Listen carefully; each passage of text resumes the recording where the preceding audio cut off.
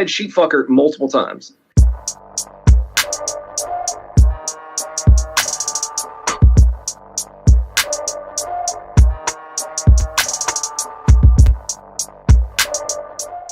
And the only reason that I debated the Raging Atheist is because he put out, I think, like 10 videos calling me a sissy, calling me a little cat, basically.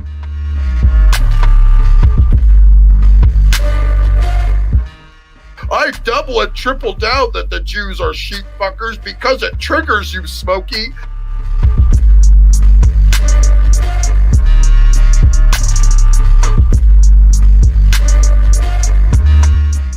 I couldn't honestly stand Nokosuchi because the second he starts off, it was so cocky, I had to turn it off. Yeah.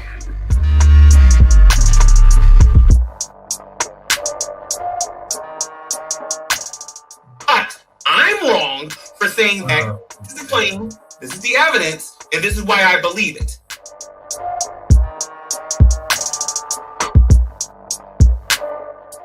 So it's a false position. It's a nothing burger.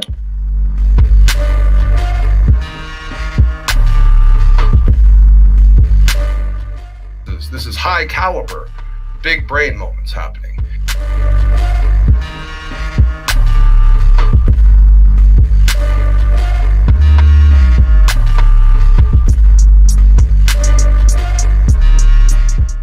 I mean, this much rage.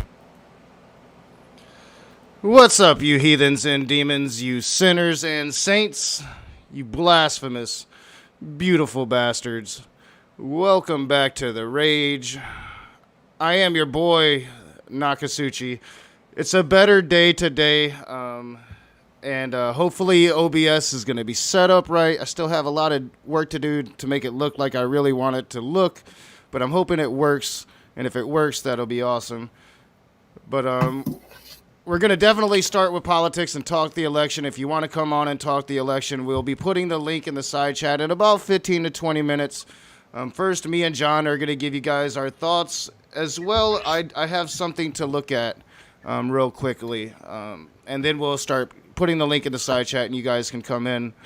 But what's up, John? I know I'm exhausted. I had a long day yesterday. I got a nap today, but I still feel really tired. But we're going to make it through, and we're going to try to go at least 3 hours tonight. So what's up, John? Yeah.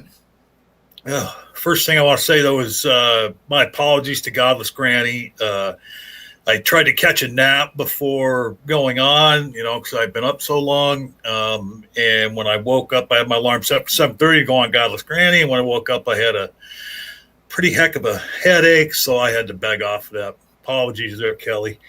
But it's been an interesting last 24 hours.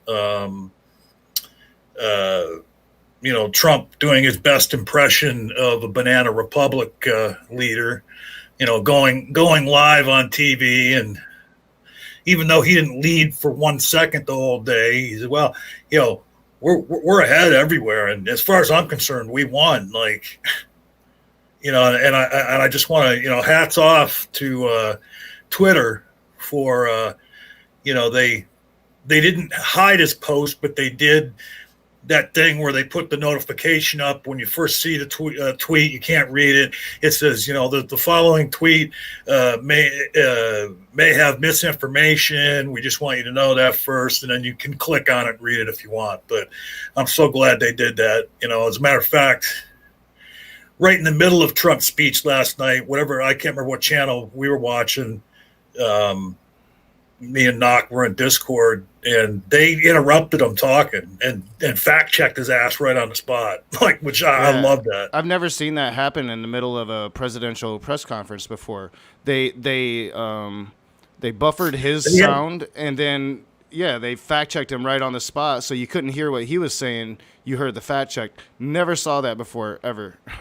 It has happened a few times during his first 4 years with different channels that's crazy. That just saying shit that's so outrageous. They're just and they might not have ever just did it right in the midst of him talking.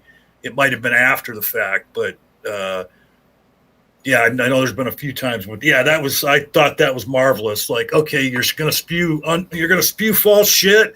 We are going to mute you for a minute and tell the truth. I just thought that was fucking great. And then I love that opening, dude. Like, it's getting better. It's getting better. He said cheat fuckers multiple times. And then I don't even know who it is. Is it fucking Praise that calls you Nakasachi? No, his name is Ryan LaFleur. He's one of Smokey's homeboys. Nakasachi.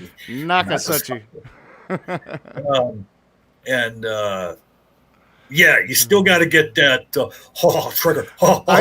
I tried to find it, dude, but now it's like lost in the ether. It's like trying to find a needle in a haystack. I can't remember the name of the stream. I can't even remember what channel it was on. I think it was this one guy's. But like he puts out a stream every day. So not like, dude, I tried to find it and I'm like, yeah, I'm not gonna find this shit.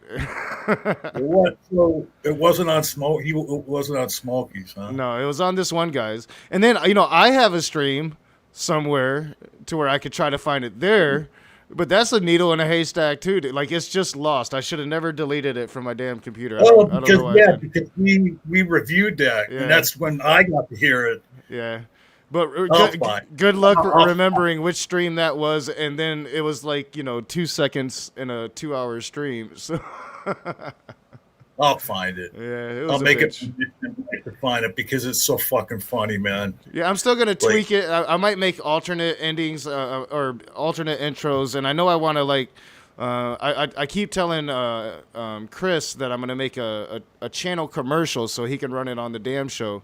So I'm gonna get towards that very, very soon. Well, if you want to draw people to the channel, just don't put my face in the commercial. You'll be all right. No, you'll be good. But all right. So we didn't have much in the way of civil unrest yesterday when it comes to the election. Trumpers were very vocal yesterday. Messenger not so vocal today, and then backpedaling. I thought Michigan was going to go for Trump, Messenger. Didn't you tell me that yesterday, Messenger? So I would love to see some Trumpers come into the chat. But earlier today here in Detroit, we did start to see some civil unrest. So I want to take a look at that real quick, John, before we bring people in and get your thoughts on it. It shouldn't take long. Let me put us over here into the share screen mode. Well, not yet. Let me actually get the share screen ready. So let's share the screen. Okay. Real quick before you go on.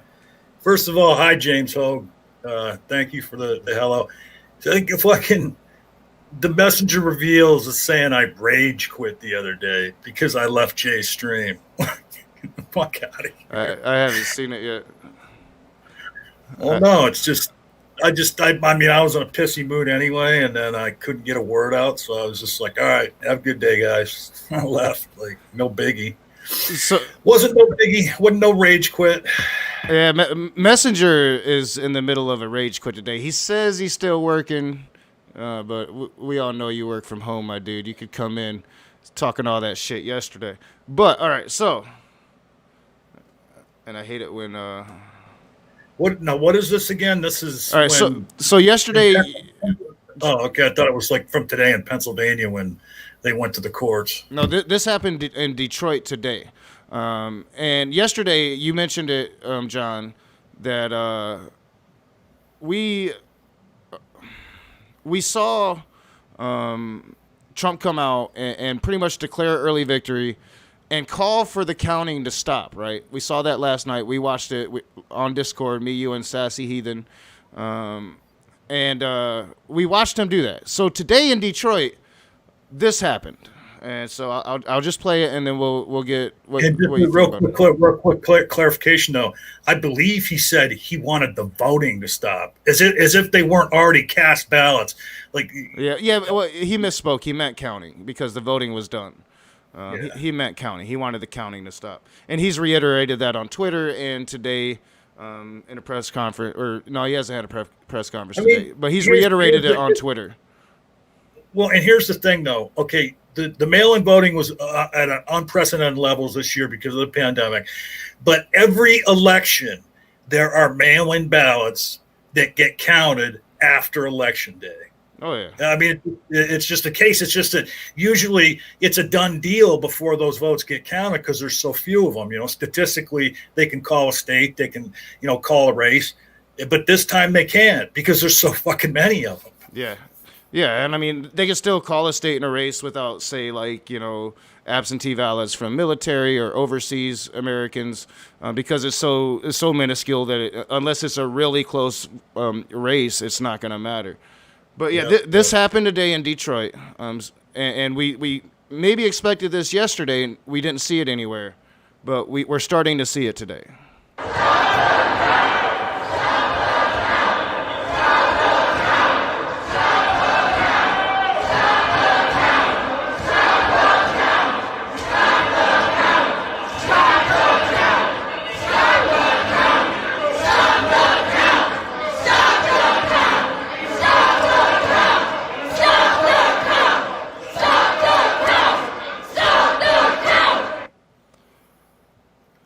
All right, so we have Trump supporters storming a counting station in Detroit, Michigan today. By the dozens, if not over 100 people there, chanting "Stop the count! Stop the count!" So we have a president of the United States who's trying to call for the counting to be stopped and not count every vote by every American, but also propelling his crazy-ass followers to commit this civil unrest, to commit this protest. They have the First Amendment right to do so, but this isn't freedom can't go hand in hand with the demanding of the stoppage of democracy. That to me, it's not a valid protest, especially considering it's the president calling for this. People get so angry when I say fascism, and I link that to Donald Trump. But we're literally witnessing that, and we're witnessing Americans embracing that fascism and storming a voting station today. And I think we're going to see a lot more of this. The longer that Trump prolongs this out, the worse that's going to get. Well, and you put Trump's words last night up against what Joe Biden said earlier today, and it's like night and day. I mean, Trump basically went out in front of the world last night and showed you that he's a fascist, that he wants to lead a banana republic, not a democratic nation. Going out there and lying like he's expert at that. Talking about how he had led in all these places all day, which he didn't. He never had the lead at any part of the day. Talking about, I guess I'm in my mind, we have one. That's not the words of a democratic leader in the midst of an election. And this idea, like those people, stop the vote. They got their chant a little wrong. It should have been stop the vote because we know the mail-in mail-in ballots favor Biden. Stop the vote. Stop the count. Just crazy. Yeah, right. Stop the count. It's it's just insane to me. Like I said a minute ago, every election, there's ballots that get counted after Election Day. It's just more of them this time. I don't know what else to say about it. It's just, I'm very excited because some outlets and some that are very good at AP, they called Michigan for Biden. So he's sitting by their count, by certain people's counts, he's sitting at 264 right now. So if he gets one more state, any of the states, it's his. Well, that's counting Arizona, which has been called by a lot of people and hasn't been called by all. So Messenger is holding on the hope that Arizona is going to flip when it's not. It's been called. AP hasn't been wrong yet. AP has Arizona called. Nevada is probably going to go for Biden.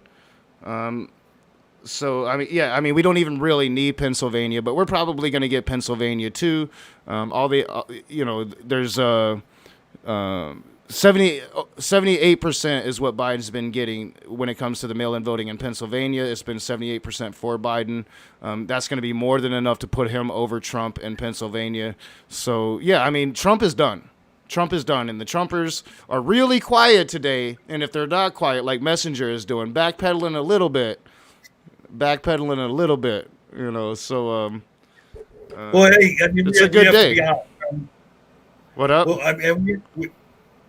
I'm saying we have to be honest because, of course, a lot of us, a lot of people on the Democrat side, thought it was going to be a more of a mandate, more of a blowout, and I'm a little disheartened at how close it was. I could forgive anybody that voted for him last time. About a year and a half, 2 years into his presidency, I started having feelings of, all right, well, look, I don't hold it against you that you voted for him. I can see why you voted for him, but how can you still support him? Look at what he's doing.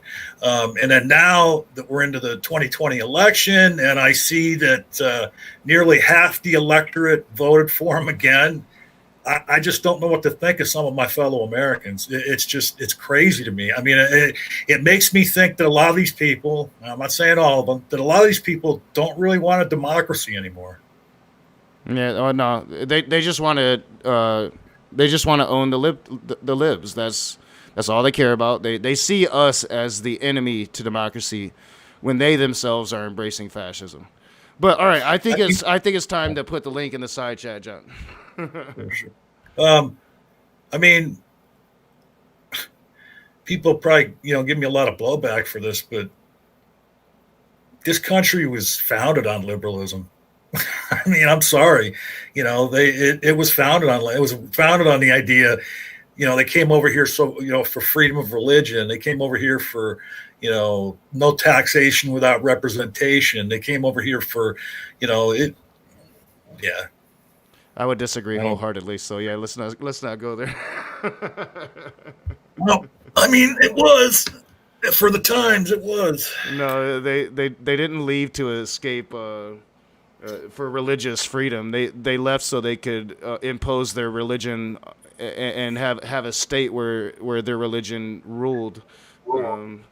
And the whole no representation without taxation, that came much, much later, and they didn't even uphold it once they created the nation, because they didn't allow everybody to be represented within that nation. So I would disagree strongly. We don't really want to start that argument. Please come in. I put the link in the side chat. I'm not saying that we lived up to it right off the bat, but the people that first came over here, they came over to let's make sure this is get away from religious persecution. Can I say something really quick before the room fills up? I don't know if it will. I'm gonna go backstage so that my camera shows. Just give me about 3 seconds and then bring me back in. Oh yeah, no problem. Yeah, because John wasn't saying anything. Killer. Go back in. Go ahead, John. No, I said what I had to say. Oh, well, yeah, and to a certain extent they were, right? But also, they were really doing it. The original ones that really did it, they did it because they were promised, hey, if you go across the ocean to this continent where there's no accoutrements of your daily life, you're going to be in a whole other situation, right? If you go do that, the king will give you a little bit of his property over there. So they were cool. They were all cool with kings and everything when they first came here. That wasn't the whole intent when they came to America. The first settlers that came here were just because there was no more room in England to be given any land, right? Freedom aspects. Well, and the king of England was persecuting them and trying to establish the Church of England. What I'm saying is the first ones that came didn't come because of religious persecution. They came because they were going to get a deal. But then word started to spread back Word started. All right, good fucking Europe, hand they were grenade so that I open. throw in the middle of the room, man. Yeah. Sorry. Before we get rocking and rolling here, is there a way I can share my screen and show you guys something? It's really fucking fun. It's not inappropriate, but it is really, really fucking funny. Are you gonna foreign bomb us, dude? No. Just No. a second. All right, so how many do I got in the room right now? Let me see. Just a second. 8. I got 8. So yeah, you can screen share. Let's go up here. Leo's gonna homunculus No, us. down here. All right. Let me know when it's sharing. Where's Messenger at? Not here yet. All right, so let's edit. He's at work supposedly. Yeah, shit. well, he does live out the other side of the country, so he could. Well, he's in Arizona. That's why he's You know what? You know what I can do? We'll just go full he's in screen. Trump territory. You're not gonna. Well, you guys will see it. So let me. Shit. I can see it right now. Hey, but I do have some news for the group. I had on YouTube. I'm not gonna be able. I don't have it set up correctly for this amount of people. If we had 2 more people in here, you could share your screen, but I don't have that set up yet. God damn it. Well, then I'll just. Okay, yeah. No, it's being shared. I can see it. Oh, well, yeah, I can see it. You can see it in StreamYard. They can't see it, John. Well, okay, so you guys see this? Right. I don't know if you can see my mouse or not. Probably not. But if you look at the bottom here, Joe Jorgensen.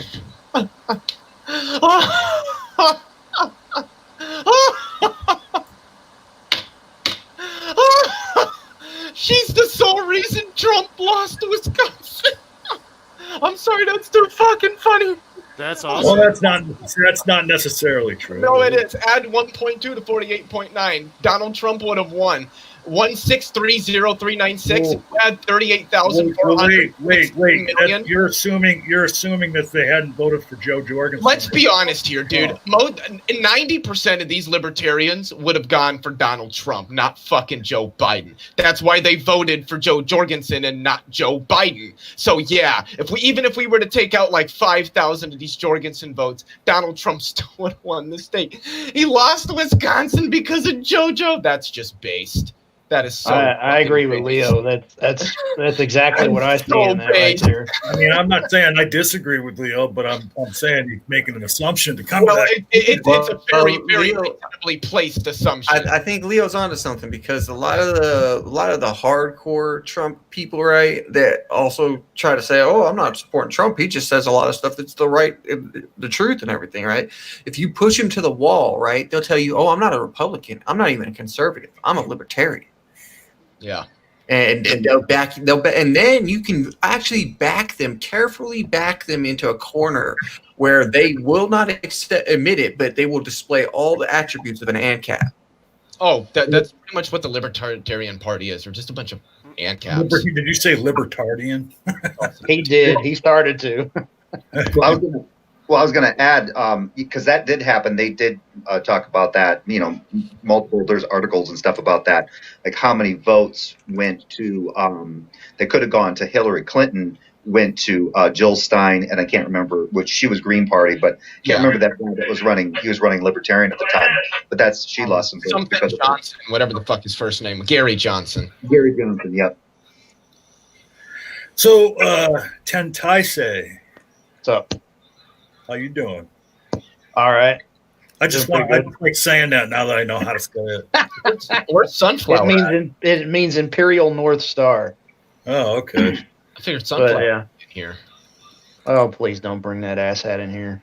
Sunflower, I thought he was here for a minute. He was, but Messenger reveals would be fun too because they're both trying to say that Arizona is going to flip, and there is literally it's not going to flip. Yeah, there is no way it's going to flip. All the remaining votes pretty much are mail-ins out of Maricopa County. Maricopa County has already gone 60% Trump, or rather Biden. Like, I'm not saying that it's impossible that Arizona flips red, but there's just no reliable data suggesting that's even likely at this point. Well, let's be careful because what I find interesting about this is that Trump went live, late last night, early this morning, depending on where 3 a.m. this morning. Yeah. And he was basically declaring an early win. How many times has Trump made a claim about what's going to happen in the future especially in this last year where it's just not gone his way, like especially with COVID. Like it's going to be gone soon, or this is going to happen. It's like, dude, you couldn't ask for a better person to jinx himself. You're that. Well, I mean, the other thing is though, it's like, the only flaw with that is that he couldn't go into court and sue COVID. Yeah. Well, when you're an asshat that's run his life by bullshitting his way through fucking everything, you just decide you can do it no matter what. And just remember, I'm surprised you didn't throw a "believe me" in there after that last night. Yeah, remember, we're just 3 months, and we're basically only like 3 months shy. Whenever they call us, if they do call it for Biden, definitely, we still got about not quite 3 months of seeing what Trump does. Yeah. As far as fighting this, so I'm either predicting a long out session from them or just a lot of just vindictive. Like lots of lawsuits, lots of battles in court. Oh yeah, and stuff. make no mistake. This is the prelude to the fight of him digging his heels in like a fucking petulant child and not wanting to go anywhere. Yeah, a lot of Republicans have even been distancing themselves from him, saying, "No, we need to count all the votes." I doubt the courts, even the Supreme Court, would honestly take Trump's side in this. I mean, if Nevada really goes blue, it doesn't matter if Pennsylvania does. Trump's done. The thing is I think you're right, Leo. I can't see, no matter what the split in the court is, I can't see them throwing out legitimate ballots. I mean, And aside from that, it's that even if it was like a 5-4 split.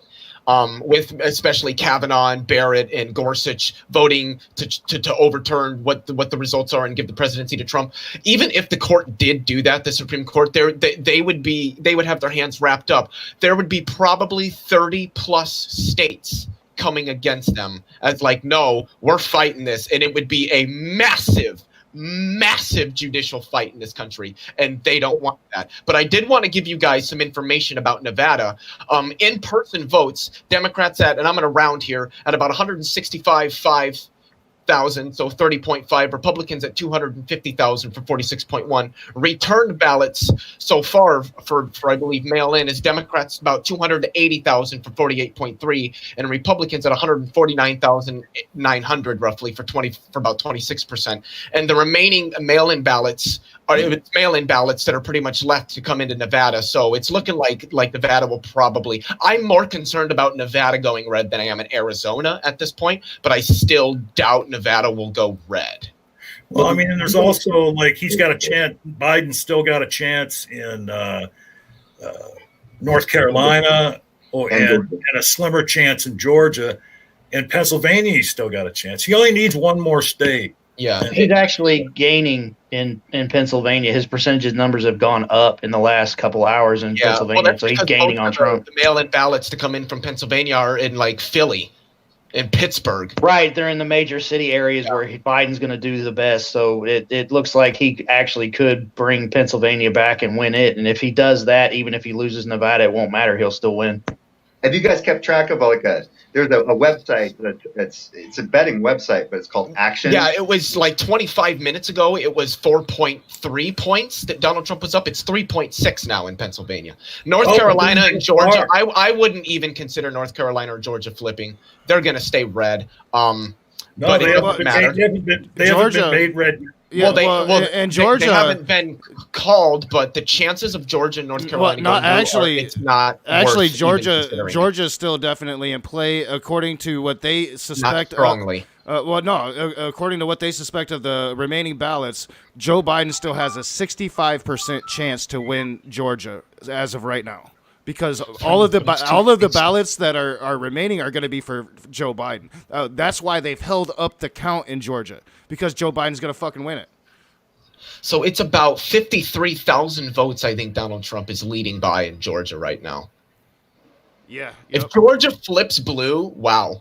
Yeah, wow. That'll be something. That's what I'm hearing. That'll be something for the history books. Why would they intentionally hold up the vote because Biden? I love how Messenger states, and I'm just parroting what I've heard on CNN and Fox News when I haven't followed literally any. I've been watching the election results posted on Google, which are through the Associated Press, and mind you, almost every other reputable outlet is going by what the Associated Press does and has in at least like the last 5 elections. Like the Associated Press is not even in play for their reputability here. On top of that, I've been watching mainly Vosh's streams, and he's been doing the same thing that I have, looking at what the Associated Press is saying. So no, I don't watch CNN or Fox News. I haven't been getting any of my information. Well, I've been watching. I don't know why you're saying.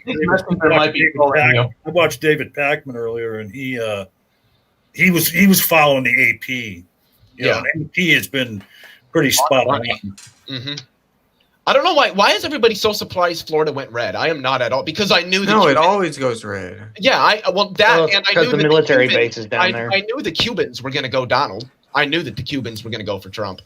Well, it's not just that, but you have several military bases down there, and they're going to vote red. So. You've also got, I mean, that's also Florida's the old folks' home of the country. So, But the funny thing is, it showed that Trump was not doing very well with the elderly there. I don't know if they helped solidify his win in the state. Immutable was trying to get in, and Jay, go ahead, Immutable.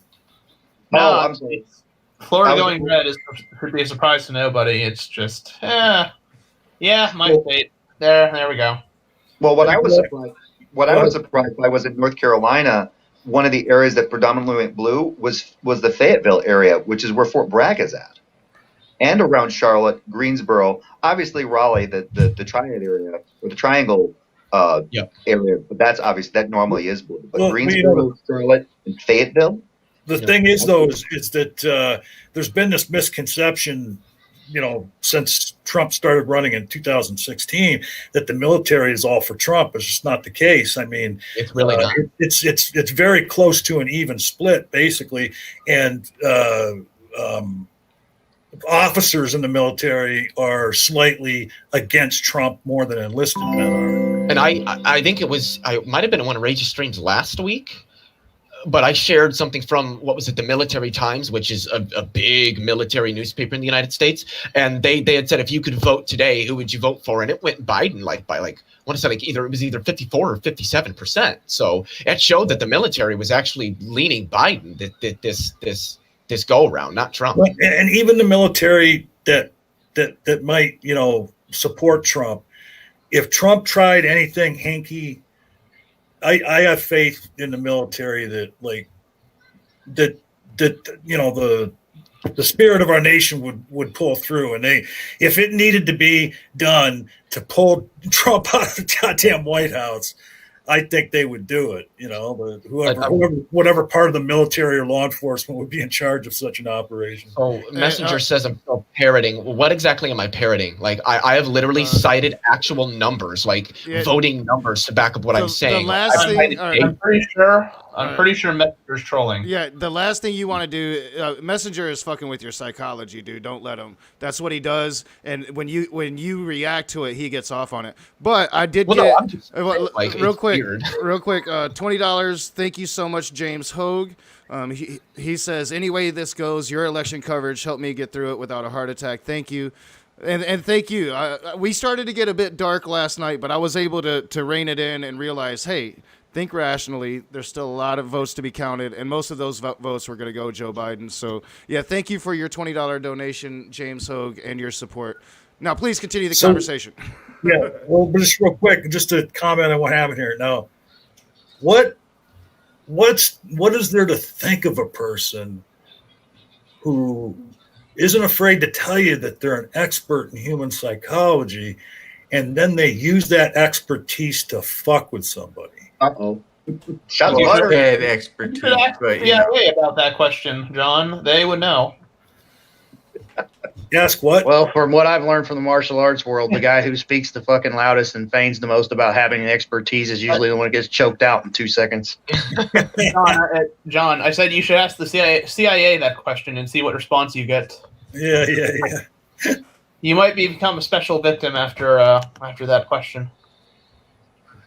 I know we do have we do have I a know Trumper Sunflower, here. I think but is he or Sunflower? Are you the only Trumper in the room right now? When have I ever said that I was a Trumper? He was asking. It was a question. It wasn't a statement. Well, I just assumed based on your rhetoric. Hey, let him answer for fuck's sake. Holy fuck, yeah, that's what I'm trying to fucking clarify. It was an implicit, I was implicitly saying he's a Trumper. I would assume he was a Trumper by the way he talks, but go ahead, Sunflower. I must have been wrong. I don't identify as a Trumper, and I'm not going to share how I voted, but I'm happy to share my insight into the election results. Yeah, sure. We already all know how you voted, but go ahead. Pretty obvious. If you voted for Trump, you're a Trumper. Well, okay. Either that or he voted for JoJo. What? How did you vote for Joe Biden? I didn't mean to cut you off. Yeah, Maybe I voted for Joe Biden, guys. Maybe I wrote someone in. Come on. All right, we're not that gullible, but go ahead, Sunflower. Not about being gullible. This is. I don't know what makes you think I'm a Trumper. Like, if anything, I play devil's advocate. Like, you could say, oh, Sunflower, the Christian or the guy that believes in God. But in terms of like, I don't know, beyond like just associating that demographic with the people that support Trump, I don't really know. Just tell them. Just fucking tell them. We're all friends here. That's what I was going to say. I already said I'm not gonna say how I voted. That's all right. Well, let's just go. Let's put it this. Well, fine. Go right. Let's go around the room. Puff, who'd you vote for? Biden. Jay, who'd you vote for? Biden. Taisei, who'd you vote for? I'm riding with Biden, baby. Leo Filius. What does this demonstrate? Biden, baby. It won't be a blue wave, more of a blue splashback, but it's not solidarity, red, so. Sunflower. Sammy, okay, we're all friends. I don't want to participate in solidarity for solidarity's sake. Sammy's not going to answer. Mutable Destiny, who'd you vote for? Biden. Tiago, who'd you vote for? I begrudgingly voted for Biden because Trump, that's bad. Yeah, me and you both, sure. And Sunflower, who'd you vote for? Dude, just tell us. Share. Oh my God. Why? If I'm willing to come on here and openly say that I'm a Christian and debate atheists, you think that I wouldn't like? I have a fundamental issue. No, I look. There's a reason that voting records are not public information. I don't. Dude, you can tell us at least what side, like where you lean. You don't have to tell us who you voted for, but you can tell us where you lean. No, I'm sorry, I don't see the point of the question. Then why are you talking about politics? So I can share. I would no, that's not important. Maybe Sunflower just didn't vote at all. And just doesn't I think Sunflower didn't what I'm starting to lean towards. He doesn't vote at all. Standard to anybody that reports on this? Well, Jay was trying to say something and he got talked over, and I didn't quite catch what you was trying to say, Jay. Go ahead. I was just going to say I agree with Sunflower to the extent he doesn't have to tell us. I think if we're going to talk about the election results, just get past. If he wants to refrain from whoever he voted for. He doesn't have to tell us, but it's kind of stupid to go on a political stream and not have an opinion on politics. This is called peer pressure. Why are we hazing Sunflower about who he voted for? If he doesn't want to, because he's a baby. Sunflower is a big old baby. He's a big old diaper baby. All right. Yeah, try to peer pressure him. Hold on. When 8 people are talking, nobody hears anything. I'm just telling you. Yeah, that's what I'm trying to get. Look, I've been on many streams with him. I've been, we've gone back and forth in live chats, and I just assume he would have voted for Trump. And you were wrong, John. That's whatever. Like Jay said, another topic. Yeah. I mean, I'll just say, I think that I think Joe Biden will win, and I think he's going to win fair and square. I don't think there has been any tampering or, I don't think that if there was, I have no reason to believe there was any fraudulent voting. But again, if there was, it would be, as far as I can tell, it would be so minuscule, it would not have impacted the vote. So I think Joe Biden will win. He'll win barely, but he will win fair and square, and I will support him as the president of the United States. Or if Trump wins, I'll support him because I stand by the president regardless. But I don't see any evidence of fraud. Would you still stand by that? And this is purely a contrived hypothetical. I'm not saying that this would ever happen. It's just a contrived hypothetical. Would you still stand by the president if they started gassing fellow citizens? The heck? Would I still stand by? No, absolutely not. Okay. I'm sorry. I know what you meant. I just was throwing a contrived hypothetical out there to see how you would answer. Well, did you know what I meant? Because maybe you did, but if Yeah, anyone else that's didn't, kind of an extreme question. I mean, that's Yeah, I didn't understand that one at all. How many times do I have to specify it was a contrived hypothetical? Well, That's I know, the last but- time I'm going to say it. Yeah, If you don't know what those words actually- mean, I encourage the people who don't to look them up. Can I just briefly? Okay, I don't think Leo Filius was actually suggesting that like I'm a Nazi or whatever. But I do think that maybe there was a question. I misspoke. I would not stand by our president unconditionally. I would stand by the president-elect in the wake of an election, and not preemptively accuse them of being bad or no good or having like a malevolent intent for the country. That's what I meant. I still would. Yeah, like if they do something reprehensible, I will not stand by them. So sorry. Yeah, that's what I was asking. So- just a contrived hypothetical to see. Okay, is he stating that he stands by the president literally no matter what, or is he speaking in the way that you have explained? Thank you for that. So, I tried to do the same thing with Donald Trump. When Trump was first elected, I hated the guy, but I was like, you know what? He is the president. I'm not going to be one of those Democrats with the hashtag not my president. I'm going to give the dude a chance. It took like a week and a half before he signed the executive orders over Dakota Access, and for me, that was it. You know, that crossed my line. But I thought that was thought that was a good line to have. You know, like you're going too far. That's everything I stand against. I will not support you as president anymore. It didn't take long. Yeah. you gave him a fair shot. That's good. For me, Donald Trump crossed the line before a single vote had been cast when he labeled all Mexicans as druggy criminal rapists and had mocked a physically disabled reporter and made fun of John McCain. And I could probably sit here for another hour and a half and list all the terrible, objectionable, entirely reprehensible things he said. Or even a single vote was cast, but I think you guys get the point. That still burns my brain. I like my military that doesn't get captured. Yeah. Well, what the fuck? You know, I don't want Democrats to grow short-sighted about what John McCain was, though. Let's not. Oh no, he was a war criminal. Yeah, through and through. he was a fucking war criminal and a war hawk, and he egged on the United States into several wars that we should not have been in. Not to mention like his whole thumbs down moment, his Caesar moment. Fuck that shit. I didn't appreciate it, even though it helped us out at the time. Yep. So yeah, I want to be that consistent dude that is gonna say fuck John McCain now, just like I did Wait a back minute. then. Wait, though. But how is it being inconsistent to agree with everything you just said about John McCain, but then also find it reprehensible what Trump said about him as a former military person who was captured by the enemy? You can find it reprehensible if you want. I don't. I don't like my war heroes in any fashion, honestly. Probably because Trump is just reading the cliff notes on military action, and it's just way more fun to make fun of Trump for being a dumbass. Wait, you don't like? I try to be consistent. Whether you think John McCain was a piece of shit or not, he still served this country. He still, wore the uniform. Yeah, and that doesn't guarantee respect for me, John. I'm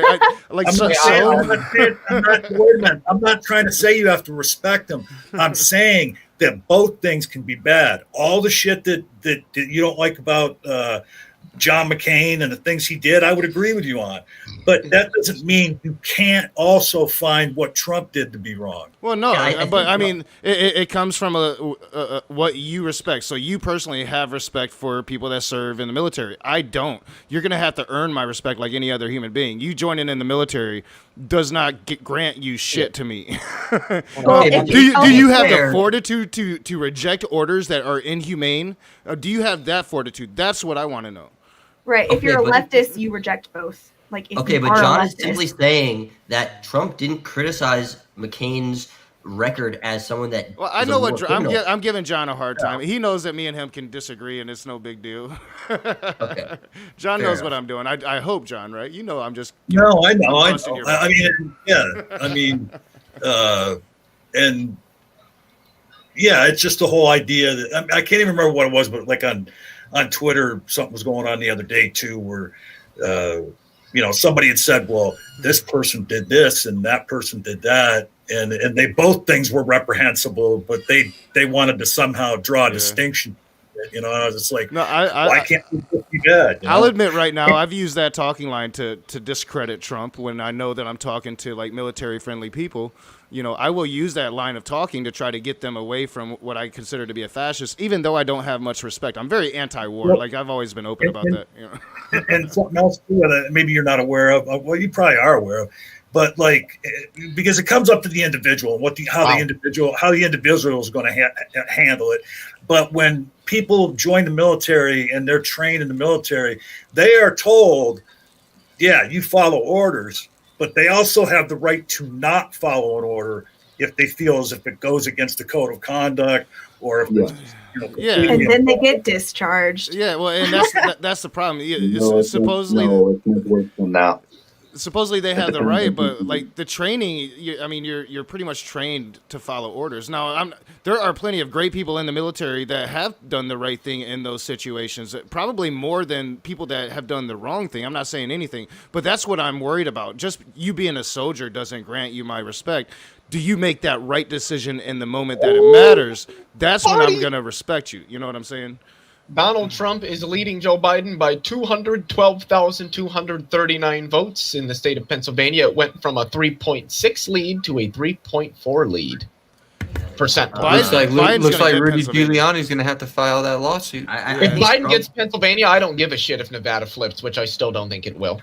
Yeah, but I mean, we'll take PA. It will. We're going to get Pennsylvania, and I think we're going to get Georgia and Nevada. Don't call too soon. Don't jinx it. Don't jinx it. Don't jinx it. I would say Nevada, you just watched Las Vegas, like Clark County, and there's enough population in that one county compared to the rest of the state that if enough of it goes blue, it can flip the whole state. How mad is Steven Anderson right now that Arizona went blue? How fucking mad is that dude? That's a good question. That's a good point, though, because I was asking this in the chat before, and I just want opinions on this. I don't actually have a strong opinion. If Twitter is, I know John mentioned this. If Twitter is labeling or flagging or putting a disclaimer on Trump and his family and supporters, they're false, premature claims of victory in certain states. Why? And again, there might be a good reason for this. Why shouldn't they put the same thing on maps or tweets that are holding to the false, erroneous call that Arizona has gone blue already, even though it's leading blue? How is that also not misleading information? Because the call was like basically declared not accurate. Because of the votes that are coming in, who they favor, and the percentage points between the two candidates. Pennsylvania is in play here. Arizona simply is not in play. But I thought the standard of calling is actually overtly agreed upon at this point that Arizona doesn't meet that standard, although it's heavily. Yes, it does. Okay, I don't think that's it at all. I think it just goes back to a pattern of behavior from Trump of pushing conspiracy theories, false claims, and other nonsense out there on Twitter that just feeds his ego and feeds his followers. I think that has a lot to do with it. And I think the maps don't have a history of doing that yet. Now you can try to dispute that all you want, but that's a fucking fact. Trump has spent years over the last 4 years pushing bullshit onto Twitter. Things that have been proven to be false, that people have to go back and re-dispute his claims and everything else, and that shit does matter sometimes. And also on those maps, it'll say this is a projection of what it is. You know. Well, that's where it gets a little weird, though, because calling a state is a pretty defined thing to do during elections, and the state is called. You're dying out there, Sunflower. Oh, am I? Sorry about that. Let me see if I can fix that. Well, no, it's fine now. Maybe you just muffled your mic or something for a minute. Oh, I don't know. Yeah. I was just going to say, I don't know. I mean, I just see it as it's clearly misleading at the very least. If every other. Is it misleading to call Texas? It's roughly the same difference, and there's 85% reporting in Texas and 84% reporting in Arizona. So is it wrong to call Texas for Trump? It varies based on state. This is why California gets. That's why they're calling Arizona, but not Nevada, not. But wait, who's calling Arizona? Not everyone is calling it. That's my point. The only people who aren't is Fox News, who we all know has they did call it. conservative bias. Weren't they the first ones to call it? That's what caused Yeah, the I'm controversy? pretty sure they rescinded it. Well, they were calling Nevada. They called Nevada. Wait, and then they retracted Nevada because they had it at 270 at one point. But it was only for a few minutes, and then they dialed it back to 264. Well, yeah, and when it comes to Arizona, almost everybody has called Arizona because it's almost a mathematical improbability that Donald Trump is going to come back in Arizona. Now, there's a few more of your right-leaning holding out the hope of a dream, and that's going to go away very, very soon. Arizona is blue, my dude. I agree. I think Biden will take Arizona. All I'm saying is, was the same standard for calling applied to Arizona? It seems like it was the only state to have. Texas is look, hold on, so far. Like, I want to go back just to take a step back where you were talking about, how they're labeling Trump's tweets, and that was your first point about why aren't they labeling other tweets that say this, that, or the other. Well, I mean, the thing is that Donald Trump is the current president, okay, and he's going out and speaking to the entire world and speaking to his, 67, 68 million people that voted for him. And when he puts that kind of like misinformation out there, I mean, when he went out last night and he said, and I think we won this thing, and frankly, we did win this, and just talking out of his ass like that, there really was no difference in saying that. He was blowing a dog whistle, okay? There's no difference in him saying that last night than when he said, stand back and stand by. Hey, John, so one of my friends, you know how they used to sign up for like the Trump rallies to hoard the tickets and shit.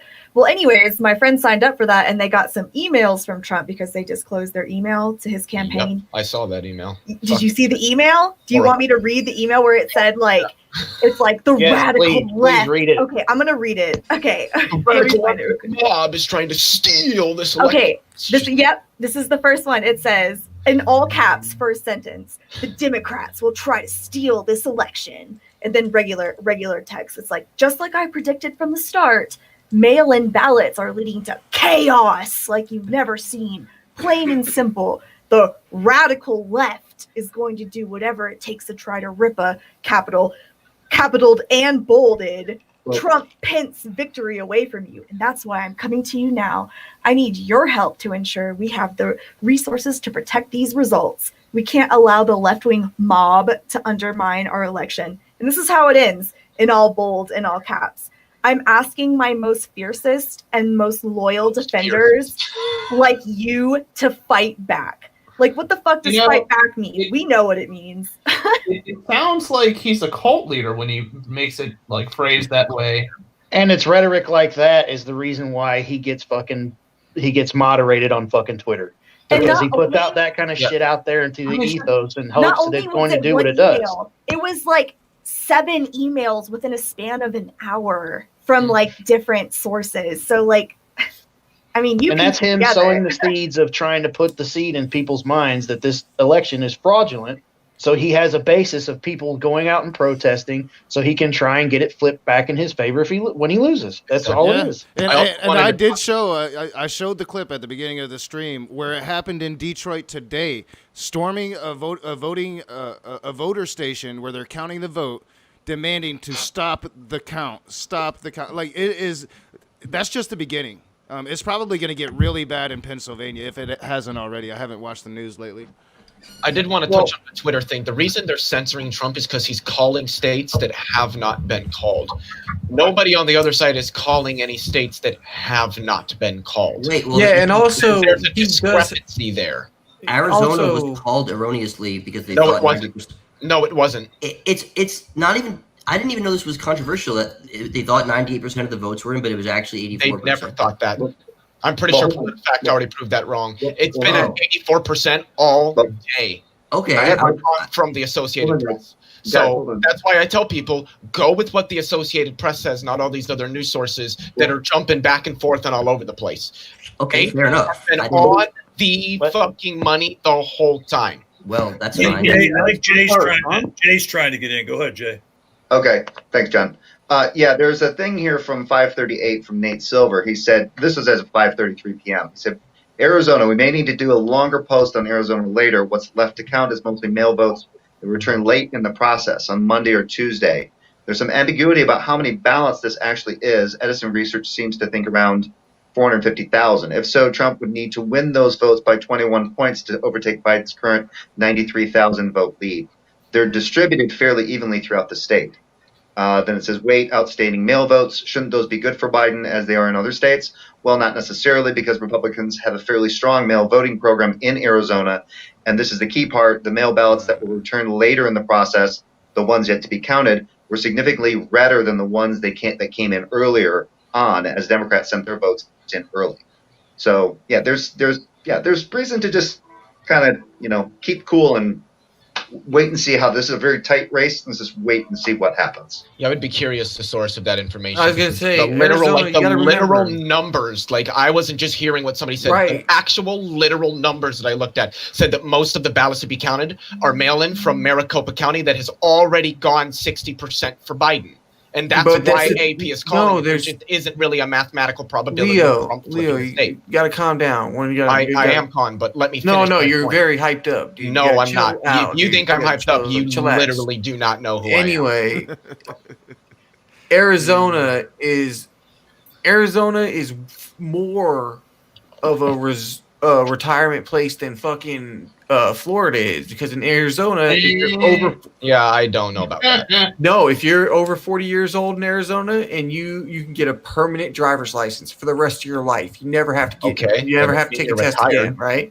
That's get a pretty permanent car registration.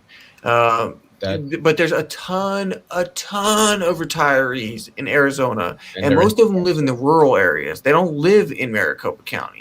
And those Maricopa County is the place you would expect to go blue, but the rest of the state, most of it is rural, and most of those people are not Democrats. The majority of them are Republicans, and they're the ones that that's why I can believe that piece he just read, that they vote by mail, because it's 2 hours to the closest town. They're not driving in to go vote, dude. It's not happening. Okay, can I make a really quick point? Yeah, you got. Let me see some citations on everything you said. I might consider it. Really, really quick. So I just want to briefly. There was two clear answers to my question, in my opinion. I was not in any way trying to say, this is such blatant hypocrisy, or AZ could still go red. I think AZ will go blue. I think Biden will win. And I don't think there's fraud involved. Now, there was two answers to my question. A, that I heard, at least there could have been more. John said, well, Trump's the president. He's held to a different standard. Fair point. Leo said, no, that 98% thing was just wrong. There's not good evidence for it. Also a fair point. These are two actually fair answers to my question.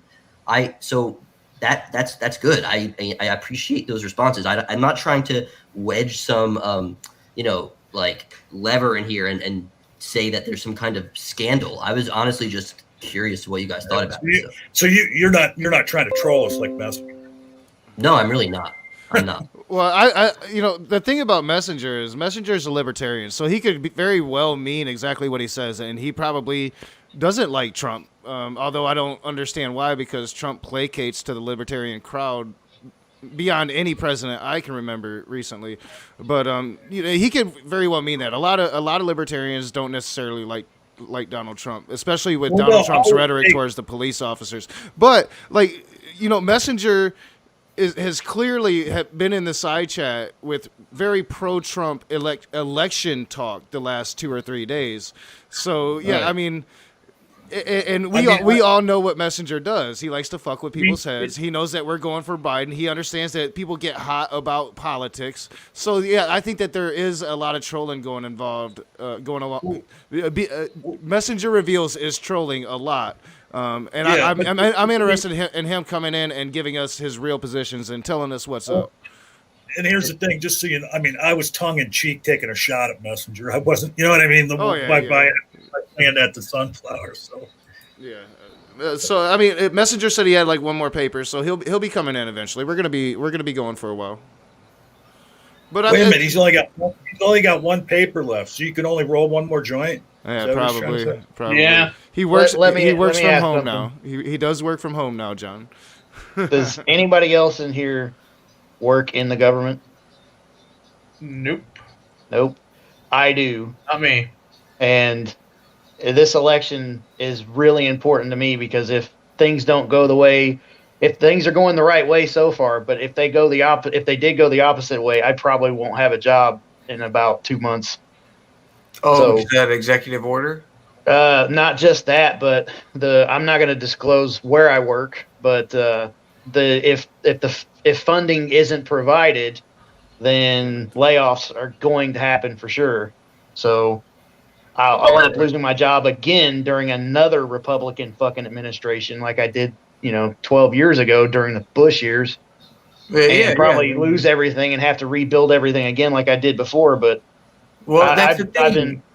They're just giving you ample time to practice the good old American tradition of pulling yourself up by your bootstraps, man. Dude, my mom and dad didn't graduate high school. We had no money. I graduated college twice on my own and went to college. I know what he's being. Don't fucking tell me what I'm talking about. He's just Dude. I know what he's elaborating, doing. Sunflower. Be quiet. God damn. Wow. Yeah, goddamn. Yeah, wow. Yeah, see, that's Butt the in thing. when I They was just don't- trying to they make a don't wanna point. And just actually being let a fucking people get asshat ahead. like They usual. work hard as hell. They kind of they want to tamp you down.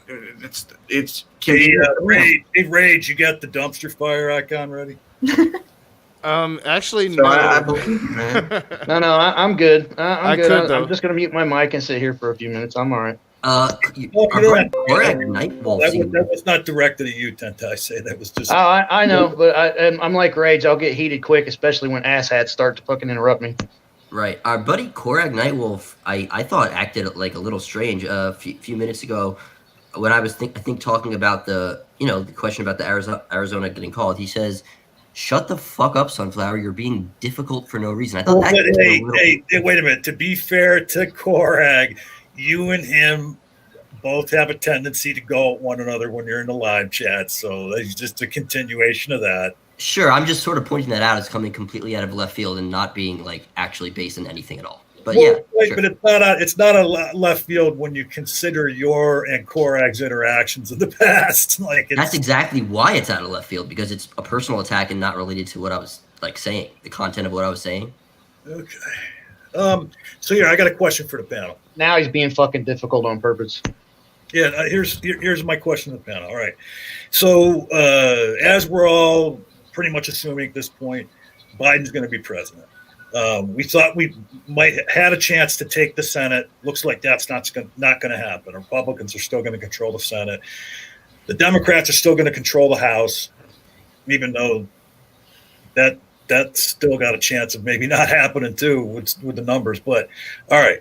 So Well, no, Biden's they've president. got. We've got the House. It's just we're going to lose. Yeah. Some, Yeah, we're okay, we're going to lose some seats. Last time I looked, Only lost so far. We've lost like 5 seats. But so, all right. So now we get into next January. He takes the oath of office. House is Democratic. Senate is still Republican. And then they go to get the stimulus done. Will the Senate be obstructionist on the stimulus? Oh yeah, you're not going to see nothing happen until McConnell either dies or he can't get reelected again. He's got Mitch the bitch will 400 stonewall as much as possible. Sorry. He's got over 400 bills sitting on his desk that he will not even let the fucking Senate vote on. So just think about it like that. So, I mean, he had a stimulus package, a second stimulus package sitting on his desk for 2.5 months and didn't even pick it up. Instead, he decided to ram through a Supreme Court nominee and then call a recess. Yeah. So that's what I'm saying. He has objectives. Like the whole time that Trump's been in, he has been working nonstop. He's been putting not just the Supreme Court, but federal judges all over the place. Yeah. In every district he can, he's been plugging it full of conservative judges and people that really aren't even qualified to be judges, but they're federal judges now, and they're going to be a judge forever, basically. You know what I mean? So it's crazy to me, but that's the part that people missed. And he's going to keep working hard because he doesn't care about Trump. He cares about what he's about, which is destroying democracy. Well, I am eternally an optimist, so I'm going to paint a different picture. And I probably don't believe this bullshit myself, but I'm going to paint it anyway.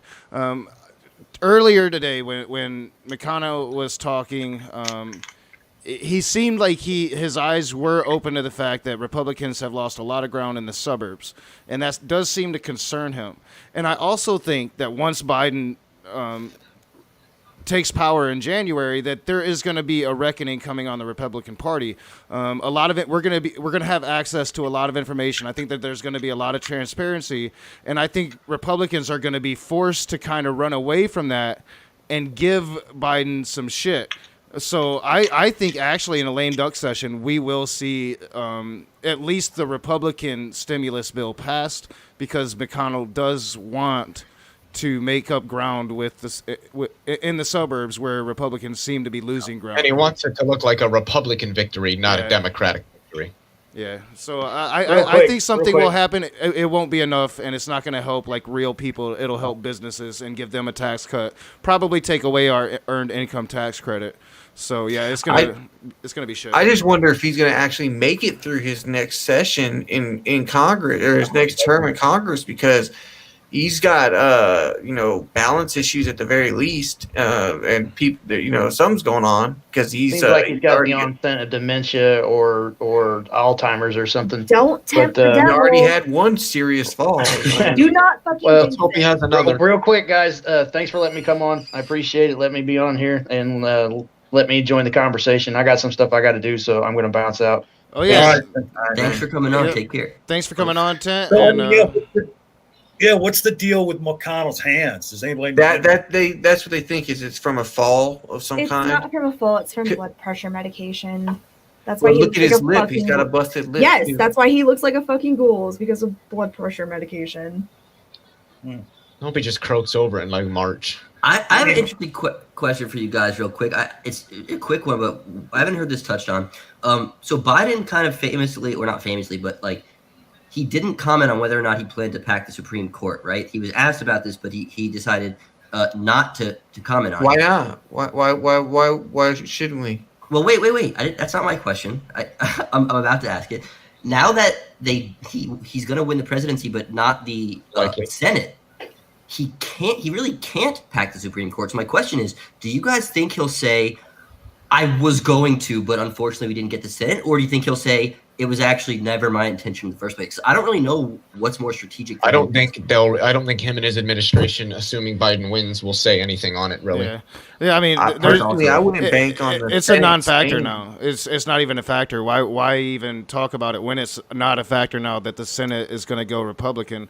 Well, I think because people want to know where his heart is and if he's got vigor and he wants to fight fire with fire. I mean, Exactly. I wouldn't bank on A it. neo-liberal with vigor and heart. Well, I mean, do you consider yourself a constitutionalist?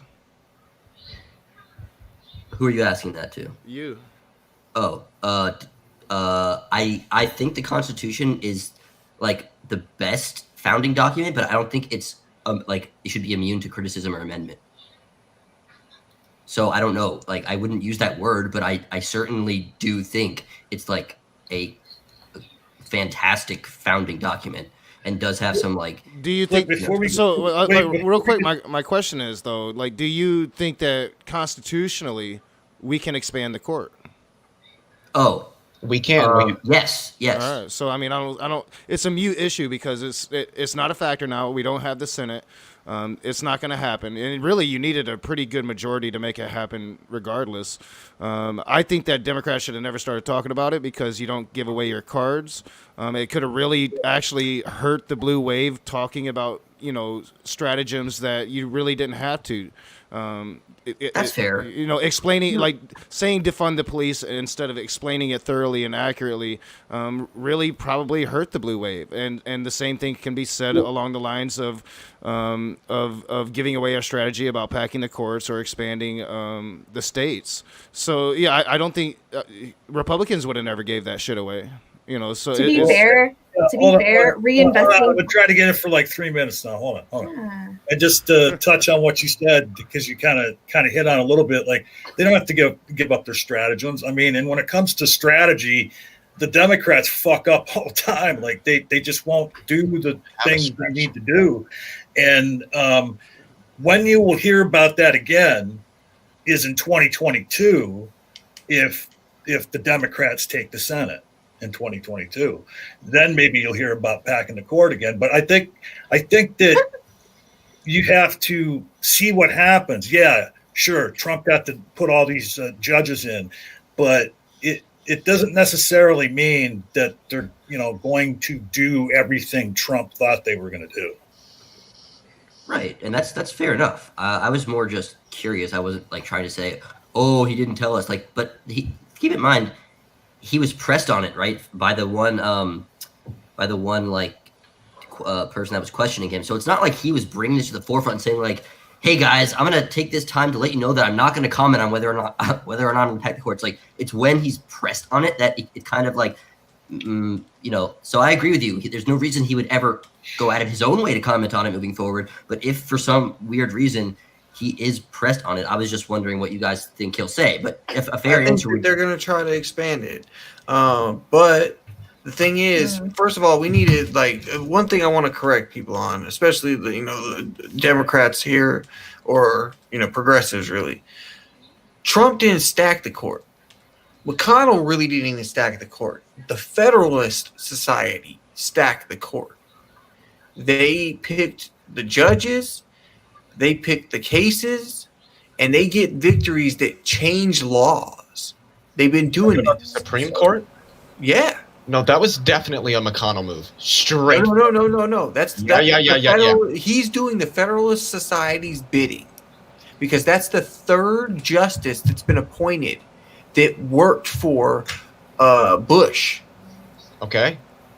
They picked them simply because, not because they're great at law, but because they are ride or die soldiers from the Cheney era, and they know that they'll get shit done.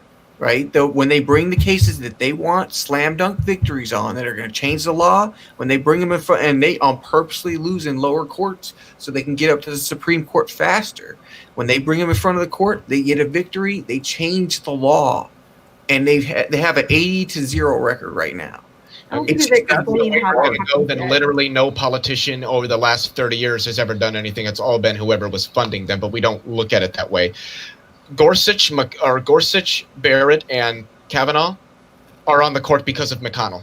He's the one that went nuclear for Gorsuch, the first one, so that they only needed a simple majority. This is but that's at the direction of the fault of Federalist Society. Mitch McConnell. If Mitch McConnell had not been the Senate Majority Leader, I can tell you right now, the three people sitting on the Supreme Court probably wouldn't be sitting on it, or certainly not all three of them. I don't know. I don't think so because the buying of politics started a long time ago. So you got to think because what's it called happened long ago. The Louisiana Purchase? No. The one that allowed him to get unlimited dark money, right? Or for corporations money to act as a voice, right? That's your. Well, because that's when they made the ruling that giving money is free. Citizens United. Sorry, Citizens United. That was a long time ago, right? 2010. Yeah, so that was during Obama's administration, right? So it's been going for a long time. They've been working on this for a long time. I think it's just in theory. The Federalist thing. I'm not gonna. They've stacked the court. I mean, it's serious. I think they probably all the dots are connected, and it's simply so that they can, because they figured out the best way to do it of all. Don't even bother with the Senate. Don't bother with the presidency. Stack the Supreme Court.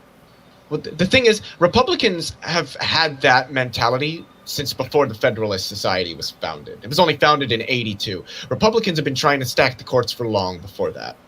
But they haven't been stacking the courts. It's been a thing. They have been, but they're more successful now. And Mitch McConnell has literally been at the helm the entire time. Since he's been the Senate Majority Leader, which has been since 2010. So for the last 10 years, all the courts have been stacked because of Mitch McConnell, because he has been at the forefront. He's the headhunter of that entire movement. That's why. Yeah, he's just the person that was there. Well, yeah, you could say that about any. No, he's not just the person that was there. He's a politician. He makes decisions. Yes, and he's the one that made that this money. forward. Like, that's why he's about money. Of course he is. And he makes the decisions. Hi. Based on money. This organization might not have had a hand in funding politicians, essentially paying them off to vote certain ways, but the Federalist Society wasn't like literally pulling every single string. No. But I'm saying to get these particular people on the court, yes, they lined it up specifically. They picked the candidate. I thought Donald Trump selected the candidate. I thought the president selected the candidates, which I'm pretty sure they did, because when Kavanaugh was getting nominated, there was talks that Amy Coney Barrett might get nominated, and then she didn't. He went for Kavanaugh instead. I don't believe that Donald Trump knew who to pick. I believe that somebody in the West Wing gave him a short list of people to pick, but I can't state whether that person would have inherently had a connection to the Federalist Society or not. Yeah, I think what it amounts to is that you're both right. Mitch McConnell was the architect, and the Federal Society drew up the blueprints, or something like that. But I guess the architect draws the blueprints. But hey, welcome, Dave. How's it? Hey, how's it going, Dave? I don't know why I did that. Not very English. What do you think of us nutty Americans? I think I'm impressed with Knox's prediction last night. Yeah, he was a voice of reason in that room. I felt. I can be sometimes. Us nutty Americans. There's a method to the nuttiness, right? I mean, most Nobels by far of any country. Just saying that. Just leaving that there. Okay. Yeah, that was kind of non sequitur. Welcome. You're right. It was. Welcome, welcome, Jake 4D. Hey, thanks. I did have a question for the panel. What do people think? Is Biden going to pardon Trump, or is he going to go for prosecution? Let me answer that first. Okay, first of all, it wouldn't matter if he pardoned him for any federal crimes. Trump still has a world of hurt coming from a couple of different states. Do you think so? Like, Yes. Honestly, I don't know. Yes. Like, I don't know. Definitely. Do you think he's going to face repercussions about? Yeah, I can't say that everything will go through and he'll end up in jail, but he's going to be fined a hell of a lot of money at the worst. Anything that comes against Trump is not going to come from Biden's administration should Biden win. Most of it is going to come from the state of New York. I would at least agree with definitely the first part of that. Maybe the second part. I just haven't looked into that yet. But yeah, I think that it would be bad optics for Biden to just like laterally start something like that. Like, politicians usually don't play that kind of game. They're usually like, they want to sort of shake hands. Like if I guarantee you, if and when Donald Trump ever does concede defeat, there will be maybe a brief speech, but there will be like how he's if and yeah, right, exactly. If he doesn't literally die going out swinging, but I think there will be like a brief Biden is a great man, and despite our disagreements, I do wish him the best for there'll be a brief thing like that, whatever that's worth. The thing is too is not only New York, that's where the worst of it is, but he's going to have problems with Florida as well, because it was reported that he undervalued a lot of his property in Florida to basically cheat on his taxes. Yeah. And so he could still have federal charges coming too, but he's going to have from local municipalities in Florida where they devalued the properties, so they had to pay so that they could pay less property tax. So he's gonna see some problems in Florida too. It would just be so much more gracious for Biden to say let's as a president, I'm not gonna stop the states from going after Trump, but I'm gonna focus on things like COVID. I'm gonna it would That's be exactly what's gonna happen. Yeah, right. So it would feel petty for Biden to just immediately start saying oh, it's personal now, Trump. But he won't do that. But he's not going to step in and tell the states not to go after. I agree. But I was I going agree to with say on the subject of the transition, the transfer of power, right? Rage, you're a sports guy. What's the over/under on them having to chloroform him and carry him out of the White House, Marine One? I think he's a narcissist. I don't think he's going to leave. Even if he loses, even if the Republicans are telling him to leave, I don't think he will. I think he will. I mean, because that's what happened back during Nixon, is he would have been impeached, but the Republican leadership went to Nixon and convinced him, look, it's time to go, dude. Like, you're sunk if you don't resign. If a group of Republicans went to Trump and said that, I agree with Rage. Trump wouldn't give a fuck. He would just keep going. I can't wait for the stack of paperwork filed on January 22. Yeah. I think Trump is gonna go. He's not gonna ever officially concede and say, yeah, Biden won. He's gonna call it a fraud, a sham the whole way, but he'll leave.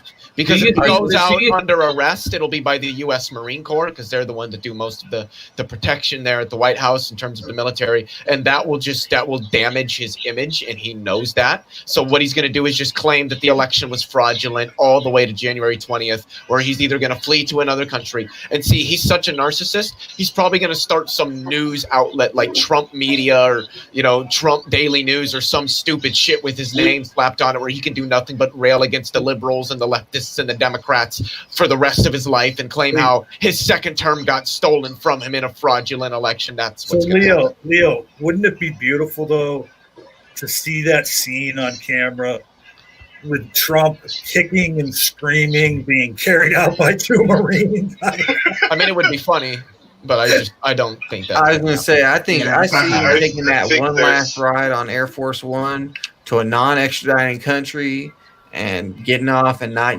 waving the plane goodbye. It wouldn't surprise me if he went to fucking Russia, dude. I give that a good 15% chance that he takes a long vacation outside the country. Is there a precedent for a prior president like becoming an expatriate? Like, has that ever have they ever actually fled the country entirely? Has that ever happened? I don't think so. I don't think so. Not in the history of America, of the United States. Nothing that didn't start with the coup d'etat or revolution. Do you think he's already started burning documents? Well, unless it's his tax documents, no. Yeah. Nice. I don't think he's smart enough to do that. Neither do I.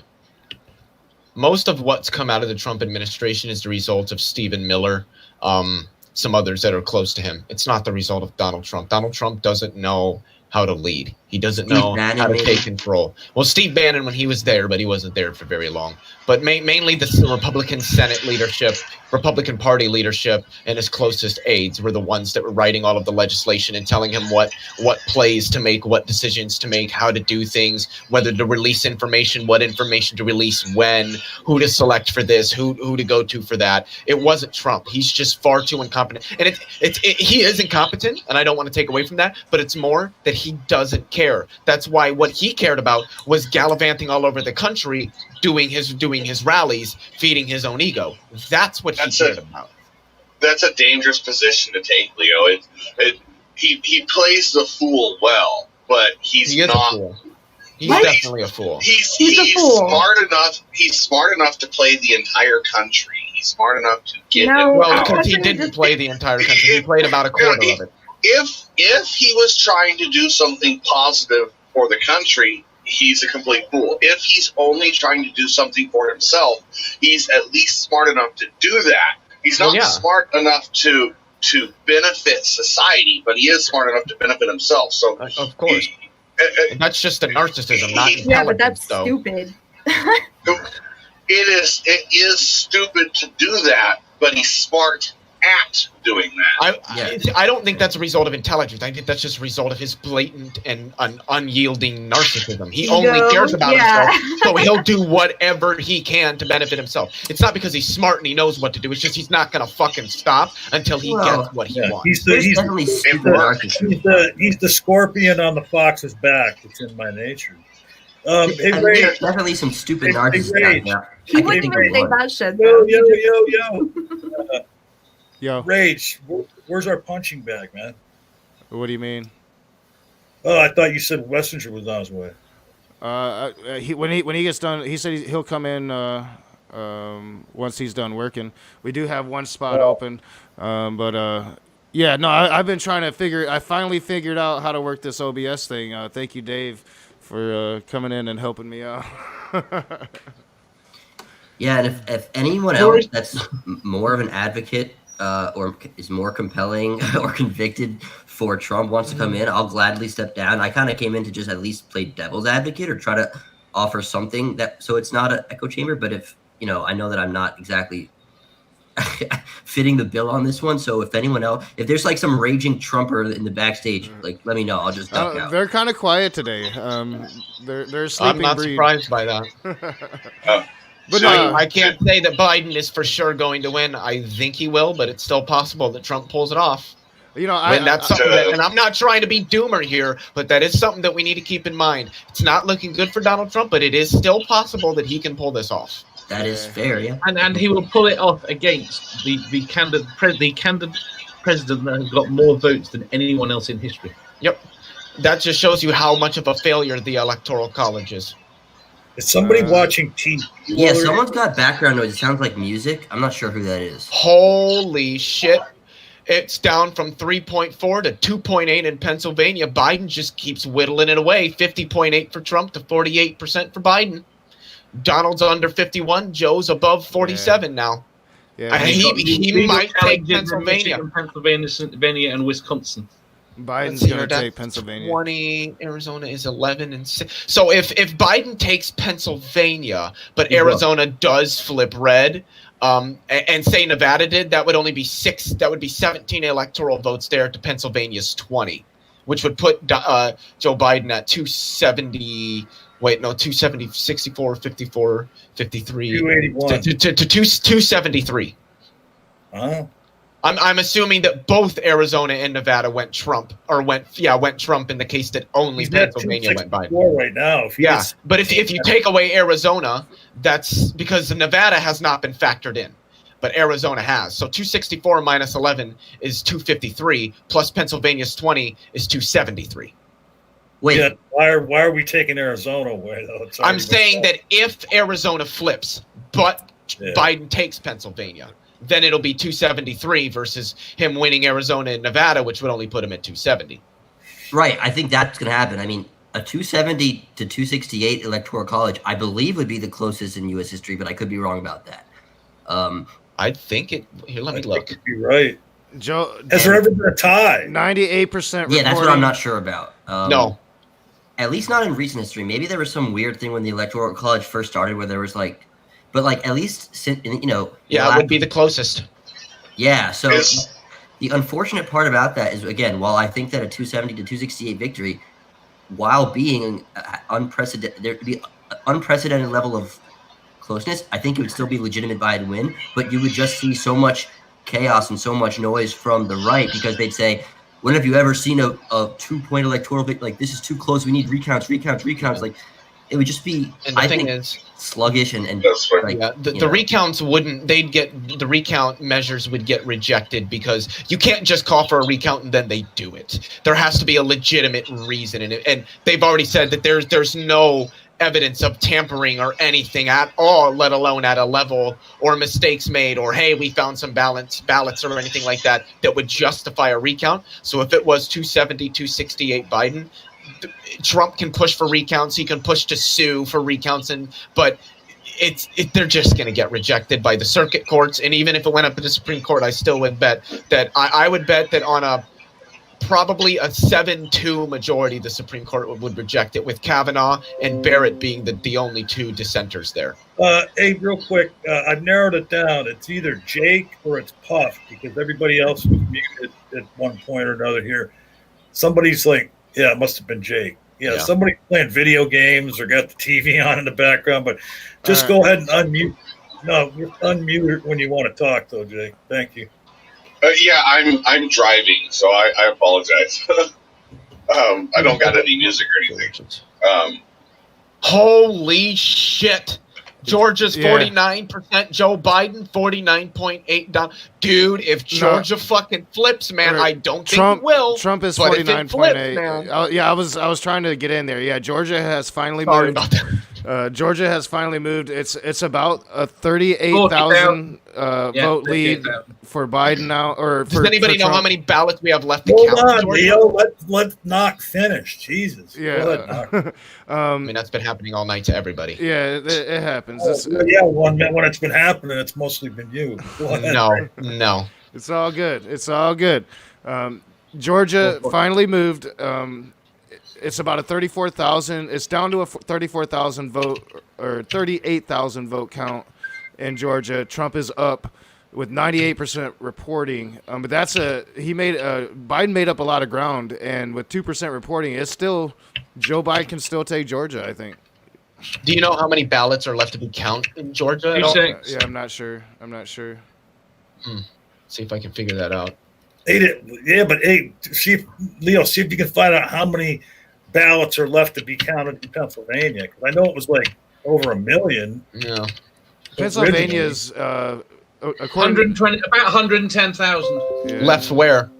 In Georgia. So 110,000. And I'm assuming most of those probably favor Biden. Would be my assumption. Man, if Georgia fucking flips, wow. If Georgia flips, what about PA? Does anybody know how many are left in PA to count? I would bet probably somewhere between 300 and 600. That's just a blind guess, though. I really don't know. Yeah, they're saying 87% reporting on the AP. So yeah, and we're like Joe Biden just closed the gap. Yeah, like you were saying, Leo, it's about 1.2% now. Donald Trump is ahead. It's about 780,000. Yeah, 790. Yeah, getting wow. close. Yeah. Well, with 790.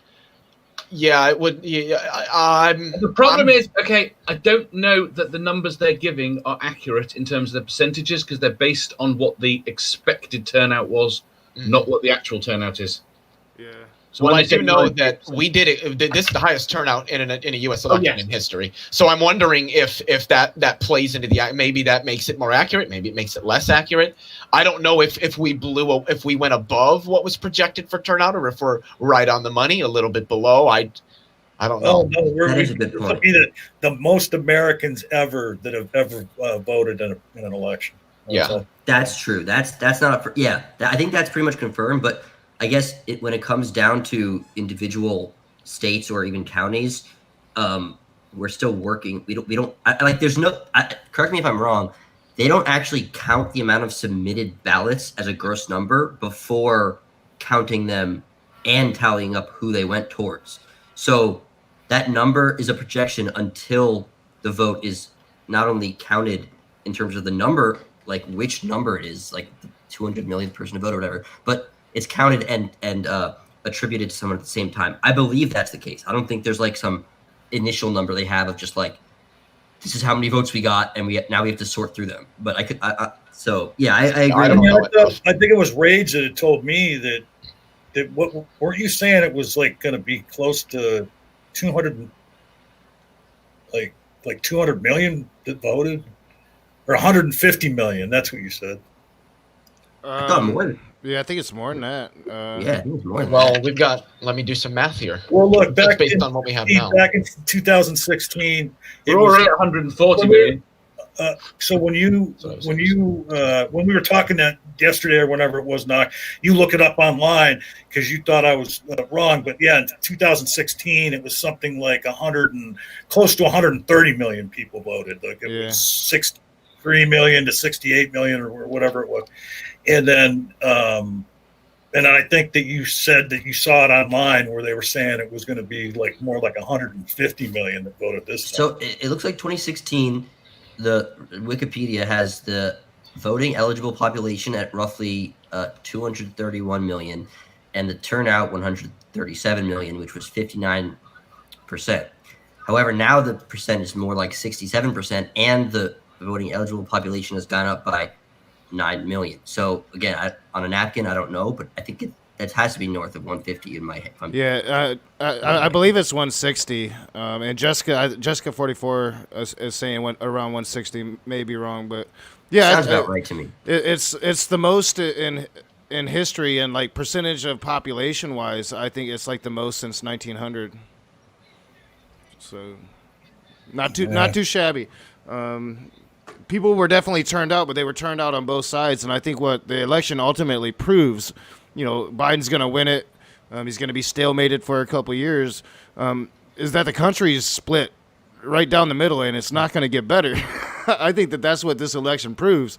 Like, we're so far apart on an ideological level that there's just really no room for moderates anymore. But I don't know. We'll see if that reckoning comes. If they do release in transparency a lot of what we haven't seen behind the scenes with this administration, then who knows? Maybe there will be a rejection at least of the extreme right. But that'll be for the future to tell. Well, and I know the other thing we haven't talked about that they have been talking about on social media and on TV is that how badly the polling was fucked up this time, just like it was in 2016.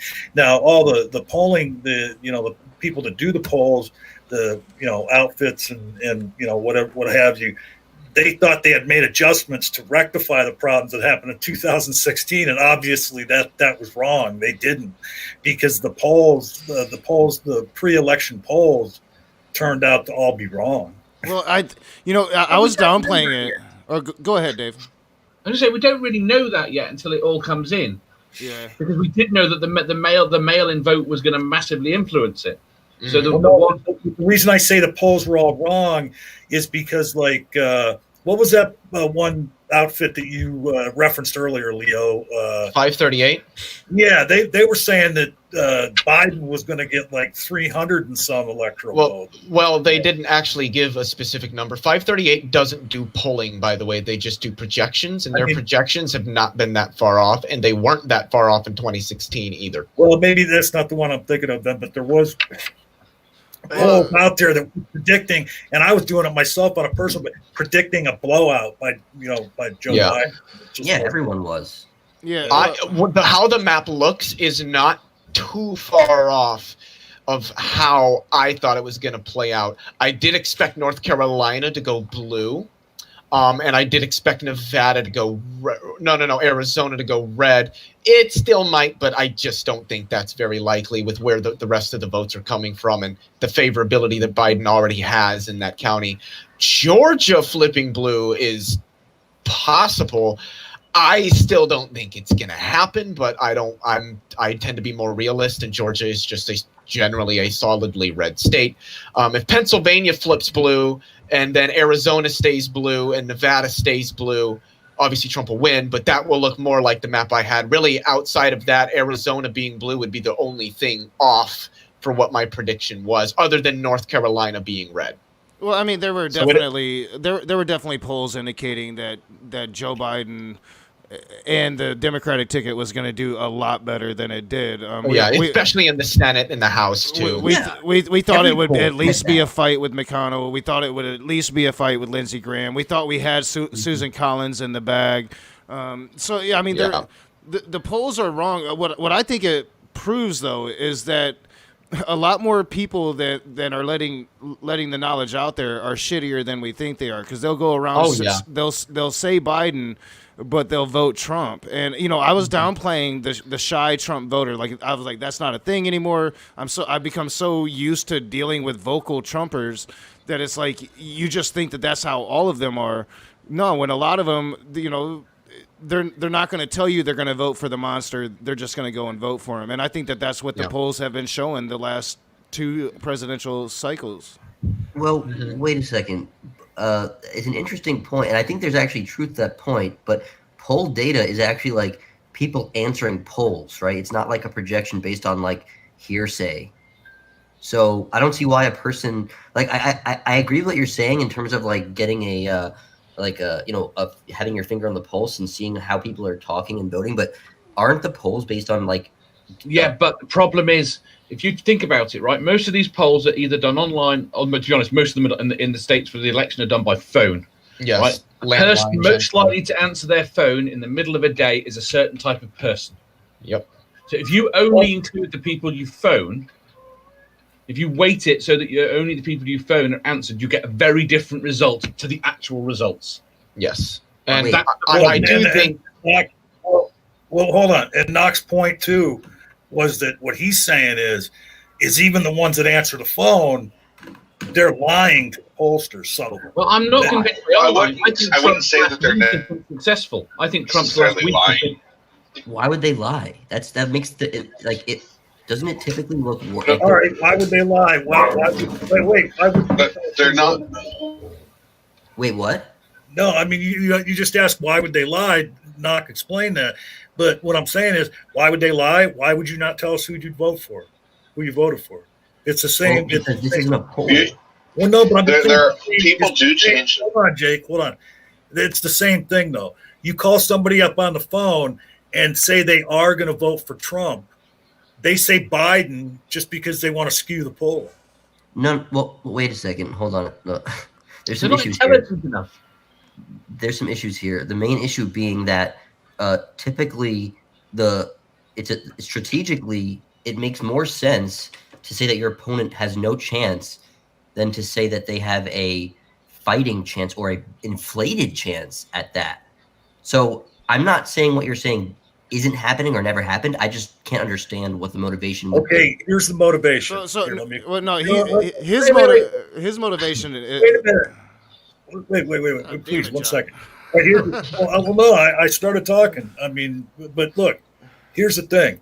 The motivation is if they lie when the polls call, then this inflated number for the opponent is going to make other people go out and vote that might not have voted. I mean, and have the exact reverse effect. Yeah.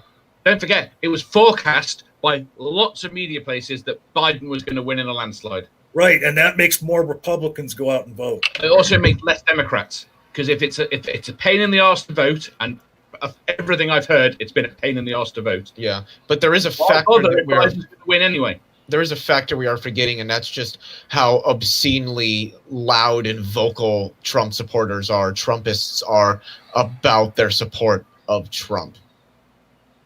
I don't think that's true everywhere, though. I think Okay, so here in Washington State, there's just an insane number of people just out with their Trump flags. Like, I drive all over the Western Washington, and just the number of caravans of 40, 50, 60 cars, trucks with Trump flags on it these past couple of weeks has been insane. But I don't think people are actually lying on these polls. I think you have, not actually a third, but you might have like a third of people who are going to vote Trump and a third of people who are going to vote Democrat, and you have the remaining third who are not sure. That whatever they last heard on the news is how they're going to answer the poll. Oh, I saw something good about Biden. Yeah, I'm going to vote Biden. I saw something bad about Biden. I'm going to vote Trump. And so it just happens that polling is unreliable until after somebody casts their vote. That is a very fucking interesting theory, because it could be with the advent of social media and information sharing around the globe has made polling harder to do, because like you said, they could be changing their mind in a moment. Yep, exactly. I've never been polled. I still don't Neither understand. have I. We also have we also have the pandemic is right now.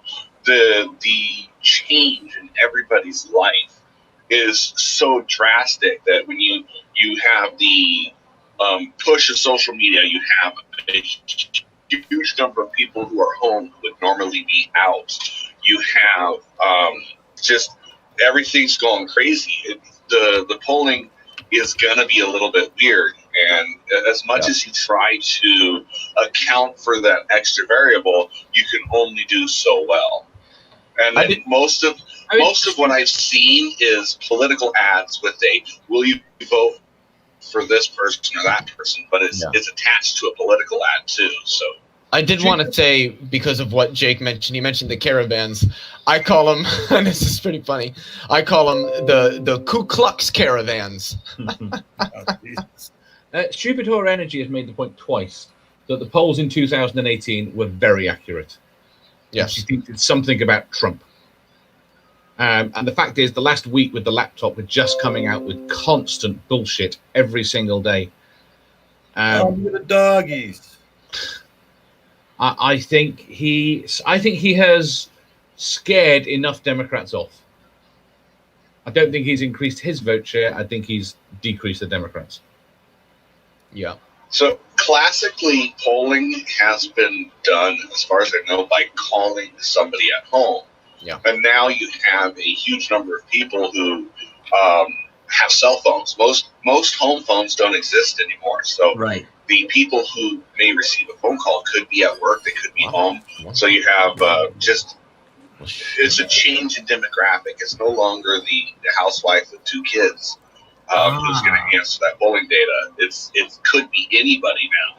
Yeah, and you know what? That makes me think, what if it's actually also based on the fact that, I don't know if this is true, but I'm assuming it is, kind of like Italy. One of the reasons they said that in Italy coronavirus was so much worse is because families live together. What if Republican voters typically live in families where it's like, 6, 7, 8, 9 of them living in one home with one home phone line? So when they poll, it probably is. Yeah, so like when they South, packed okay. into the trailers. I'm sorry, I'm just making jokes. Hey, understood. But like when they try to reach out to these people, they're using the same phone line for 7 prospective Trump voters, whereas Democrats typically branch off and live in more independent units, so that one phone number is attributed to less votes. Therefore, the amount of more voters in a given household that have one listed landline is going to deflate the projection, if that makes sense. I'm just I'm fairly certain they ask how many people are in the household. But you see, the thing is, though, at least here in Iowa, right? There's probably live in Iowa? Yeah. Awesome. Yeah. But in how the Twin Cities? Are they talking? But the thing is, in Iowa, right, which is, oh man, they heavily Trump voters, right? Oh yeah. But the thing is, for every one of those people that's in that Trump motorcade rally, right, there's 3 to 4 people that will vote for Trump and silently support him. They'll talk about it, but they don't advertise. They don't do the bumper stickers. They don't have no yard signs. They don't go engaging in like starting up political conversations or any of that, right? So but I was gonna say I had a nice congenial conversation with one the other day. He was like a Trump supporter, but he was also he showed his hand too early. He didn't believe that evolution was real. He was a young Earth creationist. He was like, well, what about the Big Bang? I was like, well, that was a Christian. But aside from that, that's not what it was. It's it was a certain cosmological expansion, but it's a whole different thing. It's not exactly what you think it is. Even it wasn't an explosion. It was the expansion of everything. It's not an explosion. That guy probably wouldn't have thought he was a Christian because George Lemaitre was a Catholic, and most evangelicals don't think Catholics are Christians. Which is funny because then if you say, "Oh, so you would agree then that Islam is the largest religion?" They're kind of like, "What?" It's like, yeah. If you take away the 1.2 billion Catholics, Islam becomes the largest religion there. Yeah. The Catholic Church is a big driving force, but yeah. So there's I think the thing is, right, if Trump doesn't do what Leo was talking about, right, where he runs around the country doing these rallies and trying to still drum up the hatred and be a agent provocateur, I think we have an opportunity in this next 4 years to work on the Trump supporters around us that are in our sphere of friends, and not necessarily try to change their views, like their conservative views. Maybe try to change that too, right? But try to work on that extremist shit that they started to get into. Mm-hmm. By the way, guys, hashtag new profile pic. I just wanted everybody to see that I did change that finally. That's pretty dope. It is. When you look, what is it? It's a lion and with holding a broken not beaker. God, no, is that beaker?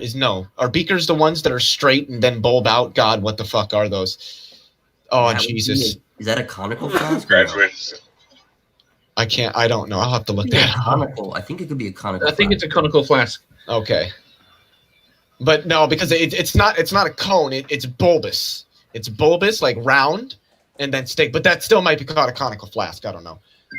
But then if I can't zoom in on it, but what it's broken, and there's like in the full picture that I got, there's kind of like some little thin smoky wispy lines going from the top of his mane, and his glasses are cracked and crooked, like it kind of blew up in his face. So I thought, yeah, you know what, I like that, I'm going to use it.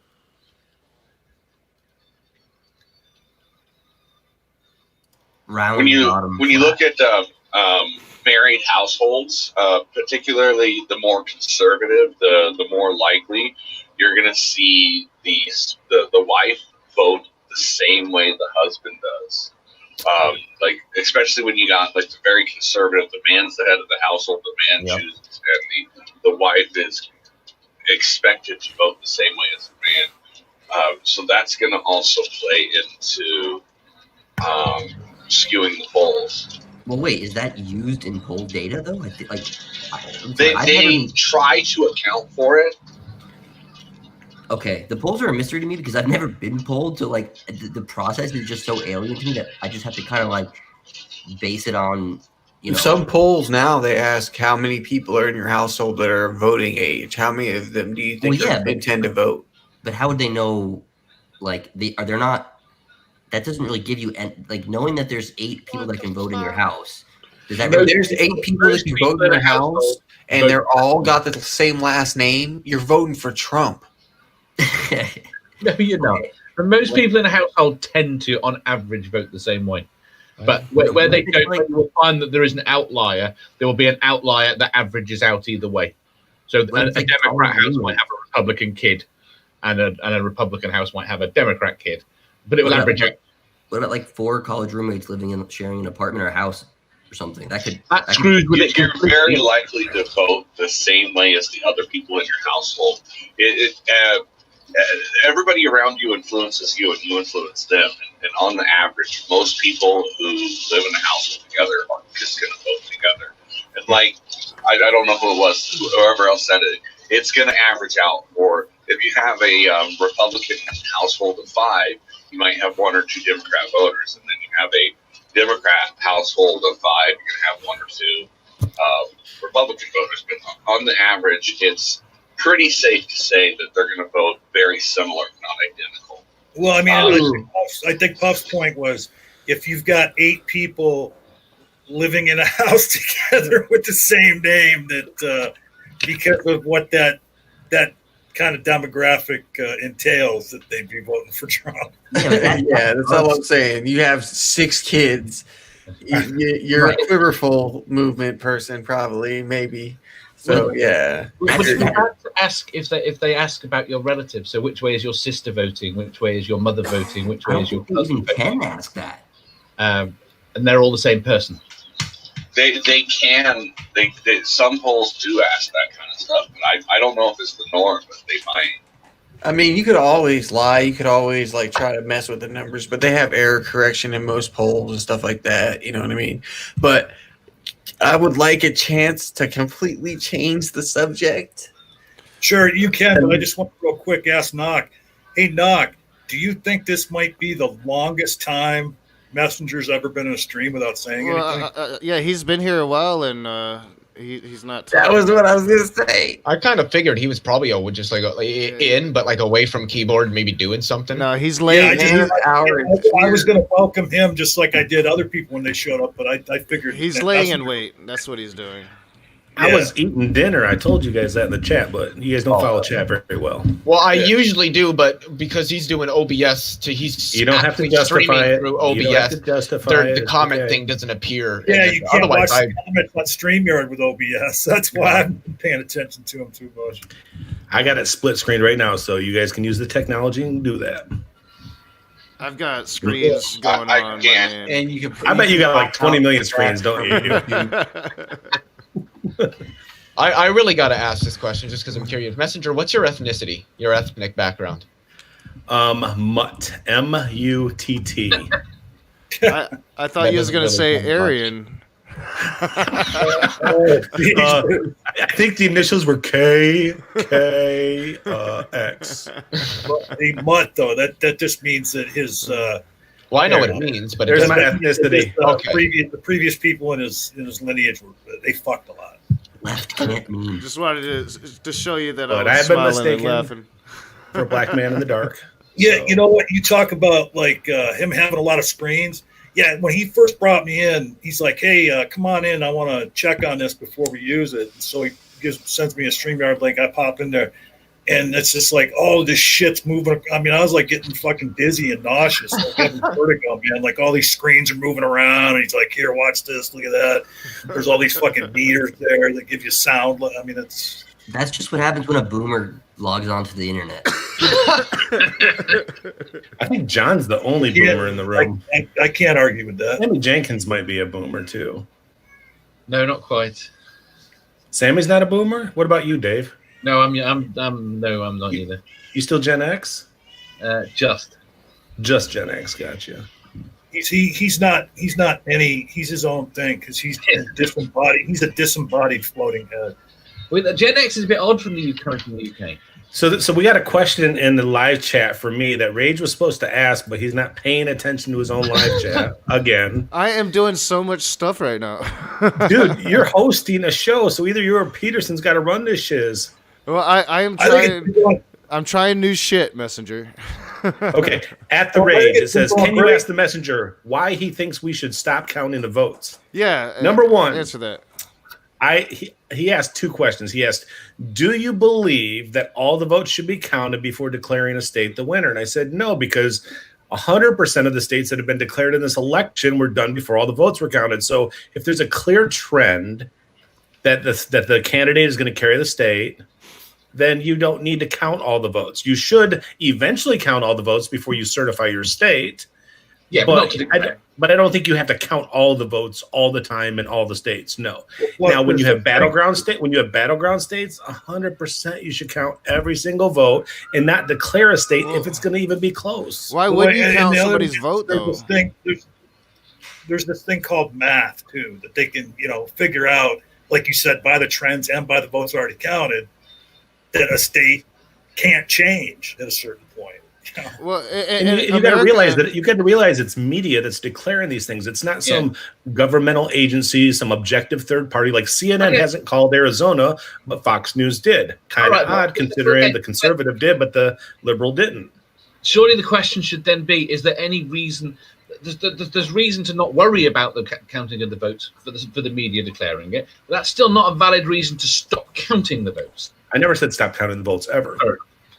Well, he asked two questions. Well, but it, and then he kept moving the question goalpost on me. Well, so but it seems like kind of nonsense, right? So, like, we call states. Every state that's been called, they haven't counted all the votes. They'll be doing that for the next several days. You've got votes coming in from soldiers overseas, votes from Americans overseas still coming in that will be counted in states. So like, we call states projected on who's going to win, and there's like really no mathematical possibility that the other person can come back, but one person, one vote. You still have to count every vote in order to certify each state. You've got to have an exact number, and so I mean, it seems like we agree, but the point is, like, are you really saying that to stop counting the votes, or so you already called the state, so you don't need to count the rest of the votes to certify? Because I mean, outside of that, well, I know that's what I'm saying. Opposite. So outside of that, we just agree. We're just talking differently. Yeah, it's dependent on how you word a question, and then it also depends on what specifically we're talking about. So, like, for example, Fox News called Arizona way too soon. They were the only network to do so last night.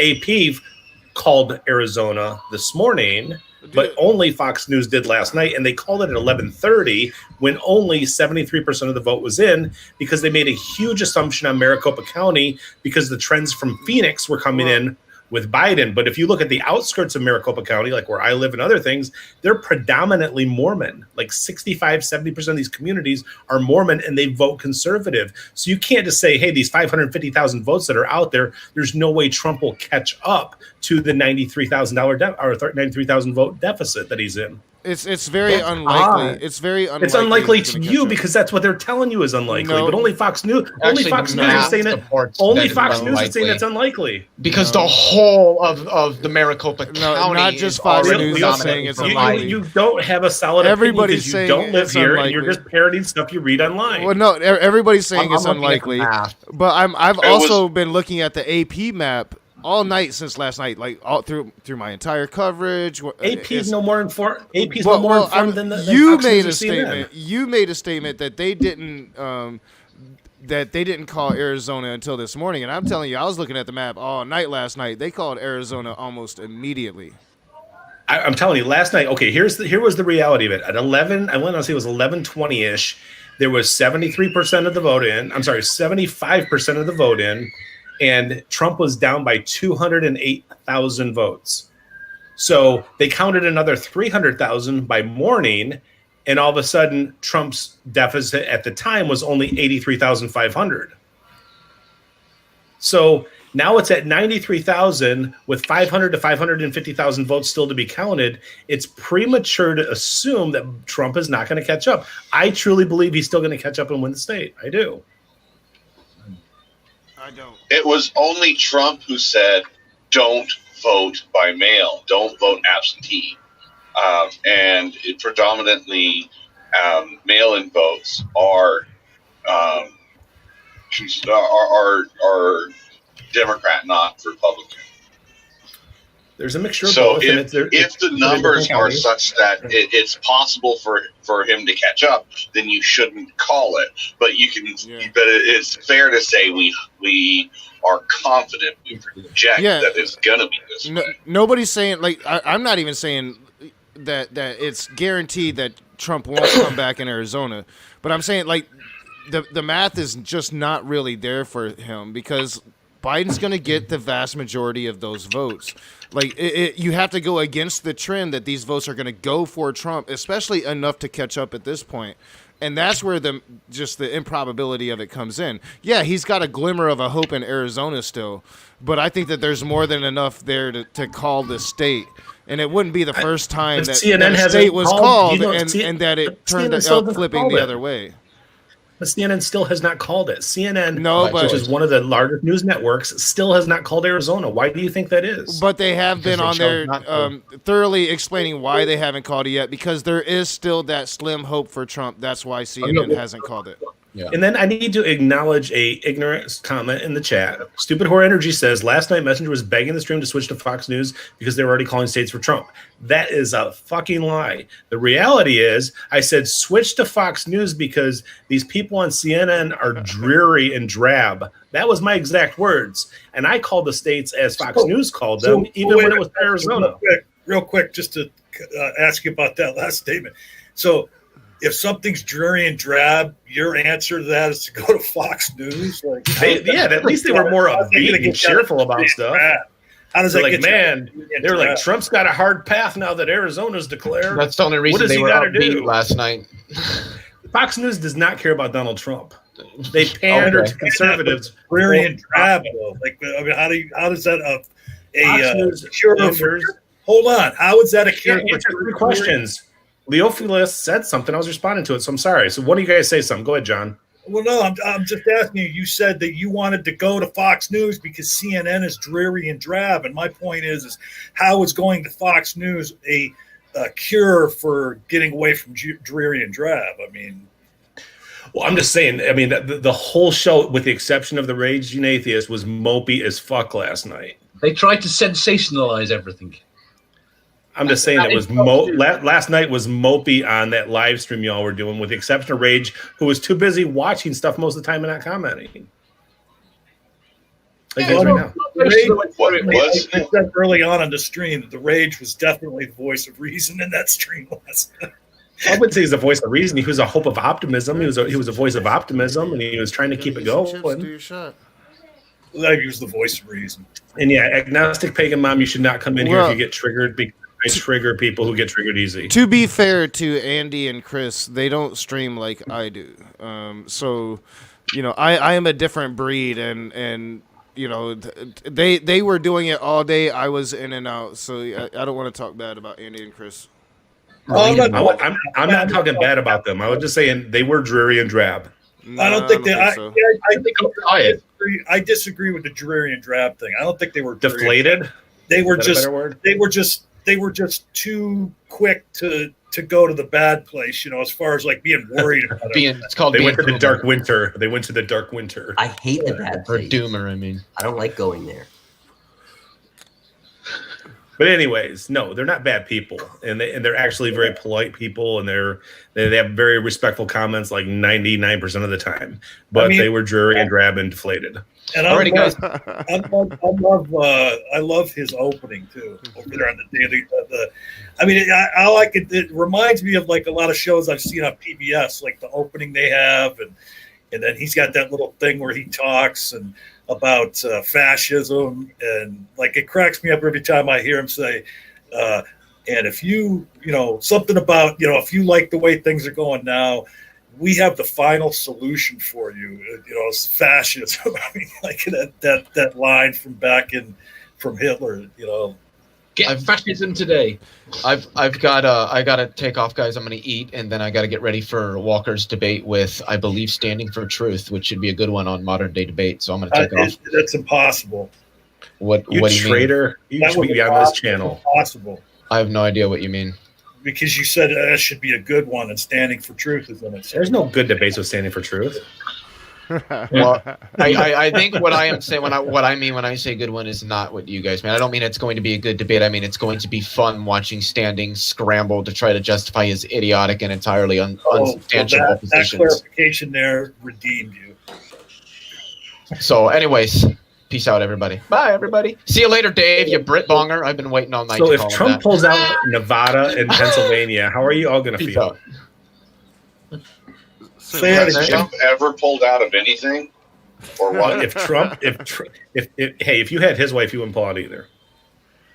Are you kidding me? He doesn't. No, Trump does not have his wife. Okay, Trump does not have his wife. Yeah, I just said he hasn't fucked Melania in like 10 years. Oh, you were there, huh? No, they have a purely transactional marriage. Yeah. Oh, you know this? They've admitted to they're very public about it. Well, give me some references. I'd like to see these public things. He's been very public. Every single one of his. I hear what you're saying. You're repeating the same thing. Contract. Every single one of them has to sign a contract. That contract includes, but it does not limit to at least one child that they have to bear for him. There's a lot of little clauses in there, man. But Hey, you've seen these contracts? Did you guys see last week the conspiracy theory out that like he was at a rally and Melania came up to him and they embraced and kissed and everything, and there was this conspiracy thing going around the web that that wasn't Melania, that it was a stand-in. Nah, there's been lots of conspiracies about there being several stand-ins. Who was the stand-in for Hillary? Oh, that was Monica Lewinsky. Ooh. That was in public then. I don't think you could really technically call that a stand-in, though. I think it was more like a kneel-in. Oh, it was a cigar in. Yeah. Hey, she was ahead of the curve, way ahead of Colin Kaepernick. You guys are horrible. She was a young woman who was taking advantage of a much older. Oh my God, she knew what she was doing. Oh my God, I didn't even guess that's what Puff said until like about 30 seconds later. So did he, and I'm consistent. If I'm gonna call out Donald Trump for his sexual harassment, I'm gonna say the same exact shit about Bill Clinton. Yeah, but at least Bill Clinton was charming. Trump has zero charm. Yeah, that's true. Yeah, but when you have millions and millions of dollars, you don't need charm. That's very true. And you don't know. You just snap your fingers and buy the, you know what? That's what Trump says. Hey, you know what else I did? It took me a few seconds to get Puff's joke. And then the kneeling? Rage, when I first saw you post the stream for tonight, I had to read the title a few times. So finally, I'm like, Biden some time. What the fuck? And Biden some time. All right. Yeah. I thought it was clever. Yeah, it was clever. I just took my dumb ass like reading it 4 times before I got it. Like.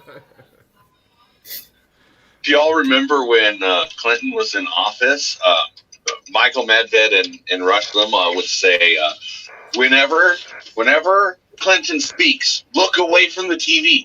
Don't watch him. The way he is on camera will sway you. Just look away and listen to what he says. You'll hear what I'm hearing. He's all crazy and da. Wait, that's real? Bill Clinton is the most charismatic president in my lifetime. Who said that? By far. Michael Medved and Rush Limbaugh would say this all the time. That is pathological. Like, I have to look into that. I was not aware Well, of that. it's discussed. Oddly, The whole point is saying that he's very charismatic and his words and his charm will win you over. That's what they were inferring. They weren't being literal. No, they weren't inferring that. They literally said that straight up. Okay, they literally said it, but they were inferring something. They didn't mean literally turn away. Sure, you jumped over Dave. Go ahead, Dave. I was just going to point out the point is it's been studied a lot with the Nixon. It's just gone out of my head. The Nixon-Kennedy debate. Yep. Because most of America at that point still only had radios, so the people that watched it thought that Kennedy won. That Kennedy did a much better job. That he looked like a much more presidential person. But the people that listened thought Nixon won. Thought he was would be a much better president. It was really interesting. You had these different studies on the different sides of it. Well, and they tried to tell Nixon too, hey, this is TV. You have to wear makeup, and Nixon wouldn't wear the makeup, and he just looked pale and sweaty, and that did him in for the TV audience. But go ahead, Jake and Messenger, whichever one jumps in first. Go ahead. I just want to get Dave in.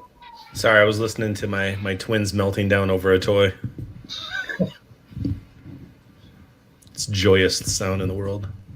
It's like I even got the door closed. I can hear them, man. They're louder than I am. But anyways, my point was that like when people make comments like, "Oh, don't look at the screen. They're that influential." It's don't take things that they literally mean that you got to turn away. They're just talking about the charisma that he had. He was a badass by far. I mean, he had the world convinced that he smoked pot but didn't inhale. He had the world convinced that he did not have sexual relations with that woman.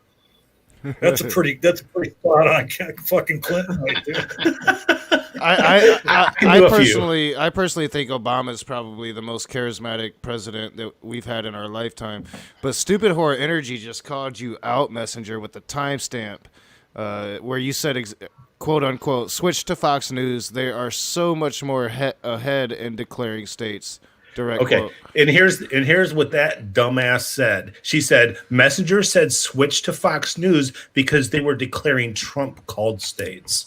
So the message is still false. My point was still the same.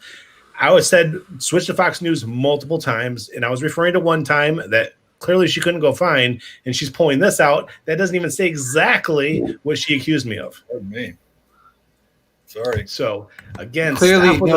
I can't believe you wasted that much time finding that. She's addressing a different claim. She's addressing your claim that they shouldn't be calling states. No.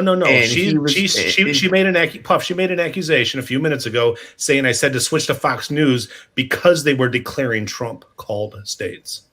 And I never said shit about Trump. Overarching point is that you were saying that you just went on a diatribe about they shouldn't be calling states, right? For X number of reasons, right? No, look. But you just said chat to you. Stupid Horror Energy, quote, last night Messenger was begging the stream to switch to Fox News because they were already calling states for Trump. And boom. Messenger is just saying that the quote that was just pasted was Stupid Horror Energy saying, Stupid Horror Energy quoting him to say that all states indiscriminately were being called faster by Fox News. Not that he was asking people to switch to it because it was biased. Exactly. I do not give a fuck about Trump at all. I don't care if Trump wins. I don't care if Biden wins because my life's going to be awesome tomorrow. Well, you keep and saying a week from that, now. but you seem really passionate about your Trump pleas here.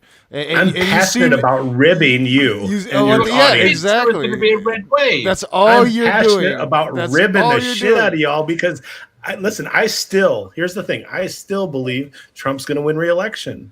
I believed he was going to 6 Well, months then ago. you're not ribbing it if you actually believe that Okay, in the believing face he's of going all to the evidence. believing he's otherwise. going to win and caring if he does are two different things, right? No, yes, it is. But when you come Okay. into the side chat for day after day after day talking Big that red wave, shit, baby. Big red wave. Yeah, so don't try to psychoanalyze your way out of it now, Messenger. I'm not psychoanalyzing. Well, I mean, I'm just saying whatever- I'm not a whatever- trumpeteer.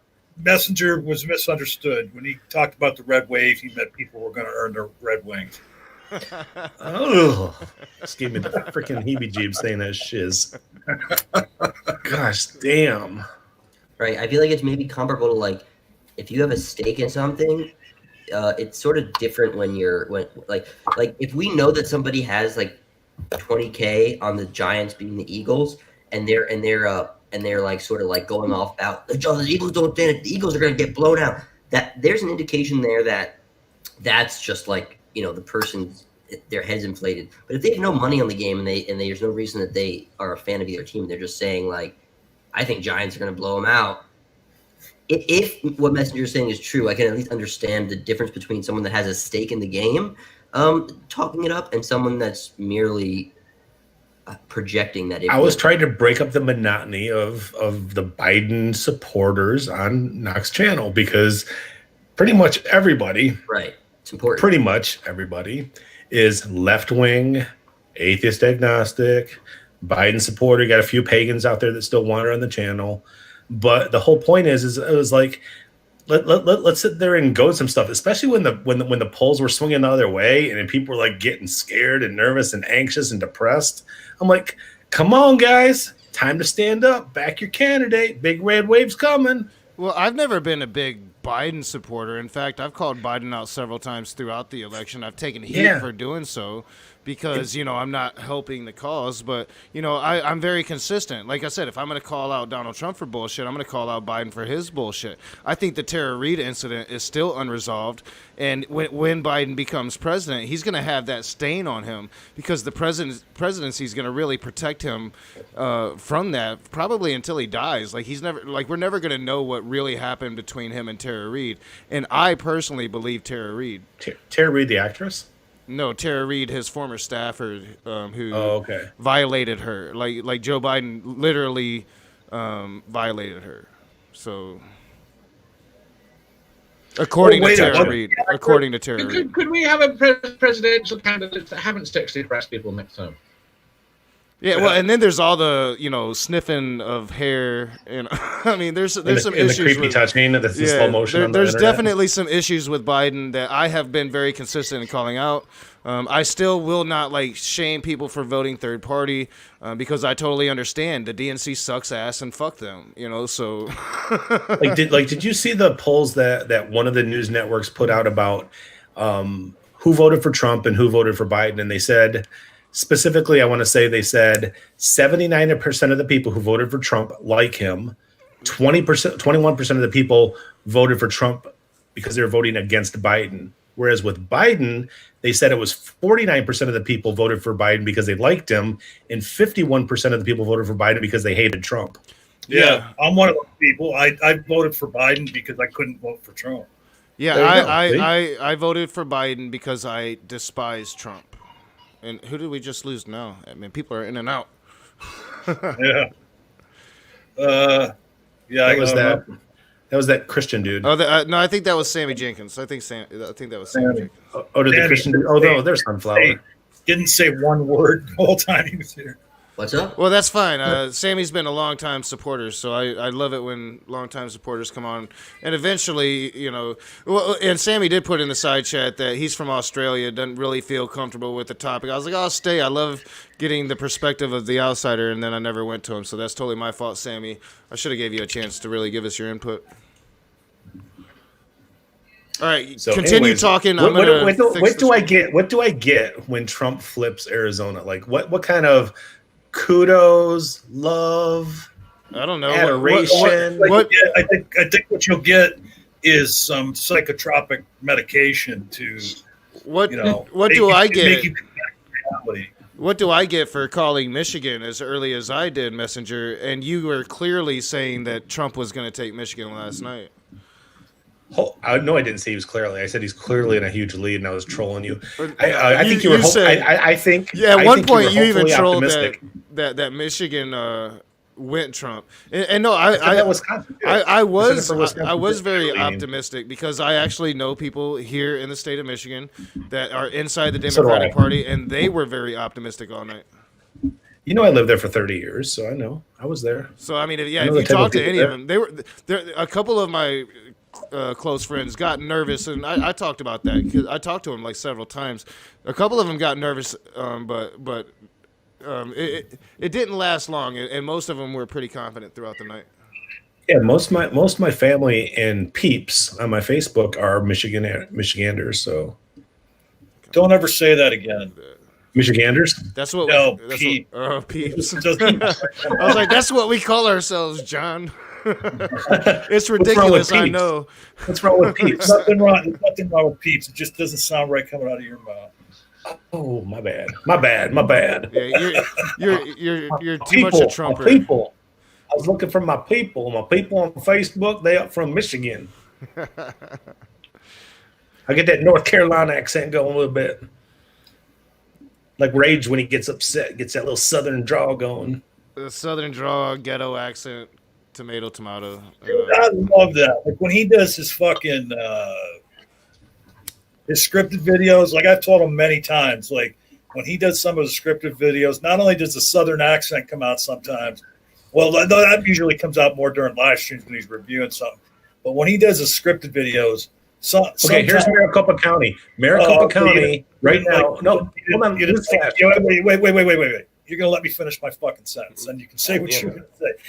When Knock does like his scripted videos and he's reading from a script, it almost comes off like when he does poetry.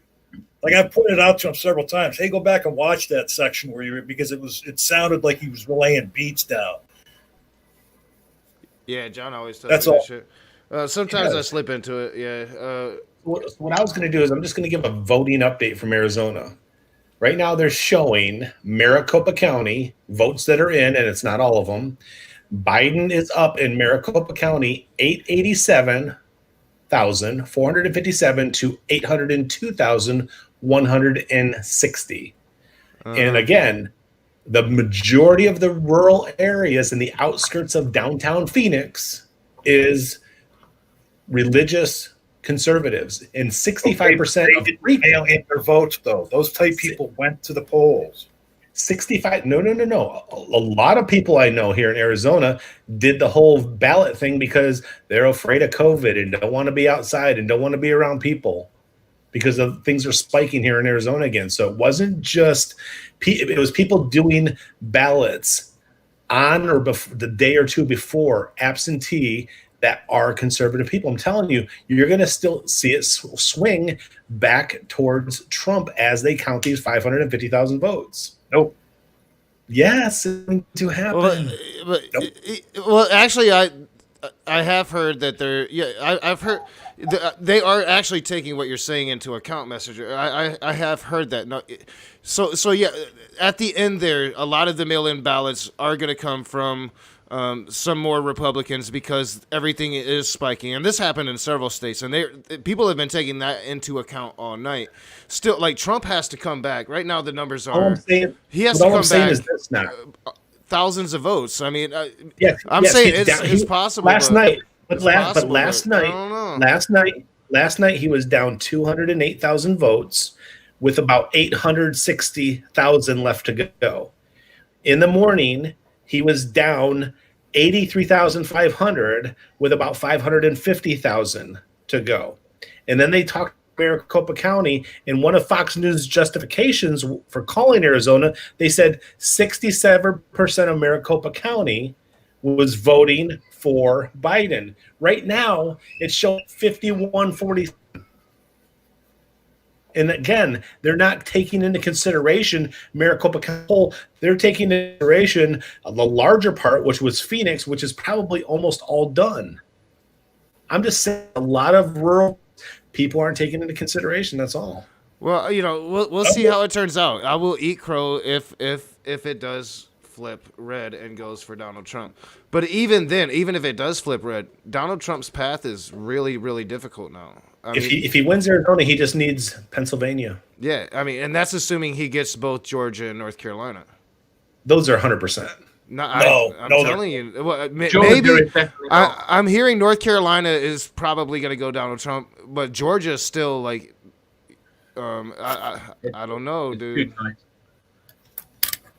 I still see Trump winning the presidency at this point. I haven't backed off. I haven't backpedaled. Pennsylvania. It's down to 2 point. It's down to 2 point or 3 points. The percentage don't matter. It's the number of votes with the number of votes left. Yeah, and a lot of those, most of those votes are going to be Joe Biden votes in Pennsylvania. You hope. No, that's been the trend in Pennsylvania. I'm just saying you hope because you talked about the military vote coming from an overseas. Military vote predominantly is Republican. But that's so my. Oh yes, it is. Well, no, it's not. Not as much anymore, John, but it still is. It is still pretty much dominantly Republican, John. The military always has been, always will be. The dynamics have changed a bit. John, have you ever served in the military? Leo, have you ever taken up a post? Hey, Leo shared a poll that was done with the military, and 54% respondents said they were voting for Biden. And Did you say Leophilus? There's this misconception that's been going around since Donald Trump got into the race in 2016 that the military goes for Republicans, and it's not. It's just not true. I mean, it's a pretty even split, with the Republicans having an edge, as far as military voters. But the idea that the Republicans have the majority of military votes is just not true. In this election, he's right. I think the issue there is it's a Trump issue rather than a Republican issue. Yeah, Trump's different. Like I think military has always been red, will be. Trump's a different issue. So we'll have to see how they are after Trump, I guess, would be the indication.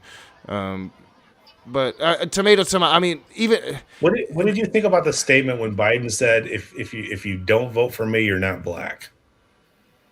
I think that Biden often puts his foot in his mouth, and that's why he lost every major election he ever tried to run on a national level until today.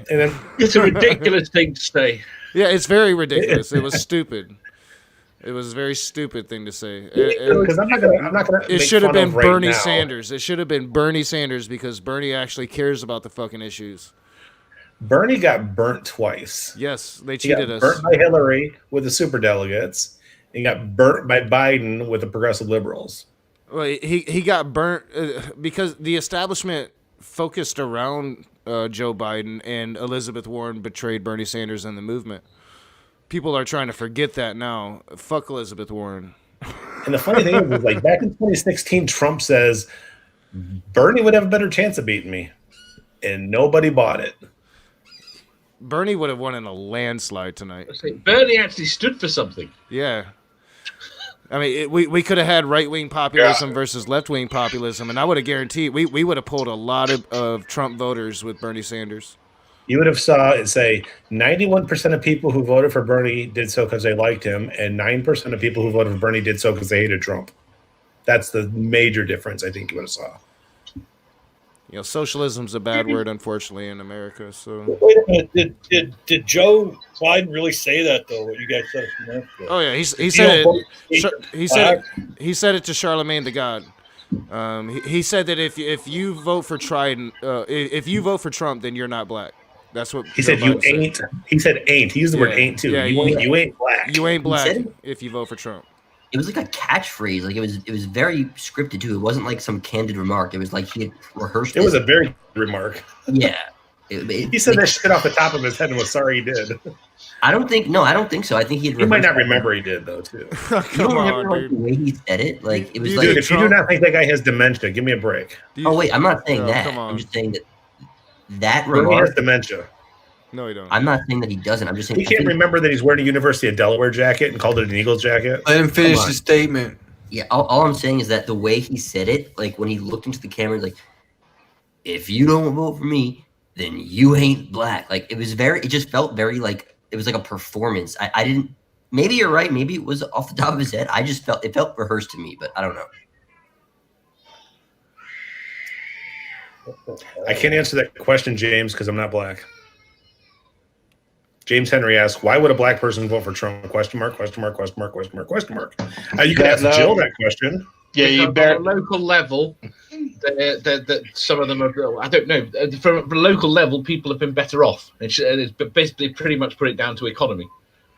Yeah, I would say that you better off going to ask Beckel and Jill about that. All right, so I'm going to address the whole, like the issue here, which is, why would Joe Biden say that, and in relation to the question from the chat, why would a black person vote for Trump?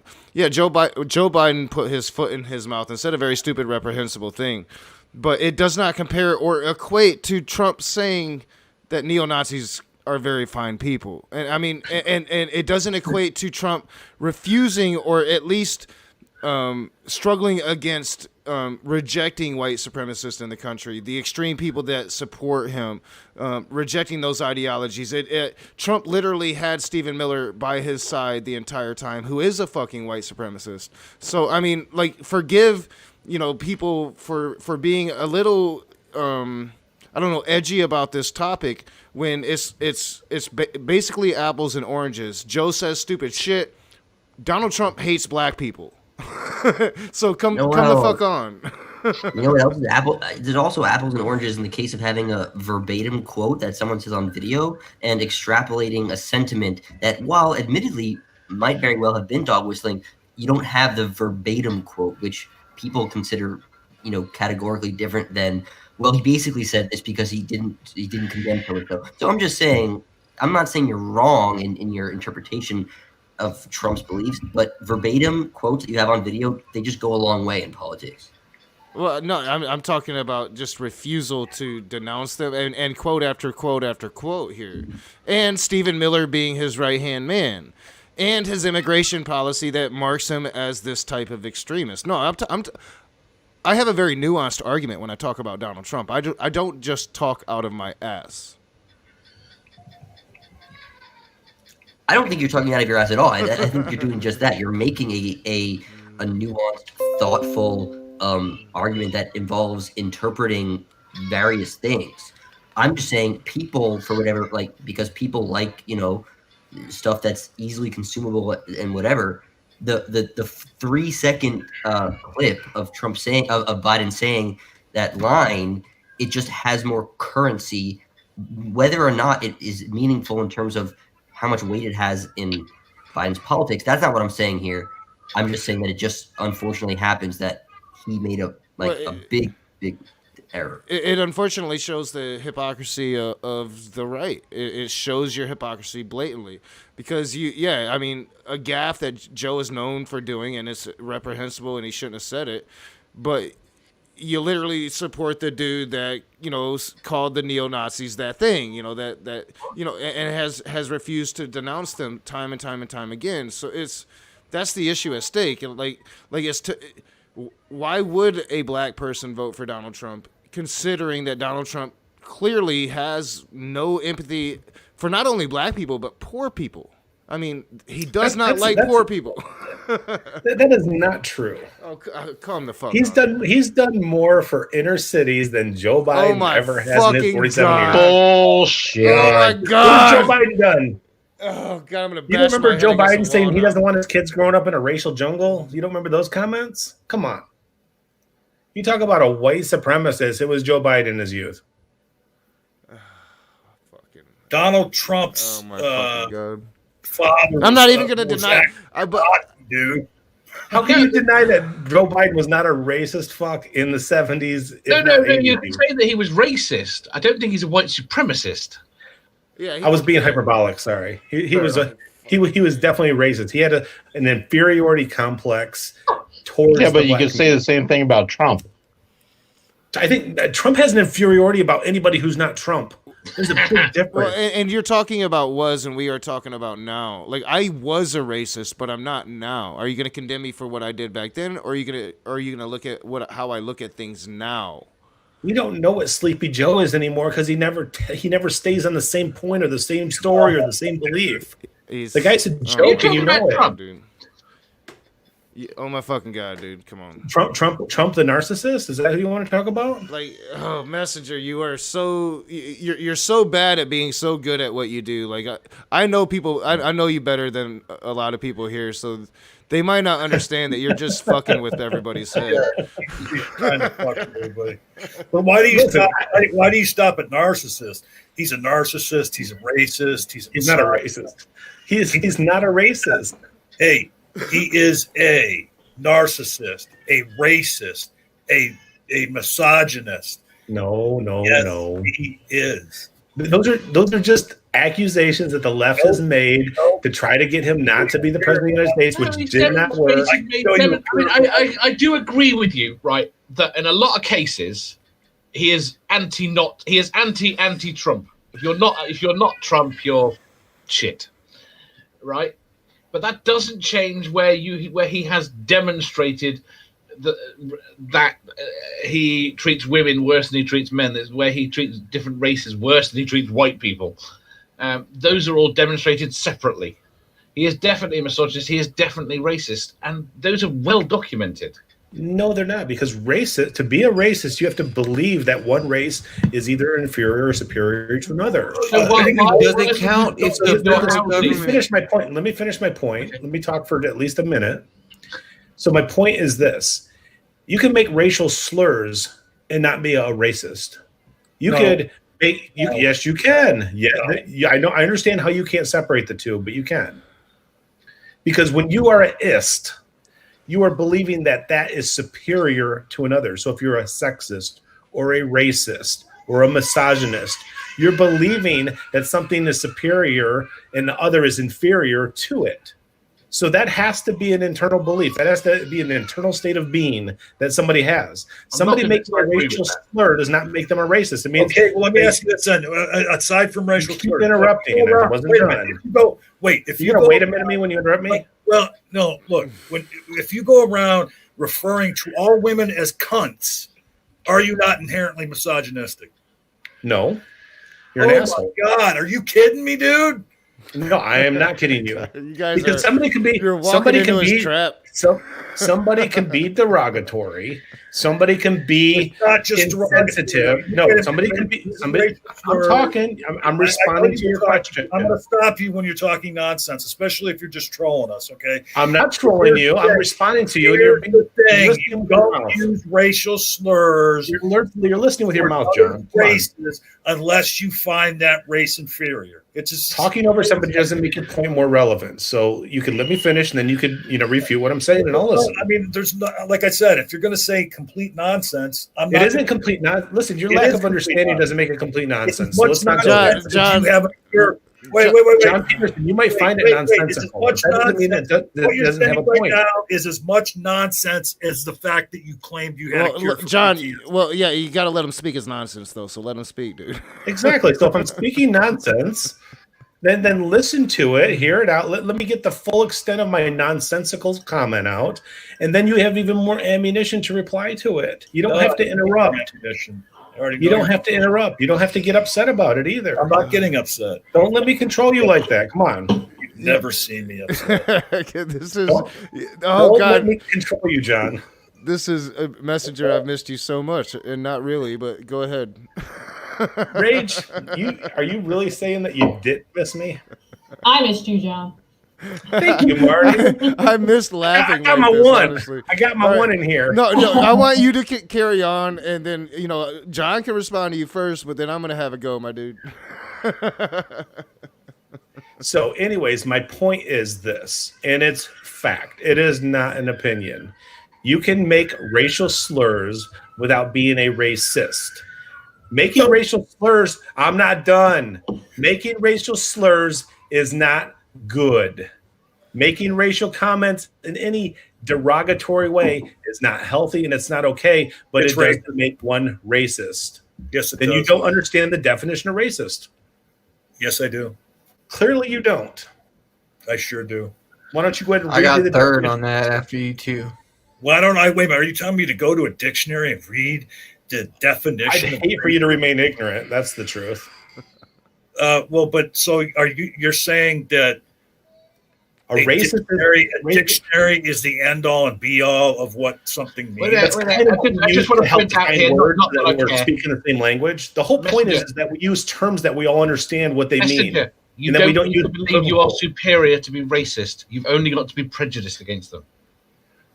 Prejudice is one thing, racist is something, and so is bigotry, and so is but the explicit definition of racist is prejudiced against or towards another person on the basis of the membership of a one particular racial definition, or ethnic obviously, group. but it's all definitions.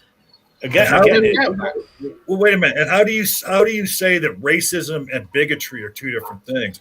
Racism is a form of bigotry. No, bigotry is an intolerance of a belief of another human being. So if you're intolerant of the beliefs or the viewpoints of somebody, you are a bigot towards that.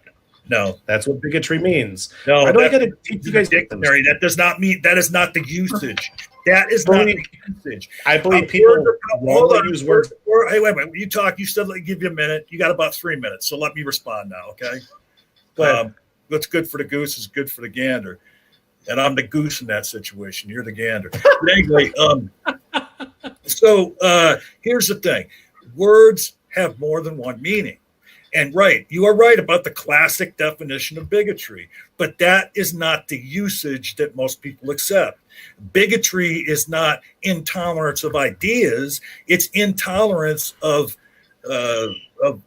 not only ideas, intolerance of people, intolerance of actions, intolerance of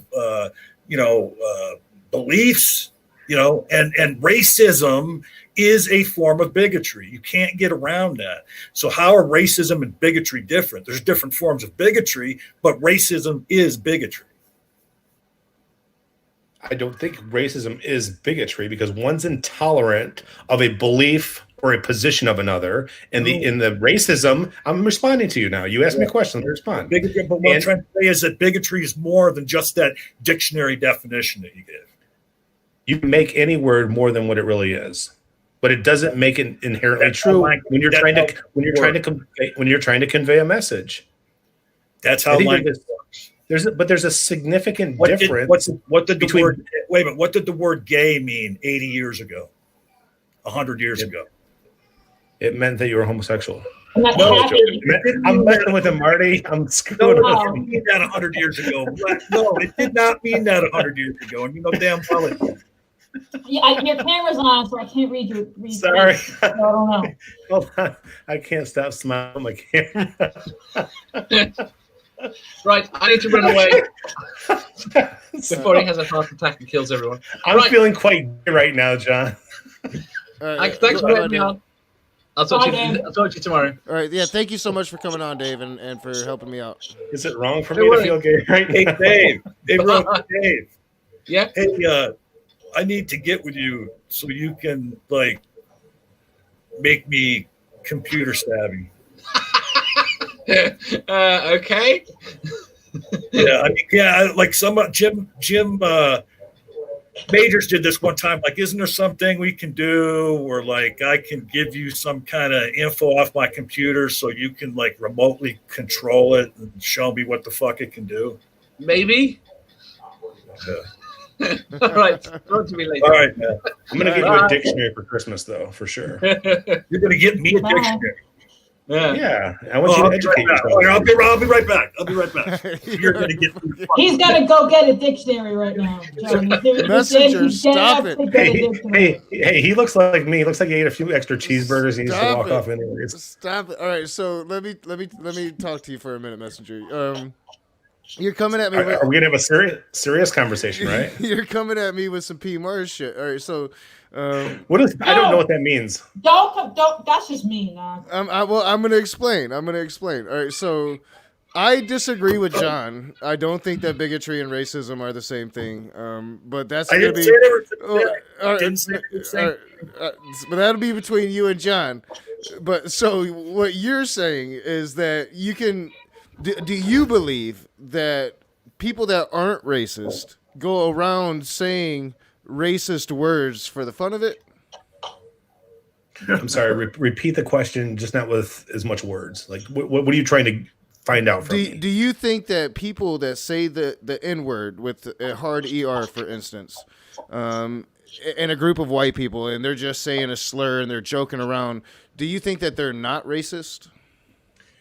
If they were joking around and being funny, then I would say I don't know if they're racist. If they were being derogatory, let me finish my statement. It's qualifying.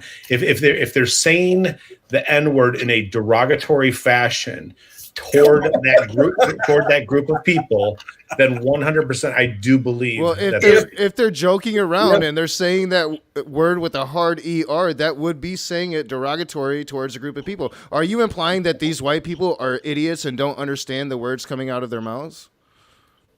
No, I'm saying that I've seen teenagers, young adults, say ignorant things like that, and they didn't think they were any better or worse than another race, or they really felt that way towards that race. So here's the problem. So if white people were calling themselves that to each other, it doesn't inherently make them racist that they're using that type of term toward each other, even with an ER. Or you said in a joking around way. Even with let me finish my point, John. With an ER, I'm not saying that they're using it in a derogatory joking manner towards another group of people. Now, a word is a word, and it can be taken, and it is about the context with which you use the word is how you're going to determine intent. So that's why I put a very specific question to you in the way that I did. What you said. Let me clarify that your question then. So when you said they were joking, are you saying that they're like making fun of that race using the? They're telling an N-word joke with their group of white friends. They're in a joking manner, but they're dropping the hard ER. It's a joke. So I mean, would they not then be racist? I mean, no, not necessarily. Not necessarily. Why not?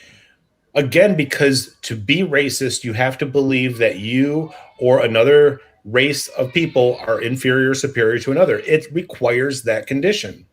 And I don't bend off of that definition. So if go ahead, John. I've talked long enough. I asked a couple questions. The reason I said P. Mars is because P. Mars says the same exact shit. And he goes around and says that racists are actually the most demonized people in America, but he comes with the same types of arguments that you're coming here. Racists say racist shit, and it comes out very latently sometimes in group settings. So you can tell a racist by what they do in jest, thinking that they're safe. Wouldn't you, psychologist messenger reveals, agree with that? Not 100%. No. Oh yeah, I didn't think you would. Go ahead, John. No, go ahead, John. No, because you're making it. I got to respond to Knock. Let me respond to Knock, and then we'll get to you. He passed it off to me. No. I'm to be responding fair, to let Knock. him respond, and then go ahead, John. So the reason that I said no is I said because you're making a very broad generalization to encompass all things racist, and I don't think that it's a true statement to say that they are. A good majority of them could be or not. You would need more information and evidence to support that assertion. No, I don't need. If people go around, especially like he said, when they think they're safe, and I've been in many situations with other white people where they thought they were in, with a group, they were safe, and then they try and pull that shit with me, and they don't get away with it. Have you ever been racist? Why would you think I would want to hear that sick fucking joke, you piece of shit? Okay, I don't know. Have you ever been racist? Excuse me? Have you ever been racist? I was probably racist when I was in high school and in my early 20s because I was stupid. I didn't realize. I grew up in a town where there was one black family. I grew up during an era when it was commonplace for people to tell jokes about black people and other ethnicities. And once I got into my 20s, once I got out of high school, once I got into my early 20s, I realized how fucked up that was. How did you realize it was fucked up? Because I grew and I gained knowledge. You had to learn from somebody or something. Something had to influence you. So I'm asking what that something was. Something that because I matured and I realized that people are people. Cut us in half, we all look the same. But people mature because they get around mature people. People mature because they get exposed to experiences that bring about that maturity. So I'm trying to understand, because you're not this magic human being all of a sudden matures with no outside influence. Wait a minute, so how is it if you pretend that you are, you're being disingenuous towards your humanity. Stop. You can't interrupt me and then get loud. Well, yeah, I'm going to interrupt you when you say I know you want to. patently false, because here's the thing. Human beings have the ability to observe the world. And that's what I fucking said. Right, but you were making it sound like I needed to an experience. You're making it sound like I needed to be clued in by somebody. This is proof of God. Be bigoted. There's proof that God lives in you, John, because you are a magic human being. That's how you were able to, really isn't. God doesn't live in me any more than pixies do. All right, look, I want to read this. She told me to go get a dictionary. Marty's had her hand up, too. Marty, you'll be next. All right. This is my big book dictionary here. I think he's sexist for saying that you had to wait. Don't add more fuel to fire. Your John, actions damn. speak louder than words. You just shut up a female. Yes, I don't appreciate that. I acknowledged her hand up. I didn't tell her to shut up. All right. So bigotry. Noun. Plural. Bigotries. 1. Stubborn and complete intolerance of any creed, belief, or opinion that differs from one's own. You're a bigot, John. Huh? You are a bigot. Oh my God. Yeah, by the intolerance of beliefs. But did you hear all the words that came before that? But are you a bigot? About beliefs. Want me to read it to you again? Yes, read it again. Okay, I will. You're ruining a friendship, Messenger. You're ruining a friendship. You know that, right? I can reel John back anytime. I'm good. Stubborn and complete intolerance of any creed, belief, or opinion that differs from one's own. You know what creed means? You didn't say actions because there was no actions there, and you tried to use that as a definition earlier. You tried to use behaviors, and that wasn't in there. It's in there. No, it's talking about internal shit, dude. Those words are all internal. Those words are all your inner being. P Mars on you. No, he's not, Puff. Yeah, he is, bro. No, he's not, Puff. Yeah, I fucking do ass. I know what the fuck you're doing.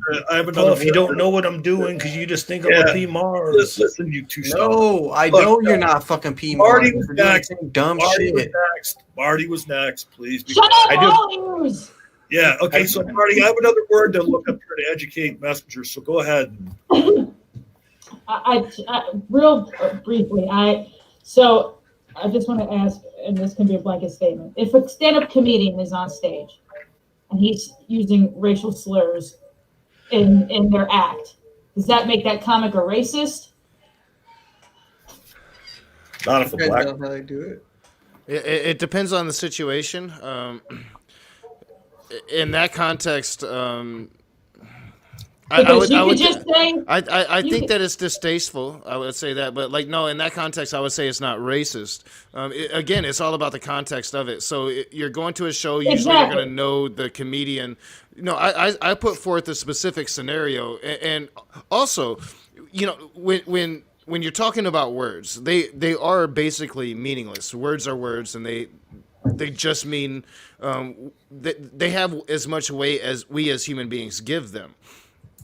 But certain words within context have weight beyond that, right? And certain words, and they could be different words in different cultures.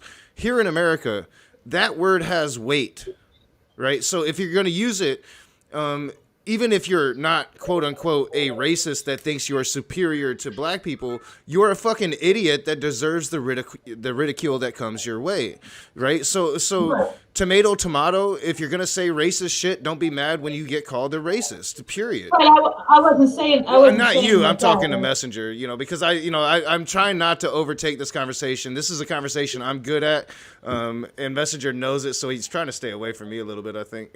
Oh God, you can get the horns, boy. Yeah.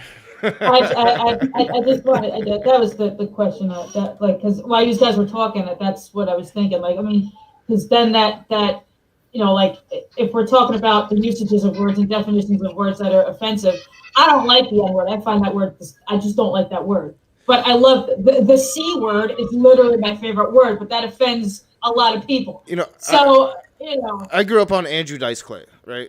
Me too. And I thought he was hilarious, and now I look back at it and I cringe a little bit, but I still laugh. And I also understand that Andrew Dice Clay is a married man that doesn't actually think the things about women that he put forward in his comedy. So with comedy, it's a different thing. But at the same time, I do think that Andrew Dice Clay perpetuated a misogynist environment here in America and made it worse.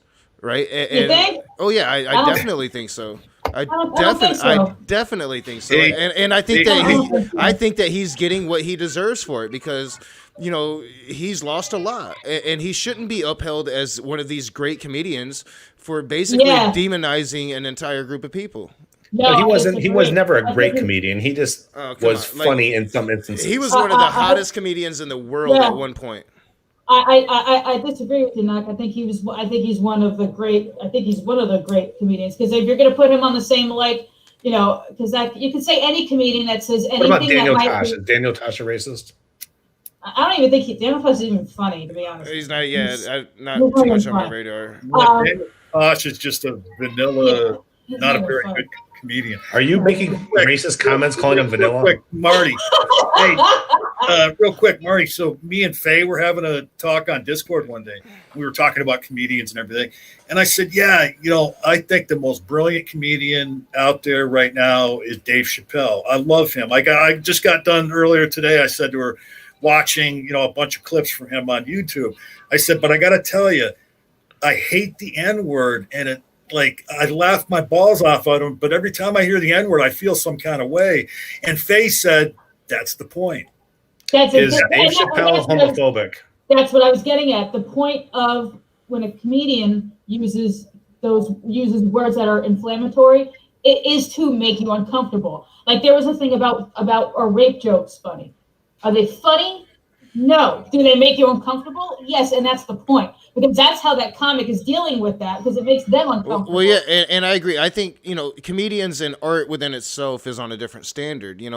I grew up reading Stephen King, and in several books, he said a lot of horrible shit that, if you read there's parts in there where he's coming from a racist standpoint, and so within the context of art and those lines, it is a different conversation. But that's why I was very specific. I'm talking a group of white people using this word, or white people in general in this modern age using this word, understanding the context and the weight of this word. Now, there are contexts where it would be appropriate. If you have earned respect, and some people allow you to say this, and it's part of that brotherhood with them, then you should use that and be a part of their brotherhood. But at the same time, when white people use this word, there is weight in context, and if you're going to use it, then it implies something about you, right? I used to be a racist. Messenger asked that question of John earlier. Yes, I was very racist. I grew up racist. I know you are, because you admitted you were. I had to come out of that. And I don't go around saying that word unless it's in the context of a discussion about that word, right? So if you're part of the team, or you're part of the club, or part of the group, you can get away with using words that are inflammatory to the group that the outside can't. Because you're not meaning it in that way. Right. For example, when I was a junior in high school, I beat a kid up and who was giving me shit since 7th grade. This was I was in 11th grade. He called me a spick. And I beat the shit out of him on the bus on the way home. Guess what? He stopped bothering me. However, when I played soccer during the summertime, I played traveling soccer. One of my best girlfriends was half Colombian, and I'm half Uruguayan. So together we made a whole spick. So we were able to say that to each other because her mother was from Colombia and my dad was from Uruguay. But this fucking gringo in the back who doesn't know me from fucking anything, who's giving me shit since literally day one of junior high, called me that word. I kicked his ass. So I understand it. Like if you're not part of this team, so don't use that word at me because go fuck yourself. You're not part of this team. You're not part of this club. Yeah. You're not part of this family. So you can't use that word in a derogatory way. Whereas in like a group of Latinos might playfully or even as a term of endearment might use that word, because exactly. That's the reason we used to make together. And it's funny because she played right wing and I played left wing. So together on the soccer field, we were a whole. Yeah, I just want to ask everybody. I'm probably giving away my boomer status again, but does anybody remember back in the early days of SNL? And Richard Pryor was on, and him and Chevy Chase did this skit where Richard Pryor was coming in for a job interview, and then Chevy Chase was interviewing him, and then he did this word association thing. He says, "Yeah, we want to do this like little test. I'm going to say a word, and you just tell me the first thing that pops in your head." And that bit sounds familiar. Yeah, Chevy Chase started out with some basic words, that didn't really mean anything. And then it just kept escalating. It just kept escalating, because they were kind of getting angry at one another. And it got to the point where he had said something like not the N word, but some kind of like racial comment. And Richard Pryor said back to him, "Honky." And then Chevy Chase threw the N word back at him, and Richard Pryor said, "Dead honky." Like it was just that sounds familiar. Yeah, it's like a real. And you want to talk like comedy? George Carlin really normalized atheism, I think, more than anybody has before and after him. George Carlin was the master. He was by making people uncomfortable and talking about shit, and he was hilarious. So there's definitely room for that in comedy, but at the same time, there's also within comedy fucking racist, and you shouldn't be afraid to call out a damn racist. And again, like if you are going to be very free with that word, then you're going to deal with the consequences of that. That was always my argument with Smokey Saint was, it's not about the word, because words are words and you have freedom of speech, but you also have freedom of repercussions of that speech, right? You're free to say anything you want. That doesn't mean you're not going to catch shit for it. Or a slap to the face, and that's how we got to the baseball bat. And right. And I've said this not just with words. You're free in this country you're free to rob a bank. That doesn't mean you're not going to get caught and go to prison. So that's good. Hey, speaking of Smokey, you're a big dude, Messenger. Give us a flex there to show Smokey what a real man's arms look like. I don't know who Smokey is.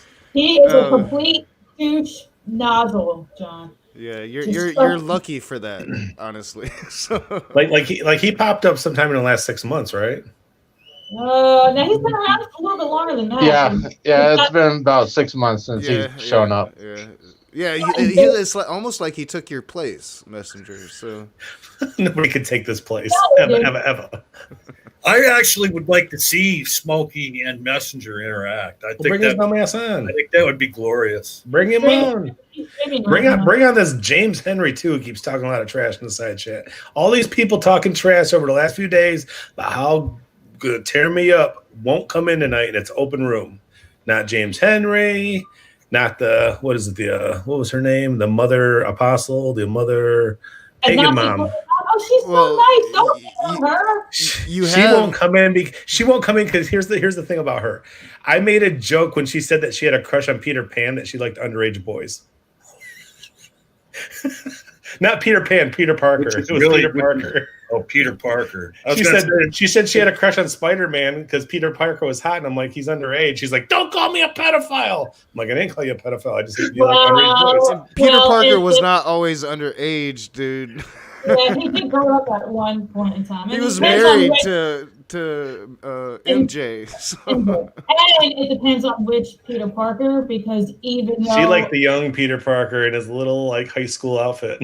little Tom, what the hell is his name? You need to. Or Toby, what the hell? I'm just saying, you better watch yourself around an agnostic pagan mom because she'll eat you alive, my dude. He's so nice. You know better than that. I got to tell you, man, your rhetoric is as inflamed as your abdomen. I haven't even shown my abdomen. Yeah, but I know. I can tell. I can extrapolate by that. Takes one to know one, right? Right, big I can cheeseburger eater. extrapolate from that pumpkin head how big your abdomen is, dude. Hey, you and I are some cheeseburger eating mofos right now. Yeah. John, did you vote for Trump? I did not vote for a president. I voted for the legalization of marijuana in the state of Arizona, and I voted to down on some tax bill and this bond bill for my local district. How will Stuff you that affects feel me directly? How will you feel if Trump loses Arizona by 1 vote and you didn't vote for him, John, talking all that shit? I'd find that some funny shit. I'd be like, where's the irony there? What if it was tied because I voted, though? Well, I mean, here's the irony. To me, all the shit you talk, and you were there, you were right there, and you voted on a couple of fucking issues, but you didn't vote for president? Or I voted for the important shit. Honestly, yeah, well, I actually agree with Messenger there. I think the president is the least important thing you can vote for. I really do. He puts his name to a piece of paper. People need to vote down ticket and worry about local and state elections a lot more than they do. Well, you say all politics is local. Just because local elections have a lot more influence doesn't mean the presidential isn't extremely influential. Like the office of the president technically does not have power to affect the economy, but the president in reality does and has affected the economy and a great number of other things. So it's extremely important. Well, sure. I'm not anybody who doesn't vote is a coward. I agree. If I would have voted, well, I think that's an ignorance thing. Anybody who doesn't vote is a coward. Who has the ability to vote? Well, you're welcome to that opinion, but I don't think it's a very poor judgment of what you think a coward is. Anyways, I'm sorry. Go ahead, Marty. I looked at Trump and I said, no, the fuck, no. I'm registered to vote in Jersey. Last time I voted was for John Kerry back in 2000. You're going to hell for that. That'd be 2012. 2012. No, John At the very least. He was 20. He was like 2003 or 4 or something. No, 2004 was when John Kerry ran against George W. Bush. Yeah, that's the last time we voted. And I'm not registered to vote. I'm not registered to vote in Georgia, but I am in Jersey. I'm not. I fucking hate Donald Trump. I'm just going to say that right now, and I might trigger people. I don't give a fuck. I'm a bisexual, non-Christian, pro-choice female, which is pretty much everything that he seems to stand against. So he's not going to do me no favors. Number one. Number two. I look at Biden, I'm like, I probably would have voted for him. I certainly would have voted if it was a Bernie AOC ticket. I would have fucking registered immediately as soon as I saw that ticket. I'm not happy with this ticket. I like Kamala Harris, but I'm not completely happy with this. But I would not have voted for Trump. But not voting doesn't make somebody a coward. It means you look at both sides of the aisle and you're not happy with both sides of the aisle. And you don't want to put your name on either one of those fucking. And just to give you my opinion, you should be voting third party or write in something like that. That's your opinion. To show that you are. Yeah, it is my fucking opinion, and I'm stating it. You should be writing in something. If there's no third party that matches you, you should be writing in something. I don't have to. Should be doing. I did exactly what I done. That's the type of mentality that tells people what they think they should do. And I'm not trying to control anybody else. You want to vote? Don't want to vote? Don't fucking vote. You want to go vote for some things? Go vote for some things. I'm trying to give everybody a free will libertarian type of choice. And he's saying you should or you should. It's manipulation. Yeah, let me ask you this, Jake. It's manipulative. Well, let me finish my point. I want to justify my point of not voting. We're a free country, Jake, and I'm free not to vote. How's that? Right. I mean, but look, why? I want to justify my opinion. Somebody, Jake, you say they should write somebody in. That is your choice. That is your right. Yeah, but look, if you're saying that they should pick a third party or write someone in, how is that any different from not voting for one of the only two viable candidates? Because the vote doesn't go anywhere, Jake. If I vote for the Flying Spaghetti Monster, if I write in Flying Spaghetti Monster, where's that vote going to go? Nowhere. So I still didn't vote for anybody. In all the presidential elections I participated in, and my first one available was 1992. Out of all the ones I voted for, there was only one candidate in one specific election that I actually desired for that candidate to win. All the rest, every single last one of the rest of them, I voted for the lesser of who I liked the least, or like the lesser of just like the lesser of two evils, the better way. Kerry is because I thought John Kerry was a flip-flop idiot. After that, I stopped voting for the lesser of evils because that's all they've been since then for me. Real quick, I'll interject. I've often said that this was my last vote for a moderate Democrat. I won't be voting for anybody outside of somebody that represents my political views from here on out, because I am tired of being abused by the Democratic Party, and I will stick by that. They have to pay for ignoring us, the left, for as long as they have.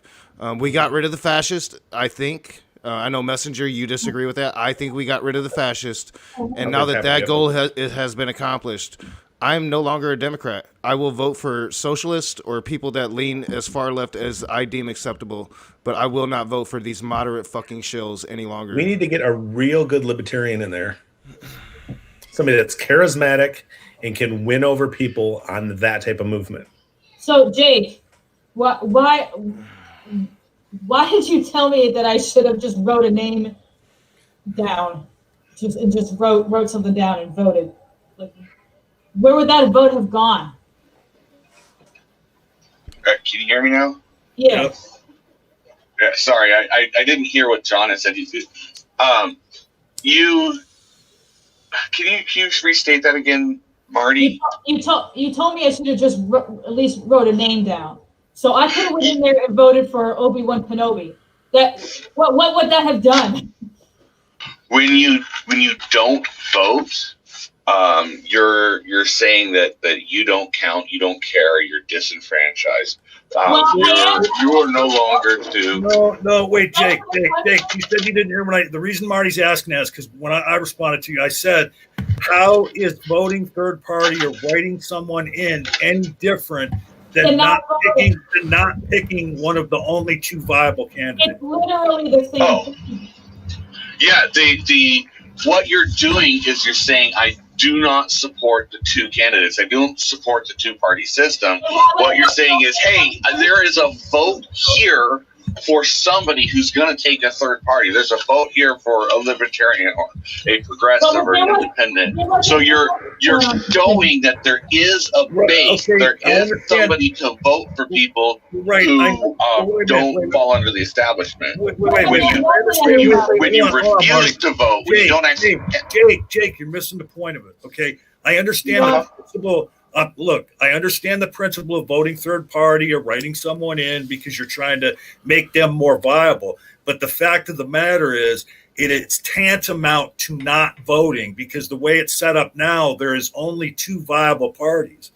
And so you're saying the people are cowards for not voting. How is it any different by writing someone in or picking a third-party candidate when it's not going to count for anything anyway? John, what he's trying to say is that's the reason that it doesn't count, because people don't vote. The more people who just refuse to vote because, my vote's not going to count, is the reason we continue to perpetuate the same system. Right, that's what he's saying. So what he's saying, if I can steel man his argument, what he's saying is that if how you going to how can you steel man the fact that he said people who do that are cowards? Well, this is why, because this is why. If you're going to sit there and complain about a system and say that I don't like it, and I'm not going to vote because it's only two candidates, and neither one of those candidates are candidates that I like, and you're not going to vote for a third party, there's a system in America to get into the elections, right? So to get into these elections, you have to be, you have to show that you get votes in elections, right? To get into primaries and everything like that, right? So if you don't vote for a third party, there will never be an alternative to the two main parties. But there If wasn't you a third do party. something- Was there an independent on this ticket? Because I just fucking hear about one. There was some libertarian person. Oh, If there's no candidate that supports you, write in something that does support you. but then you're not voting for it. That vote's not going to go anywhere. That's what I'm saying. I disagree. I think having a freedom is the freedom not to do a thing. The freedom of religion. They have a freedom of religion, but I have a freedom of not religion as well. When it comes to Marty, though, Marty, where do you live? I live in Georgia. Yeah, so by not voting for Donald Trump, that is a political statement in the state of Georgia. No, I think that these arguments are not black and white, and people try to make them so because politics is hot, and we get into our corners. But when it comes to politics, you've got to look at it rationally. You really fucking do.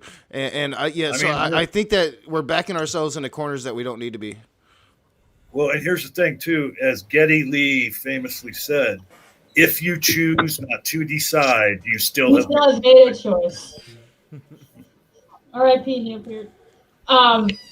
But but disagreement is what argument is for. So continue, please. Yeah, that's what I'm saying. Like by not voting, I looked at the ticket and said, "Fuck Donald Trump." But I'm not. If I was registered in Georgia, I would have voted for Biden because fuck Donald Trump. But I'm not entirely happy with Biden either.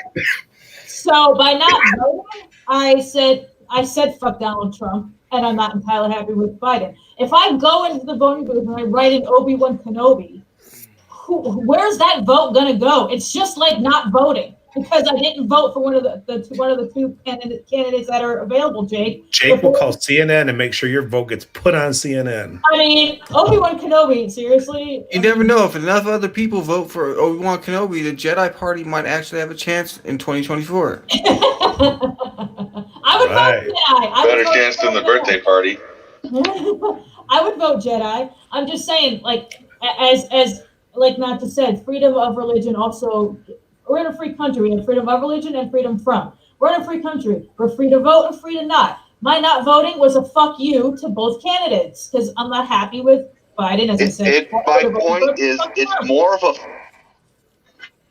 You not voting is more of a fuck you to yourself than it is to the system. No, it's not.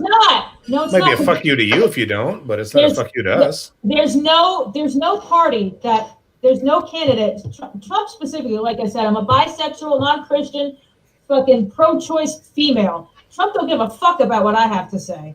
I'm literally everything he stands against. So...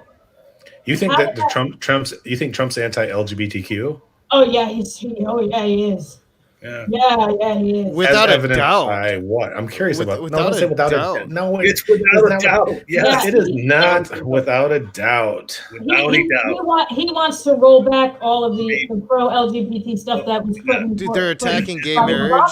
Okay, Messenger. Yeah. Okay, so you're saying that. Wait, Messenger. I was trying to clarify the one point I asked a question about. I will grant the premise that in a possible world, there is a Donald Trump that's not a fucking homophobe and against LGBTQ or whatever. Do you even know the letters?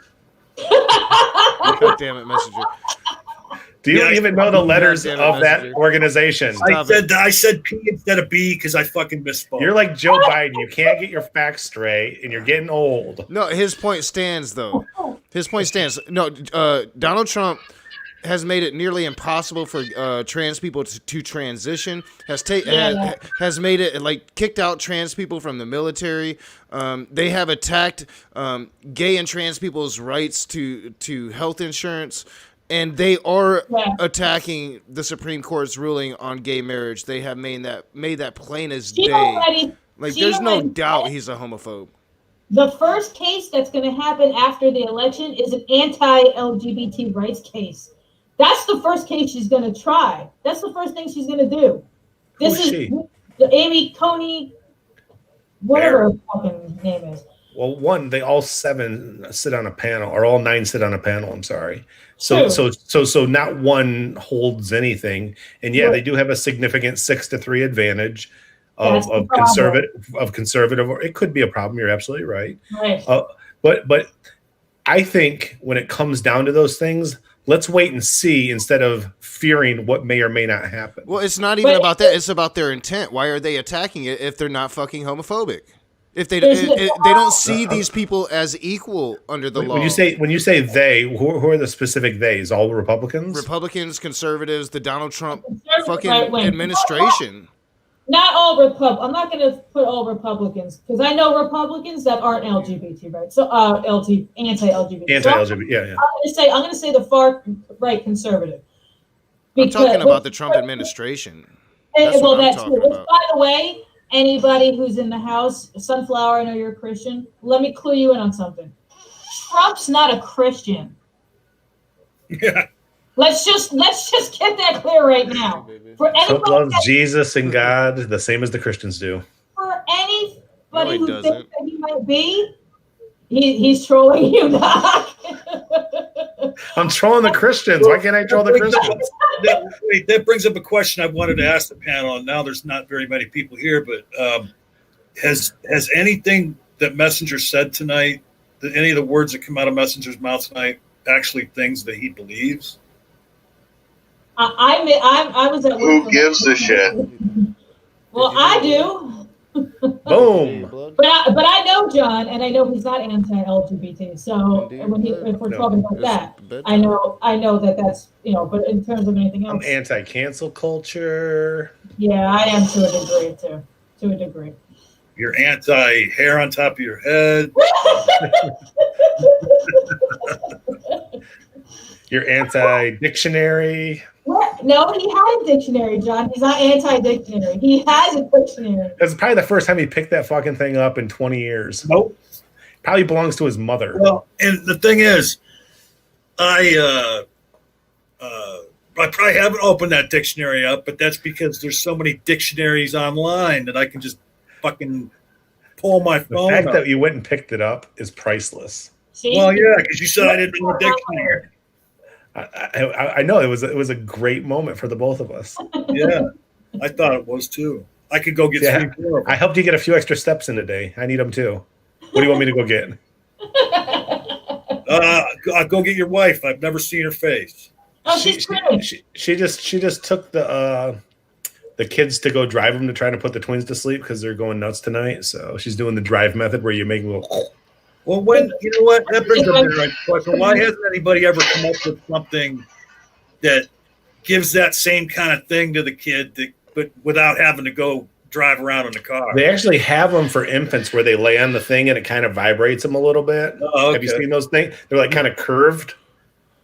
But they have similar things, and sometimes they have the vibrators and the swingy things. Or whatever. Yeah, I was just gonna say you said it's kind of curved and it vibrates. I mean, I think you're talking about something else. I think that's what you use at night. Hey, Knock actually went into Smokey's room and told people he had his finger up his ass. Get Smokey over here. I'll smack him around a bit. He's streaming right now, I think. Right? No. Sunflower, are you a fan of Smokey? Yes, he is. What? Is it just kind of one of those, hey, you're with God, I'm with you? Have a good night. I don't know. I think Sunflower might be AFK. You're muted, Sunflower, if you're trying to talk. Smokey's special. We enjoy the laughs that Smokey Saint brings to this channel. Have you heard of Mr. Batman? Who's he similar to? Is he like a Darth, or is he like a Jill, or is Darth? He like Yeah, Darth. He's a cross between Darth and he's like a cross, but heavily on the Darth side, and with a little bit of Jill and praise sprinkled in. Well, he hangs out with Jill. And then like a whole heap and teaspoon of douchery. Is Skylo still around? You can't forget there's 25% hyena in Smokey Saint. So. Have you heard of Mr. Batman, John? No. Oh, I heard somebody mention him in a live stream or in a live chat, but I didn't get that. They're like, oh, Mr. Batman, and I just thought they were talking about Batman at first, but I didn't realize it was the actual handle. He's the worst. He's a straight up, literally thinks LGBT people should be killed, and it's not murder because they're. So he's like Matt Powell. Yep. Yeah, Is he an IF? Is he an NIFB? Oh yeah. Well, I'm Really? not sure Is if he he's here in Arizona? I'm not sure if he's an IFB, but he's a Torah first Christian, follows Torah law, blah blah blah blah blah. Yeah, he's worse than Matt Fowl, actually, I think. And he likes to sing. He really likes to just break out in song out of nowhere for cringy about as fuck. 15 fucking minutes. Yeah. And Smokey just sat there and let him do it too. Like, gosh. I still haven't heard I should this find thing. that. But I don't think I really want to. Oh, I Hey, should we're find however that. you're I sitting should right- find that just for you. hey, how you were sitting just a moment ago, that's the position you should sit in all the time because because your volume was great right then. My bad. Yeah. I mean, and I feel bad because sometimes when you're leaning back like that, you'll try and jump in, and then because your volume is so low that people aren't hearing you jump in. Oh, my bad. Is that You better? must be using the mic that's on your computer or on your the internal mic then, right? I'm using. I don't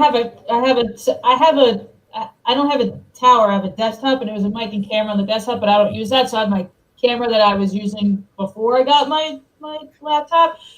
I'm using that, and I had a headset with a mic and everything that I was using to play D&D, but my DM was having a hard time hearing me, so they can hear me through the camera. So I use that. Right.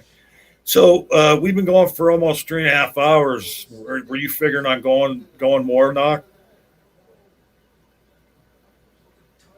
You're muted, Knock. Or maybe he's AFK. Have there been any updates on the numbers? Suki's probably trying to bait Smokey to come in here.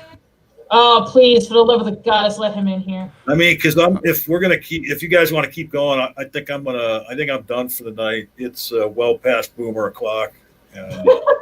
Well, Smokey's streaming, but so he won't be coming in tonight. You can dip out. I'm probably gonna go to about 11. I'm gonna try to find some Mr. Batman singing. Oh man, you guys are in for a treat. I'm actually gonna go too. I gotta feed my cats and stuff. So, but it's good. It was good talking to you, John. Where have you been? You just kind of vanished for a minute. Oh, he's talking to you. No, he's been over cupping Steve McRae's balls. I don't even think he heard that. Yeah, I heard it. I can hear multiple things. I just can't respond to a bunch of things at once. Cupping Steve McRae's balls. Cupping his balls, yeah. Are you jealous? What, that I can't cup his balls? You won't cup used to host a show on his channel, so don't talk to me about ball cupping anybody. Oh yeah, I mean, yep, and I'll bet you Hitler had friends too. I believe you had his login to the GDC, didn't you? No. How did you log in and run the channel and use the GDC? I was made manager. Yeah, you were cupping the balls. No. So Never. you are being a ball cupper, accusing others of ball cupping. Well, and I actually like Steve McRae. I think he's a decent but dude. here's the point though. Like, I'll bet you there was people that cupped Hitler's balls at one point, but then when he started the whole gas the Jews thing, they kind of stepped away. So Steve McRae is gassing Jews now. Is that what you're I accusing him of? did not say that. I didn't say that. No. So who is he gassing? I didn't say he was gassing anybody. What's the analogy for then? Well, just one bad person, as compared to another bad person. Every single one of his roommates on Taco Night.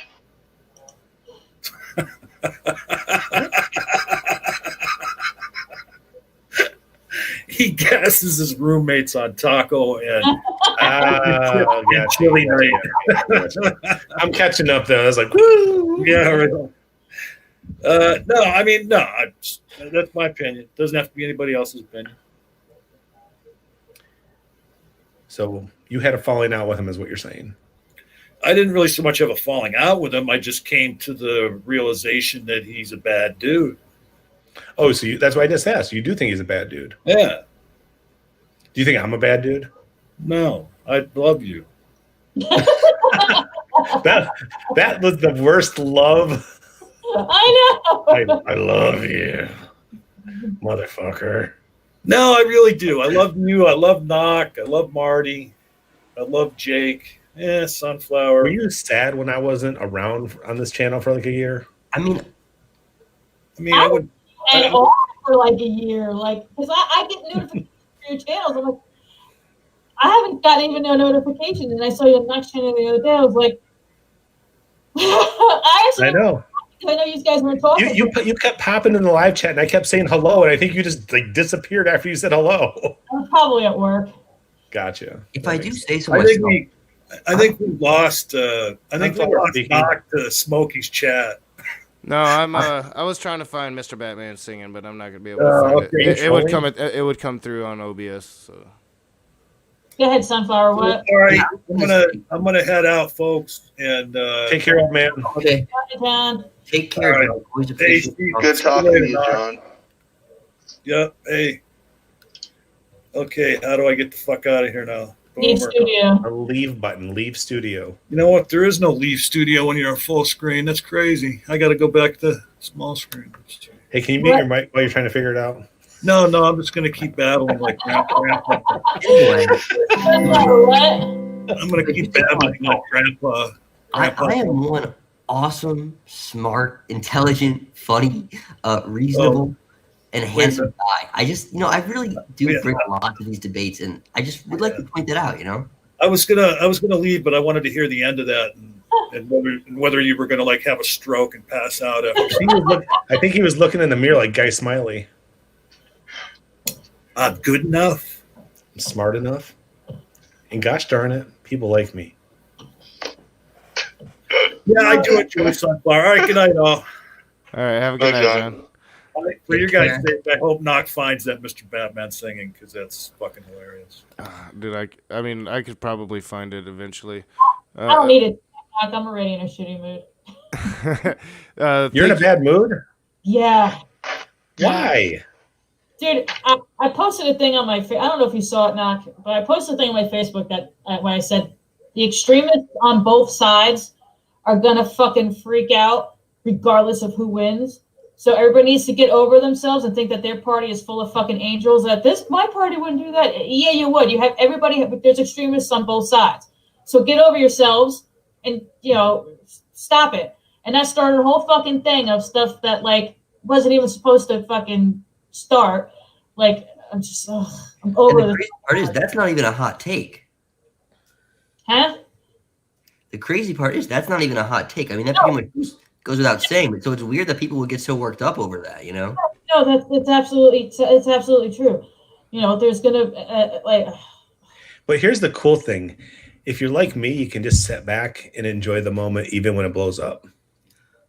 Well, not so fast. I mean, I would say if you're you're in the best. I love to people watch Knock. I mean, watching the world melt down and burn sometimes is kind of fun. I mean, you look like you're somewhat comfortable, but when I'm in a league of my own in terms of comfort and happiness and contentment. So I wouldn't go there if you're not when you have me in the room, just be prepared to back that up. What are you talking about? Back what up? The level of comfort and degrees of removal from the results of an election. Oh, well. I spent an hour in Beckel's room arguing with Christian Republicans about the way the poll's going right now. I'm sorry. What do they think, Red Fang? You made a mistake. They think it's rigged. That's the bullshit that we're talking about. Both sides are going to think it's rigged. Both extremists from both. I'm so over this election. This election is so dirty and has brought out the worst in so many people. It's just I'm just over it. Declare the president and let's fucking move on already. Donald Trump is your president for the next 4 years. I've declared it. No, he's not. I do want to thank Maynard Saves for his $10 donation. Thank you, Maynard Saves. Fuck John James. Don't like Peters either. Got some weed if you need. Love cannabis. Good to see States IF Galees. I'm not sure. I think he's high and he fucked up that last part. But thank you, Maynard. Get high every day. Yeah, I think a few big wasn't there actually a few big marijuana state votes in the recent Arizona, baby. Yeah. I'm from New Jersey. And New Jersey. Arizona has passed legalized marijuana. So has New That is Jersey. that's one of the things that I do support. Despite I'll bet you do, buddy. You sound like a stoner. no, I'm not. I just You're wearing a flower on your hat. You smoke weed. I'm just saying, it's again not exactly a hot take, but I do think the war on drugs is like one of the best examples of an utter failure from start to finish. And I agree. So yeah, You realize that marijuana got outlawed because of the Marijuana Tax Act. Had nothing to do with it being a fucking drug. Mostly had to do with being supported by the wood and paper industry, not wanting hemp to compete. fair enough. Is that still a factor, do you think, in people getting thrown in prison? No, it was just ignorant That's Christian what I was rhetoric thinking. more than anything why it stayed illegal. Sure. Saying, oh, it's a gateway drug. You got to watch out for that. You'll be doing meth for Jesus after that. Well, you know what? I'm sorry. It's fucking monkeys for me. Not to be a prick, but I actually simultaneously support decriminalization and hold the position that it is a gateway drug. It's It not. is not a gateway drug. There's no evidence. It absolutely is a gateway drug. It's not even. I know It's people a that gateway drug to Doritos. Yes, I know people feel like it's fucking Pez, but they can't smoke a joint because marijuana makes them. They don't like how it feels. So Well, it's not a gateway drug to nothing. It's a gateway to the fucking refrigerator. That's what it's a gateway to. Let me give. So here's my understanding, because to be totally Can you clear. start that with my lack of understanding, please? I don't know what I was going to say with that. But, I would say, to be consistent, alcohol is the number one gateway drug. There's no gateway drug. There's no fucking such thing. Hold on. Are you less inhibited when you're drunk?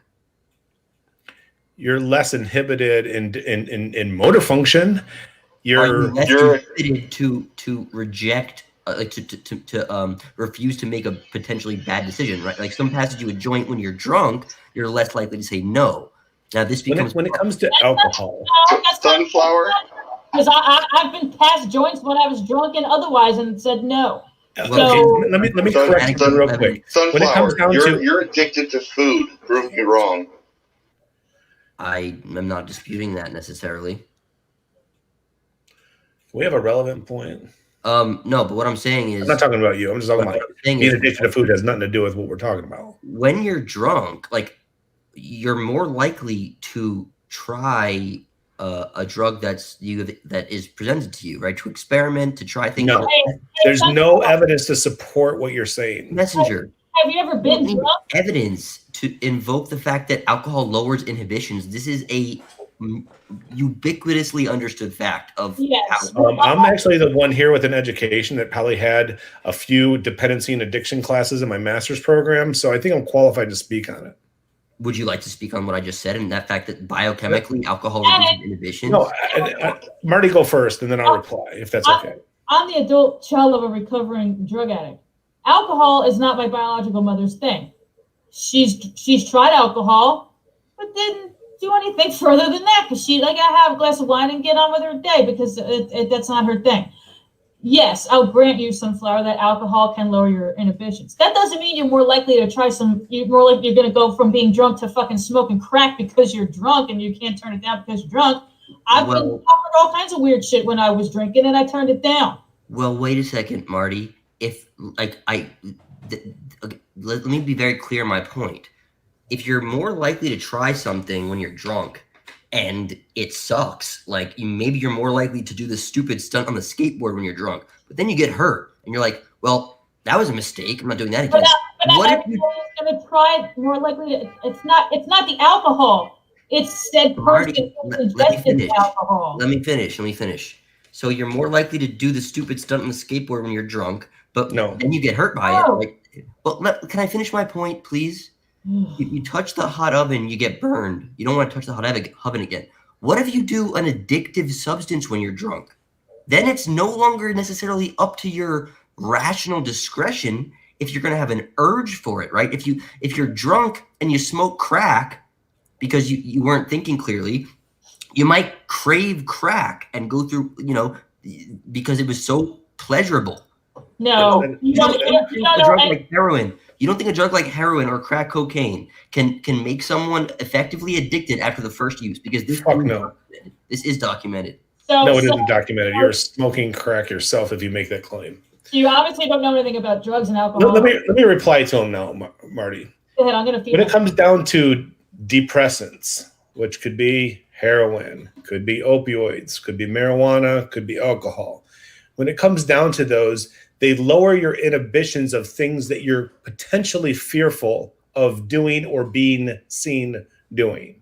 So having sex with somebody you think is fugly because you're still horny, going out and acting silly or stupid, getting up on stage and singing, potentially trying a drug that I might have been fearful for, but I want to try it anyways. It's potentially possible, but it's not that it was a gateway drug. The gateway drug term meant that somebody does this and then I need to escalate it. I need to sit there and move on to the next best thing. So we're saying it's a gateway because they're saying that it's not going to be good enough. The alcohol is not going to be good enough. The marijuana is not going to be good enough. I need something better. And there's no evidence in all the histories and the case studies that we've done to where to say what you're saying is true. Well, so you're just talking about Christian, mostly propaganda. It's that simple. I'm just defining gateway drug differently. But I'm just saying, when you're talking about it in the way that most people define terms, it's not. And of course, we already know that any drug like that, being a depressant, lowers inhibition for a number of things. And it generally doesn't make my position though. But okay, so let's not call it a gateway drug. If you want to say it lowers inhibitions, everybody will agree with you. If you say it, the term though, you don't get to make up your own terms, just like John Peterson doesn't. Fair enough.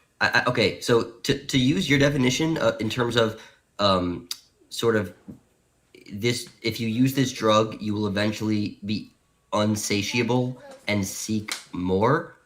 Then I agree with you that it's not that. However, I would say that alcohol way more so, like orders of magnitude more than pot, but both in some effect are going to lower one's inhibitions to try more dangerous substances to some as opposed to if they had just remained sober forever. None of them are dangerous if you do them right. That's probably a separate what becomes dangerous is when use turns into abuse or addiction. Well, that's probably a separate discussion. I'm just saying, like, if you want to talk drugs and alcohol, talk it all day long, and I'm going to dispel myths and propaganda and stereotypes that try to generate fear in keeping things like legalized marijuana out of a lot of states. And the funny thing is, the first thing I said was that I support the legalization of marijuana, but the ironic thing. But you think alcohol is worse, obviously. No, I think alcohol is more of a gateway drug than marijuana is, in my special, admittedly, maybe unconventional, not weird definition of what a gateway drug is. So you're saying that you believe alcohol lowers inhibitions more than marijuana? 100%, absolutely. But you've never done both yourself? No comment. Okay. I mean, it's a safe space. We won't make fun of you if you did. Gosh. I try to avoid anything that could be used to if there's not if it's not necessary to invoke personal information, I just avoid it as a general rule. It's not that I'm necessarily scared, ashamed, or embarrassed. That's just how I treat these things. But you're free to. But if Jesus is with you, what can be against you? A lot of people smoke pot. It's not going to give out any personal information about you. If Jesus is with you, who can be against you? So come on, stand by that. I don't even know what we're going with that. Don't be afraid of anything. You got Jesus on your side. I'm not, like I said, it's not that I'm afraid of it. It's that I don't see the point of should I list my social security number right now because I'm not afraid to? No. No. The point is that when you enter into relationship, when this is what this is interpersonal relationship with other human beings. Generally, the more you share and disclose about yourself, the more of a bond it creates, which is the whole point of this. No, that you're here just to propagate a message, and in that case, you'll probably go overboard. That's called invoking anecdotal evidence. So I'm avoiding that actually deliberately. I'm deliberately avoiding doing that. Evidence of what? You're who you are. Evidence. It's not invoking anecdotal evidence. It's manipulation to try and get you to reveal more. Evidence of the effects of the drugs we're discussing, like that, that we generally use scientific aggregated data on, and not. But you're not talking about. So you haven't brought up any scientific data. You've brought up your opinion on things. I'm trying to ascertain whether your opinion is based on experience or if it's just GABA receptors. GABA receptors, you yourself invoked that depressants lower inhibitions. I imagine this is due to something scientific. Maybe the GABA receptors that they, interact with. How about that, tough guy? You want to put that in your pipe and smoke it? Pun intended. The GABA neurotransmitter has very little to do with depressants that we're talking about, because those usually invoke and have more of an effect on dopamine and serotonin, not GABA. So if you want to talk about neurotransmitters, we can talk about neurotransmitters. Wait a second. Again, I've been to school and you probably haven't. Wait, what did you even just say? What involves dopamine? Drugs. But not. No, we're talking about alcohol. Alcohol too. You're saying alcohol doesn't interact with the GABA receptors. I'm saying that it has very little impact on the mind the way that dopamine and serotonin do. So when you're talking about the effects that it has on the brain, GABA receptors are not the big thing that's in play when it comes down to depressants. Dopamine, by far, is. The nervous system is like it. Are you switching from neurotransmitters to the nervous system? The brain is a part of the nervous system. You're trying to separate. You're coming into the wrong wheelhouse. Yeah, you are. Dude. Like, the chat is asking, like, does he even know who Messenger is? I'm not. This is important. Well, it's obvious. This is funny. What GABA receptors do. This is funny. No, you made a claim. You made a really outrageous claim that has been thoroughly debunked. I understand that you're a Christian and you believe this stupid shit, but so you can redefine a gateway drug as being something that it doesn't mean what you're trying to imply it means. Messenger is 100% right here. A gateway drug is not what you are saying. Don't shift the goalpost. And alcohol and marijuana are not gateway drugs. I'm sorry. Baby. Hey, dude, we're talking about GABA receptors now. No, you're talking a bunch of stupid shit. That's what you're. No, doing. I'm not. And you're going against somebody with a PhD on these things. You can try to back me up. Or a master's degree, yeah, not a PhD. Now, Kasuchi, you can play tough guy host and try to talk over me. I encourage everyone listening to Google GABA receptor. It's a neurotransmitter. Yeah, I told you it was a neurotransmitter. The chief inhibitory compound. It's the chief inhibitory compound. Put it into a paper and get that get those awards and go against everything that everybody knows. Central nervous system. Okay? Don't smoke weed. You might go and do that butt sex shit. That's not funny though. Nice try. The GABA receptor, I'll paste it in chat, is the chief inhibitory compound in the mature vertebrate central nervous system. Messenger tried to sound smart by saying, well, dopamine and serotonin. I'm sorry, he's thoroughly humiliated himself here. He's trying to invoke his master's degree. So everyone should Google GABA. Messenger's an idiot, but you're kind of smart. Google GABA receptors and alcohol and see who's right. Please see for yourself. Don't take my word for it, right? Google GABA receptors, alcohol, and inhibitions. See whose points here. Put some dopamine in there and put some serotonin in there too. I rest my case. And let's put some norepinephrine in. That happened a long time ago. You just didn't realize. But it's funny. It's all good. It's all good. Experience life. I love it when people are like, I'm not going to talk about my things. I'm not gonna tell how I voted. I'm just gonna come in and talk shit and play devil's advocate. I'm gonna come in and make a claim, but I'm not gonna tell you what I know about. Like, dude, if you ain't never been drunk as fuck and then not made the choice to go out and smoke crack with the hookers on Main Street, you don't know what the hell you're talking about. Have you ever had to make the decision to either abort or carry a baby to term? Oh, now we're talking abortion. Oh my god. Abortion. If you're gonna make that so am I more likely to have an abortion if I'm drunk or if I'm sober? It's a funny little catchphrase argument, but what I'm really going after here is the fact that someone has to have personally experienced something to have insight or Well, yeah, I think if you haven't experienced abortion and you're going to sit there and judgment and condemnation of people and you've never experienced such a thing, I'd tell you to go fuck yourself. Yeah. What if you wait? Why does that not work both ways? What if you say, okay, I like, of course they should be able to abort the baby at any stage in the pregnancy, and this is coming out of ignorance because they've never experienced the pregnancy. Like you could play that argument from both sides. Oh, what the fuck ever, dude.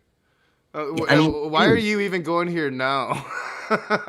Well, I just what's your fucking point? Fair, and you're laughing. The point is that alcohol is a gateway drug. Yeah, what's up? We're just tagging all the issues today, aren't we? Smoking weed and drinking. You might poop babies. So he's attempting to substantiate his point that alcohol and marijuana are gateway drugs. That would be Gateway to abortion. To do more dangerous drugs. I gave how many haven't I explicitly said and conceded? Okay, yeah, the conventional definition that you pointed out is not the one. Who's trying to sound smart when they put like haven't I explicitly said? Like just haven't I fucking said? Like who's trying to play smart? You accused Messenger of that not too long ago. What? Well, yeah, he embarrassed himself on he used big words. Like look up how alcohol works and in the brain and how it inhibits. Yeah, it has nothing to do with dopamine and serotonin, right? Wait, I've never been so drunk I wanted to smoke crack. Can we rewind to where you said like it's not GABA? It doesn't impact GABA like you think it does. You're thinking it impacts GABA to inhibit you from doing things that you would normally not do, and that is not the truth. That's where you're WRONG. Well, that's the truth. I mean, look at No, that's what you believe because it said it's an inhibitory compound, but it's not talking about inhibitions. Like you're equivocating terms. Well, actually, this is kind of interesting. How do you think human beings make decisions? Is it a supernatural thing in the brain, or is it causally linked to the central nervous system? Because this actually is a pretty interesting detour, from the conversation of I'm curious how if we if got it's like not, 10 minutes, yo. Okay, so I can't explain my human response to it model to him in 2 minutes. Come on. Well, and like nobody really knows the answer to this question that you're trying to set up anyway, so it's kind of meaningless. I do. Messenger is implying that inhibition of the central nervous system is unrelated to inhibition of decision making. That's a bold claim. I mean, that sounds supernatural. You know what? Gasoline does not fuel the human body. Welcome to theism, Messenger. Welcome to theism. Claim. Welcome to theism. I'm glad you've come aboard our. I am a theist. Oh, okay. Well, that backfired. I guess I should do a little more research on the people I'm talking to before I. I am God's messenger. You're welcome. Oh, where the fuck to go? Fair enough. I mean, that was clearly pretty silly of me. So it is okay. He's not a Christian like you would think of, though. I mean, that's a dumpster fire. That's a dumpster fire waiting to happen. Shut up, Rage! Don't be saying bad things. People? Let's go back down to 6. Hey, can't we stay on 9 minutes since there's like 9 minutes before the top of the hour? Why's it got to be 2? I don't know, dude. I always say 11 and I'll go later anyway. I got when I have a Christian saying stupid shit, I'm probably gonna go long anyway. So. Okay, so Iron Cherry Tear wants me to explain SSRIs to Sunflower. Do you know what an SSRI is, right? I believe it's a selective serotonin reuptake inhibitor. Bingo. And what does that mean? I believe what that means is that it essentially maintains the level of serotonin in the brain by preventing like spikes or drops in it. So it binds to a receptor that normally it would be related to I guess what many psychiatrists would say a almost unnatural or unsafe spike or drop in serotonin. So it's essentially tries to maintain a tighter window of that serotonin. It's more, that facilitates like generally regarded healthy behavior more. The simple answer from that big word salad I just heard is it increases serotonin in the brain because serotonin levels are obviously low. So therefore they're prescribing an SSRI so that it blocks the reuptake of serotonin when it's produced by neurotransmitters in the brain, so that serotonin increases, which generally gives people a calming effect. It helps to reduce things like anxiety, helps to reduce things potentially that even may be related to depression or into suicidal ideation. But it's generally there to treat anxiety more than anything. But it also can help out with PTSD, other types of diagnoses that are out there. But it's there to increase serotonin, which is a calming neurotransmitter. Things make you feel more relaxed, more calm. Now, you don't want to do it too much, because then people start, vegging out, but it's to increase it so that it doesn't get reuptake too fast and there can be a healthy amount of it in one's brain. It's to help regulate emotion. So you just gave me a more simplified version of what I said in an attempt to explain. The simple part was this: it increases serotonin because it's blocking the reuptake of serotonin, because neurotransmitters produce and then there's reuptake, which means they reabsorb. There's that for dopamine, there's that for serotonin, there is for norepinephrine and also epinephrine. So that's what these psychotropic drugs do. Okay, thank you for, just being at the whim of Iron Charioteer. I don't know. I'm not at the whim. He said to me that he asked me to explain it to you. So I asked if you knew what it was first because I wanted to give you a chance. And you did it, and I don't understand what that was supposed to be in reference to, because I think I gave at least a fairly good layman's understanding of what that drug does. So I don't know what. You brought up some stuff with psychiatrists that didn't mean shit. Who prescribes SSRIs primarily? General physicians, nurse practitioners. Oh, primarily. General doctors. Primarily, general doctors prescribe more psychotropic medication than psychiatrists do. No, not proportionally. Now you're just talking out your ass, dude.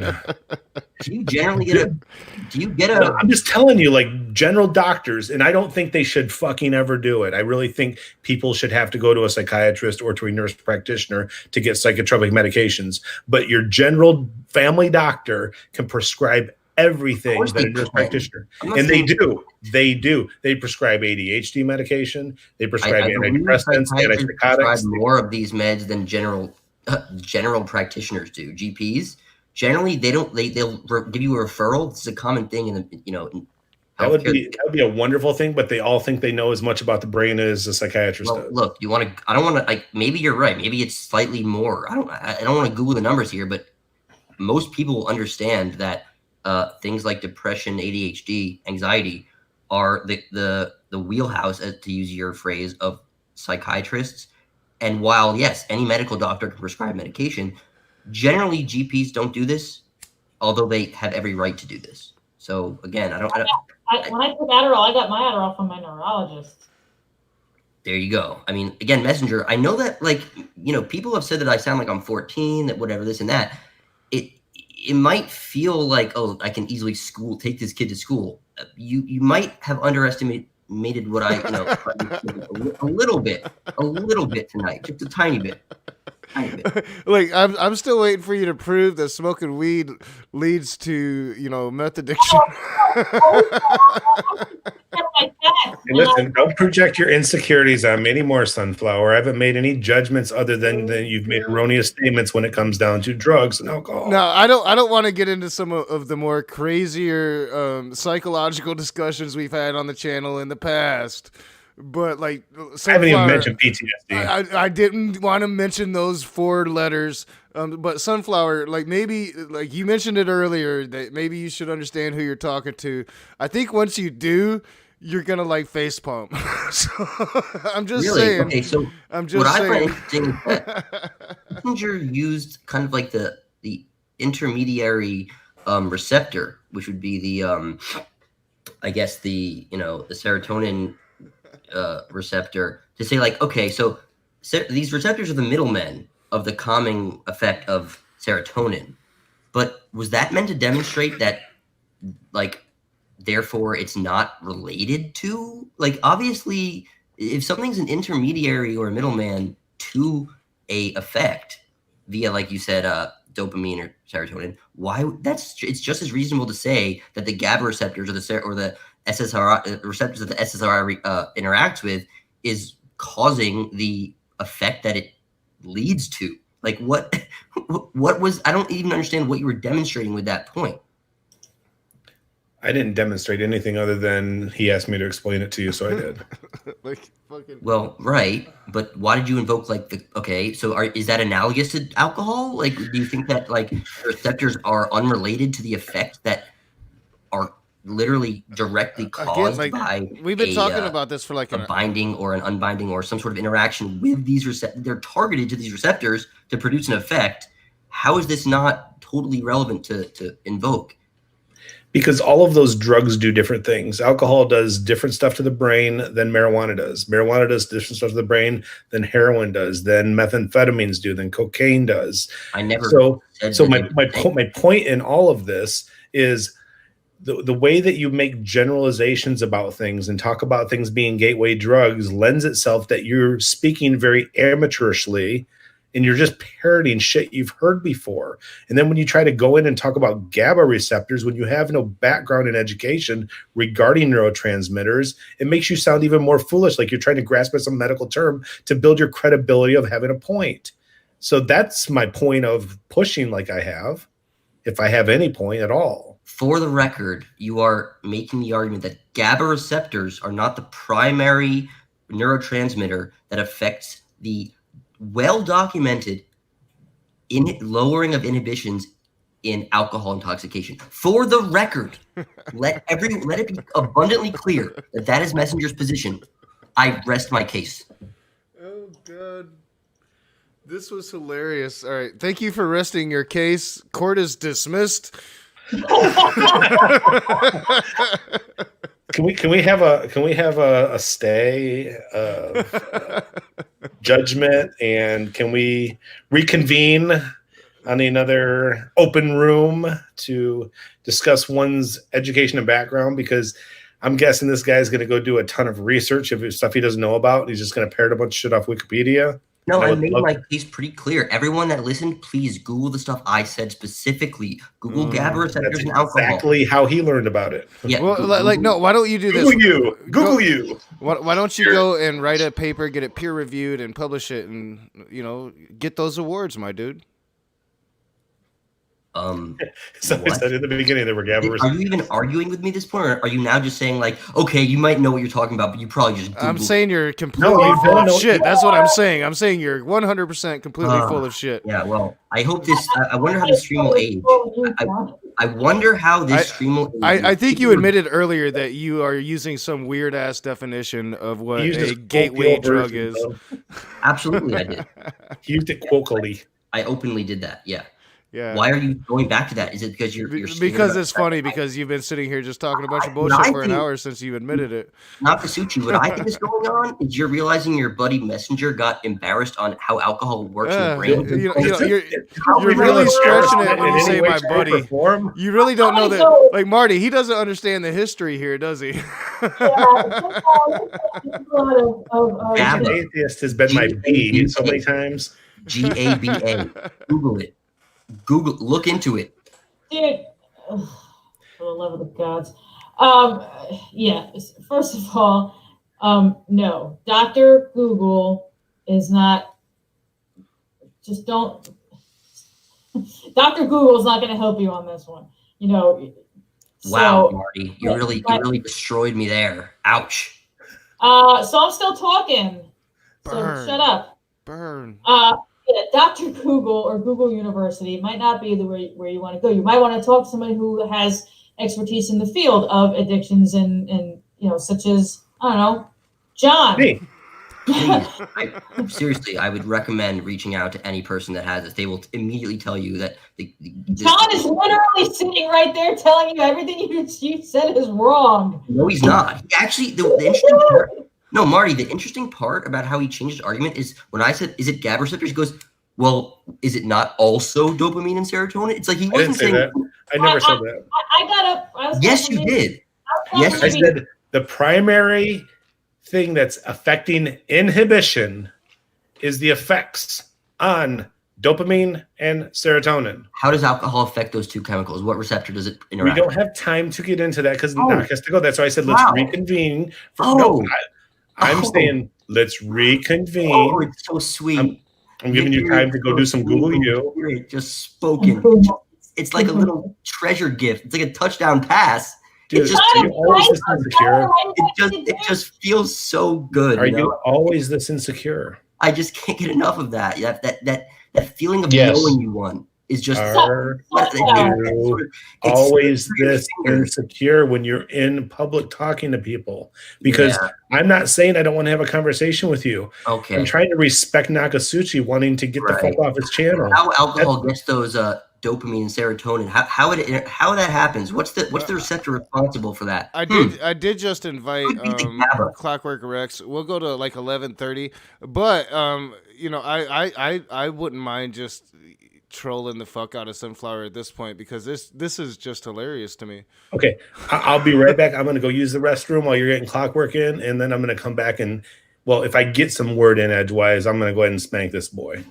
Like I really don't even get like why this is so important to you. So for somebody that's not willing to go there and say, hey, I've struggled with drug addiction, I understand, and marijuana is a complete gateway drug because you know what? I started smoking them joints and then I was sucking dick and smoking crack, But like we don't get that. We get all the shit you said. Right. Sunflower. Like I said, I used to hang out with people that could eat ecstasy like fucking Pez, but couldn't smoke a joint. Then you entirely missed my point. If that's what you think. It's not a gateway drug. They didn't start with fucking marijuana and work their way. That's what a gateway drug is. You start with marijuana.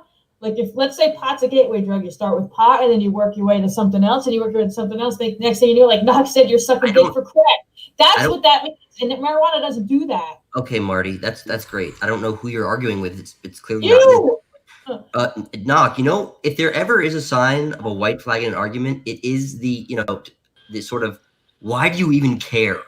That is the like if there's one sentence that can sort of symbolically represent a white flag, it is the why do you even care? No. Good job on that. If there's one sentence that's gonna like inadvertently throw the white flag, it's in a conversation about Trump and Biden and coming in and talking a bunch of shit, and then like I'm not gonna tell you how I voted though. Like most people have the courage and the gumption to talk about themselves and to bear relevance to the things that they're saying. You just come in with wanting to argue, which is fine, but I tend to laugh at stupidity, which is also fine. So welcome to the rage.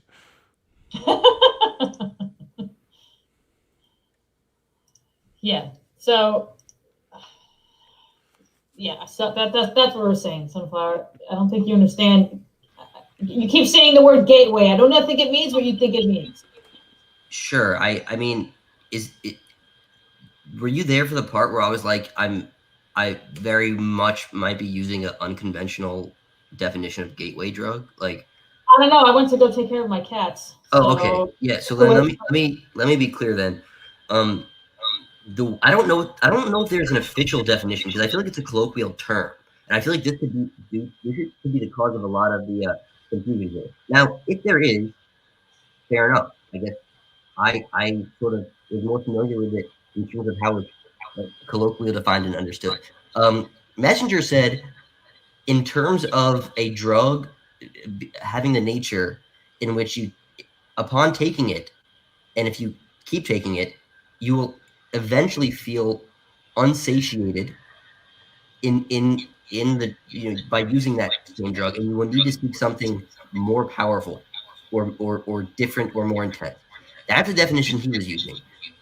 And I said, okay, using that definition, I do not believe marijuana is a gateway drug. Then what I said was, however, because I believe marijuana has some sort of contribution to, nowhere near as much as alcohol, but has some sort of contribution to lowering one's inhibitions to try other things, in that sense, to me, it functions as a gateway drug. And the way I demonstrated this was through alcohol and saying that when you're drunk, you're way more likely to try things you wouldn't try, dangerous things you wouldn't try when you were sober. I then made it very clear, maybe that's not the definition that most people even use. And then, you know, of course, people then decided to shift back to that when I exposed Messenger on the mechanism of alcohol intoxication. That was just, I don't know how that's going to age, but I kind of interesting to think about. And then, you know, Nakasuchi decided, let's keep going back to this because, this is, let's not press the GABA receptor thing. No, I don't. I haven't made that in, I left that statement at the door. Nakasuchi, I dropped that. I dropped that as soon as I redefined it, and then we moved on to GABA. Why can't you just like address that, you know?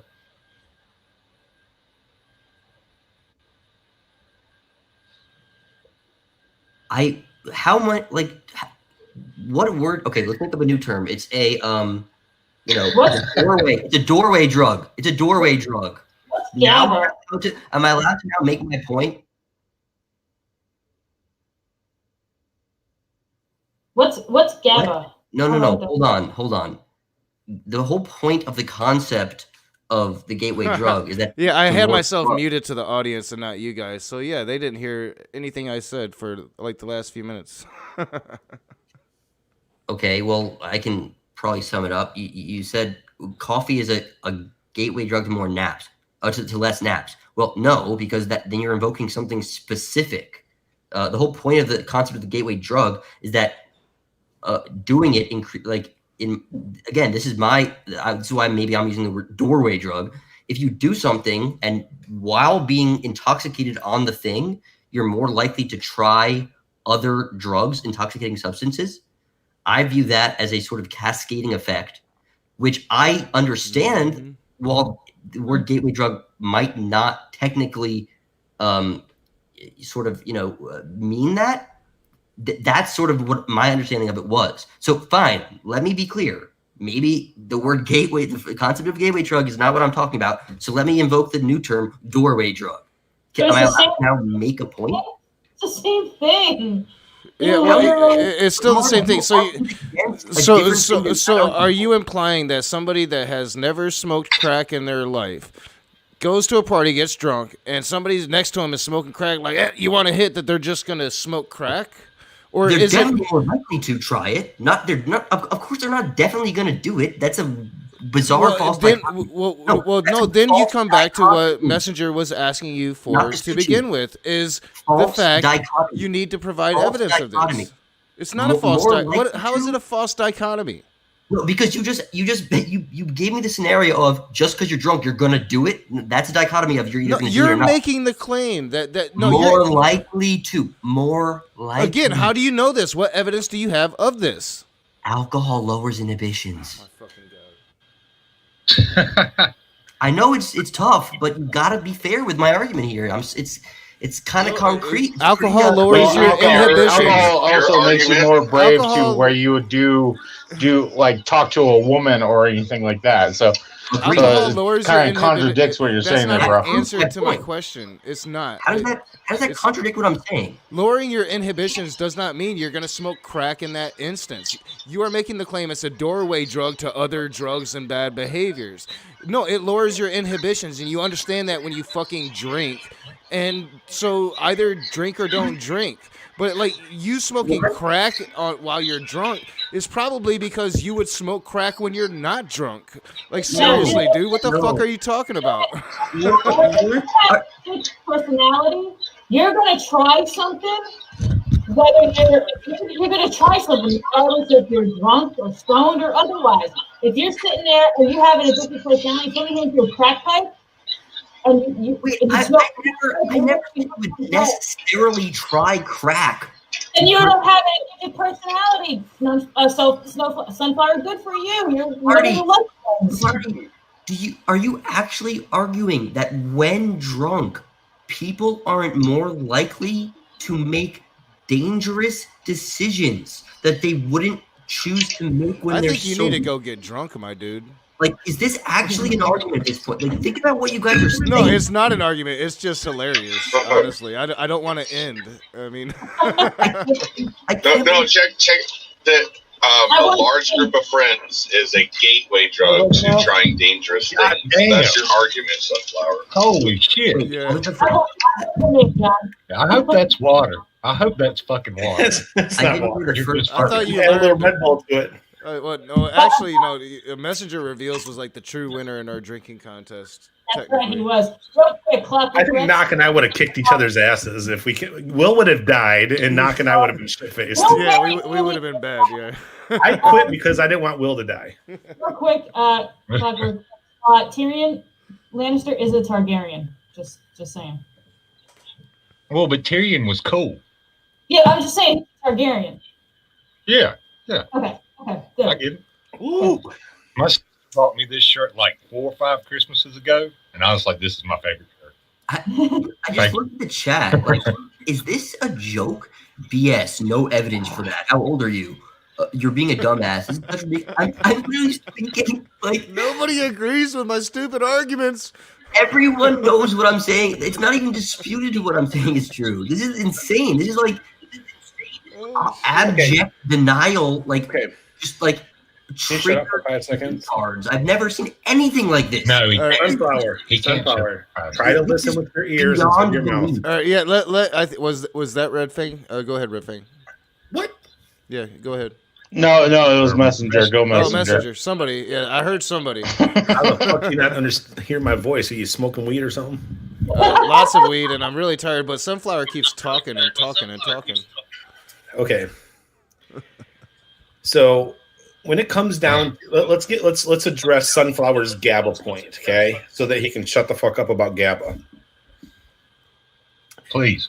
GABA is a neurotransmitter that has effect on our bodies. It's the thing that slows down your speech when you're drinking. It's the thing that slows down your thoughts when you're thinking. It's the thing that slows down your motor skills so that you crash instead of stop. So when it comes down to how it inhibits the central nervous system, it slows everything the fuck down, okay? That's why we start slurring our speech and we can't think really quick. And I think, that's the effects of GABA when you drink. What I'm referring to is the effects that alcohol also has on serotonin and dopamine, which do have a great effect on how we feel, therefore influencing our actions and behaviors. And so that's the point mechanism for alcohol. Stop talking. You can't learn anything with your mouth. So I don't know what exactly was, but listen until I'm done, and then you can retort. So my point of talking about the importance of serotonin, which basically serotonin gives you a calming feeling. So it's more of a relaxing thing. Dopamine is that euphoric feeling. So when you feel high and you feel really good, no matter what drug you were taking, that's dopamine in the brain. So it can make you more likely to do things that your cognitive being or feeling state of feeling makes you feel good about doing.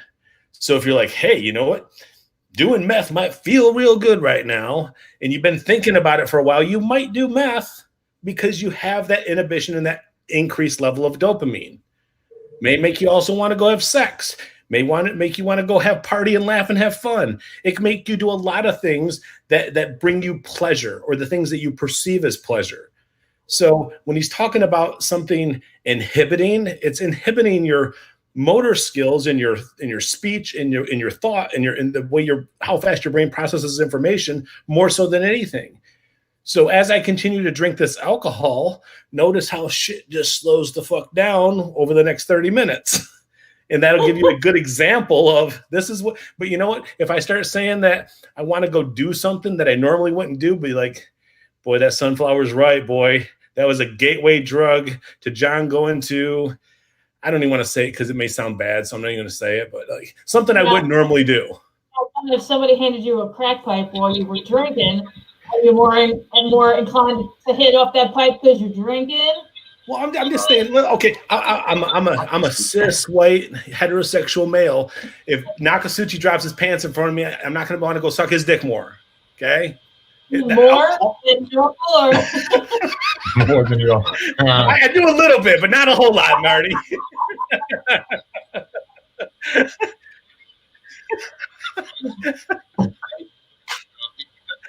Oh, that's on tape forever.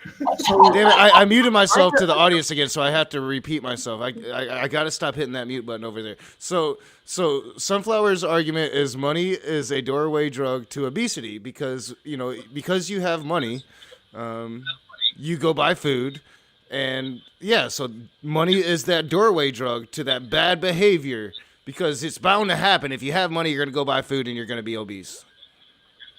Well, there is a precedent for starving people dying in breadlines in non-capitalist countries, so you might have a point there. Not good one. I actually have to write that down. Maybe we should revisit that. Yeah. Anyway, I have a question. I'm trying to wrap my head around the argument that alcohol isn't commonly understood to lead to people making stupid decisions that they then regret the next day, the morning after. I want to get to that. So let me respond to that. And when I talked about it lowering inhibitions, I don't disagree with you. We all know marijuana can lower inhibitions, opioids can lower inhibitions, heroin can lower inhibitions, and alcohol can. The lowering of inhibitions isn't related to what you said it was related to, one. And the lowering of inhibitions does not make you more likely to escalate to a new drug, which was what I was trying to get to with your point about being a gateway. But with inhibitions, yes, if you have a fear or you have a caution about, gee, I don't want to go have, unprotected sex. I don't want to sit there and do potentially harder drugs. But inside, I kind of want to go do those things. Right. You may do them because you got high or drunk. Because it does lower your inhibitions. You may go screw the ugly guy or girl at the party that you normally wouldn't have because you were embarrassed that your friends would make fun of you the next day. So maybe that's why you regret it the next day. Maybe that's why you have regret and embarrassment. You make the decision to do it in the moment because you're drunk and you're not thinking as rationally as you would if you People, were sober. listen, people don't do things they don't normally want to do when they're drunk. They don't urge things they don't normally have the You obviously urge have for an when they're urge, like I drunk, said. but they might make the If you wouldn't suck some guy's dick when you were drunk, it's because you really wanted to the whole time. No, messenger. The urge exists before the drunkenness. The decision to follow through is more likely to happen when you're drunk. This isn't disputed by GABA, and it's not because of GABA. It's not because of GABA. He don't understand. What magic He sword doesn't understand. Yeah, it is because the guy with the master that came to be an expert is literally restating my point and then saying, but it's not GABA. Well, then what is it? What is it, messenger? Dopamine and serotonin. The effects that dopamine This is the funniest shit ever. have on the brain. You just got done explaining how GABA does you put it in detail. You said it slows everything down. It slows your thought process. It slows your motor function. They can't and maybe hear that'll me, make you audience. want to do something. I am and then too you said, high but for the this urge shit. I'm too existed high. before that. And then I said, I never said that GABA made you want to do. I never said GABA lowered your inhibitions. I didn't say what that. are you saying about the whole part where you might want to go do something more pleasurable when you're drunk? You might want to have sex, unprotected sex. Pleasure, dopamine, calming, serotonin. But wait, did you not say you might want to go? I said pleasure has to do with Don't cut me dopamine. off. Okay. I'm cutting you off because you're asking. I might have to cut off the stream. I might have to cut off the stream. I've been smoking weed all night and I need to go buy some meth. You know you're losing, messenger, and you're trying to cut me off. You're nervously giggling and smiling. You I don't have nervously lost, giggle and smile man. ever. You have I'm lost. laughing because you don't get Let it. the record show that the supreme and divine wit of Sunflower has prevailed. Thank you. Is Good that what night. you think this is? Bye, Sunflower. Whoa. That is a rage quit. If I ever heard a rage quit. God, what is it, like 12? Ryan Stevens said that Messenger is on the ropes. You got him, Sunflower. Oh my Look, God, I'm I don't choking. care. I just nervously giggled again. You know what? I dickishly giggled. I'll admit, I dickishly giggled, and that's not a very Jesus thing to do. Fair. But I am deathly afraid of heights, and I don't care how fucking drunk I get. I'm not going to get in an airplane and jump out of it with a parachute. Exactly, That Clocker. is not going to happen. I don't care if I've drank all the beer or all the vodka. It's not going to fucking happen. Clockwork, drinking alcohol is a gateway to suicide by parachute. That's why I was trying to explain to him. I'm like, if I'm drunk and someone hands me a crack pipe, I'm not inclined to smoke crack, whether I'm drunk or sober or not. No, so no. I'm not doing anything. No, I mean, I could see how it might cause somebody to cheat. It might cause somebody to try meth. It might cause somebody. But when you make it a blanket overall for everything type of thing, it's bullshit. And everybody in my community, which is psychology and clinical counseling, and everybody that's like you guys, the skeptic community, is like, bullshit. Because you guys, because one, you guys partake in this shit, so you fucking really know how it makes you feel and act. So you have experience with it. I've done meth twice, and I like to fucking sleep. Okay, and meth does not let you sleep, or at least me. Anyway. Methamphetamine. I tried meth once and almost had a heart attack. That was the last time I did that. Yeah, I did it once, and I couldn't sleep for like 3 days, and it felt like I was gonna die. Yeah. I'm like, screw this. Did any of you guys get like paranoid and anxious when you did it? Yeah, very, very, yeah. I'm a huge fan of Breaking Bad, so I've never tried meth, but I love the meth idea and story and making it and shit. Oh yeah, the blue meth. The blue meth is the best. It'll make you river dance like Badger. Dude, that was like the funniest shit. Like, you know, Messenger, me and you have had some crazy shit when it comes to like psychological discussions. I've called you out several times for shit. Like, so, like, for him to think that I was like taking your side in any of it, no, I'm like, stand your fucking ground, my dude, because you're the one sitting here making, like, it wasn't Messenger Reveals making a crazy ass claim this time. It was my boy Sunflower, you know. Well, he had a cure for my illness. Oh shit, that was Is too that much fun. vodka and Red Bull? Now we gotta get Smokey in here. Hey, Knock. I want to see if I can go for the record for the most rage quits.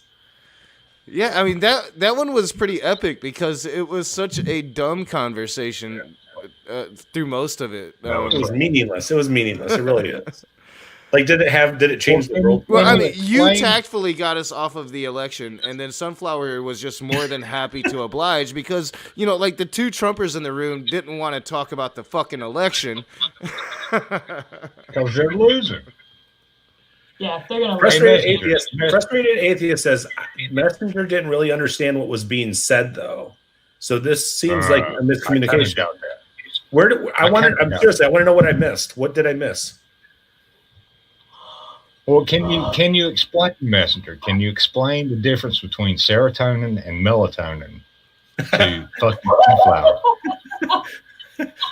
I almost answered that, but I just realized you wanted me to make. I was about to put a link in the side chat. It was like, Russ, come in and talk to Messenger, but it's like 11:30 and it's a school night. It's 11:26. Yep, 4 minutes. I have to go to bed. Oh well. Fair enough. Are you doing an open stream tomorrow, or is John? No, I'm actually working tomorrow. I'm switching up my schedule, so I'll be at work tomorrow night. We might do like a stream some point, but I doubt it'll be open. You got to do like when Trump wins the election, we got to do hey, Trump fucking really got elected. Can't believe Messenger was right.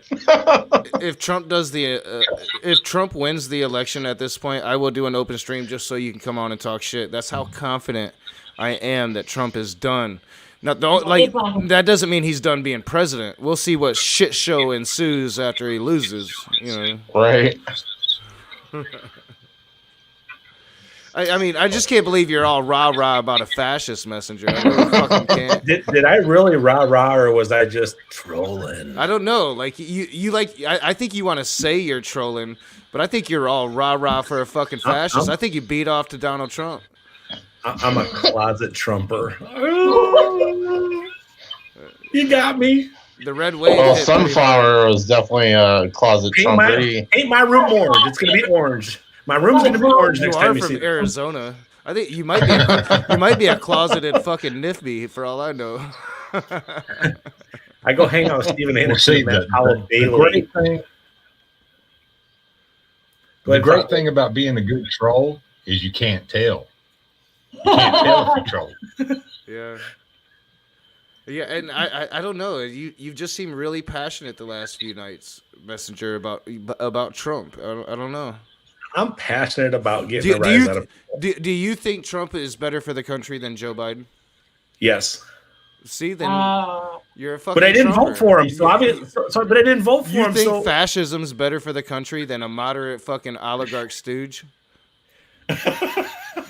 come on, you're really painting like really like finite terms. Like, how about am I really for the guy who grabs a girl by his what, or am I really for the guy who sniffs children? Like, come on. I said fascism. But you know what I'm saying? Like, you're picking the terms you want to pick. I mean, fascism is an actual term with an actual meaning. Trump is not a fascist. Why not? Trump isn't about himself. Do you know what fascism is? Everything Donald Trump does is about him. It's not about other people one way or another. It's about Donald Trump. Like, yeah, that's what Hitler thought too. When he looks in the mirror, If everything about Donald Trump falls into the definition of fascism, is that not fascism? I don't think the guy has an empathetic bone in his body. Fascism. That would be fascism. So do you understand what fascism is, Messenger? No, if you want to start this now, it's 11:29. He said I know. it's 11. All right, so no, I will educate your ass on fascism when Biden wins the election tomorrow. To be continued the next time you stream. I am off Friday, so maybe an open room on Friday night. By then, Biden will be President-elect Joe Biden. So, remember, yes. I'm 2 hours behind you. Yeah, and I mean, if I was going to continue, I just let Russ come on to harass you more because I love when people fucking harass you. All right, so we're gonna get out of here. Thank you everybody for coming to a political stream that turned into one of the most hilarious conversations I think I've been a part of in a while. Sunflower, good entertainment. Not as good as Smokey, but good entertainment. The Patreon screen has to be updated, all that shit, because I'm always like busy and I never fucking do it. Y'all have a great night. Be the conversation. See you soon. Wait,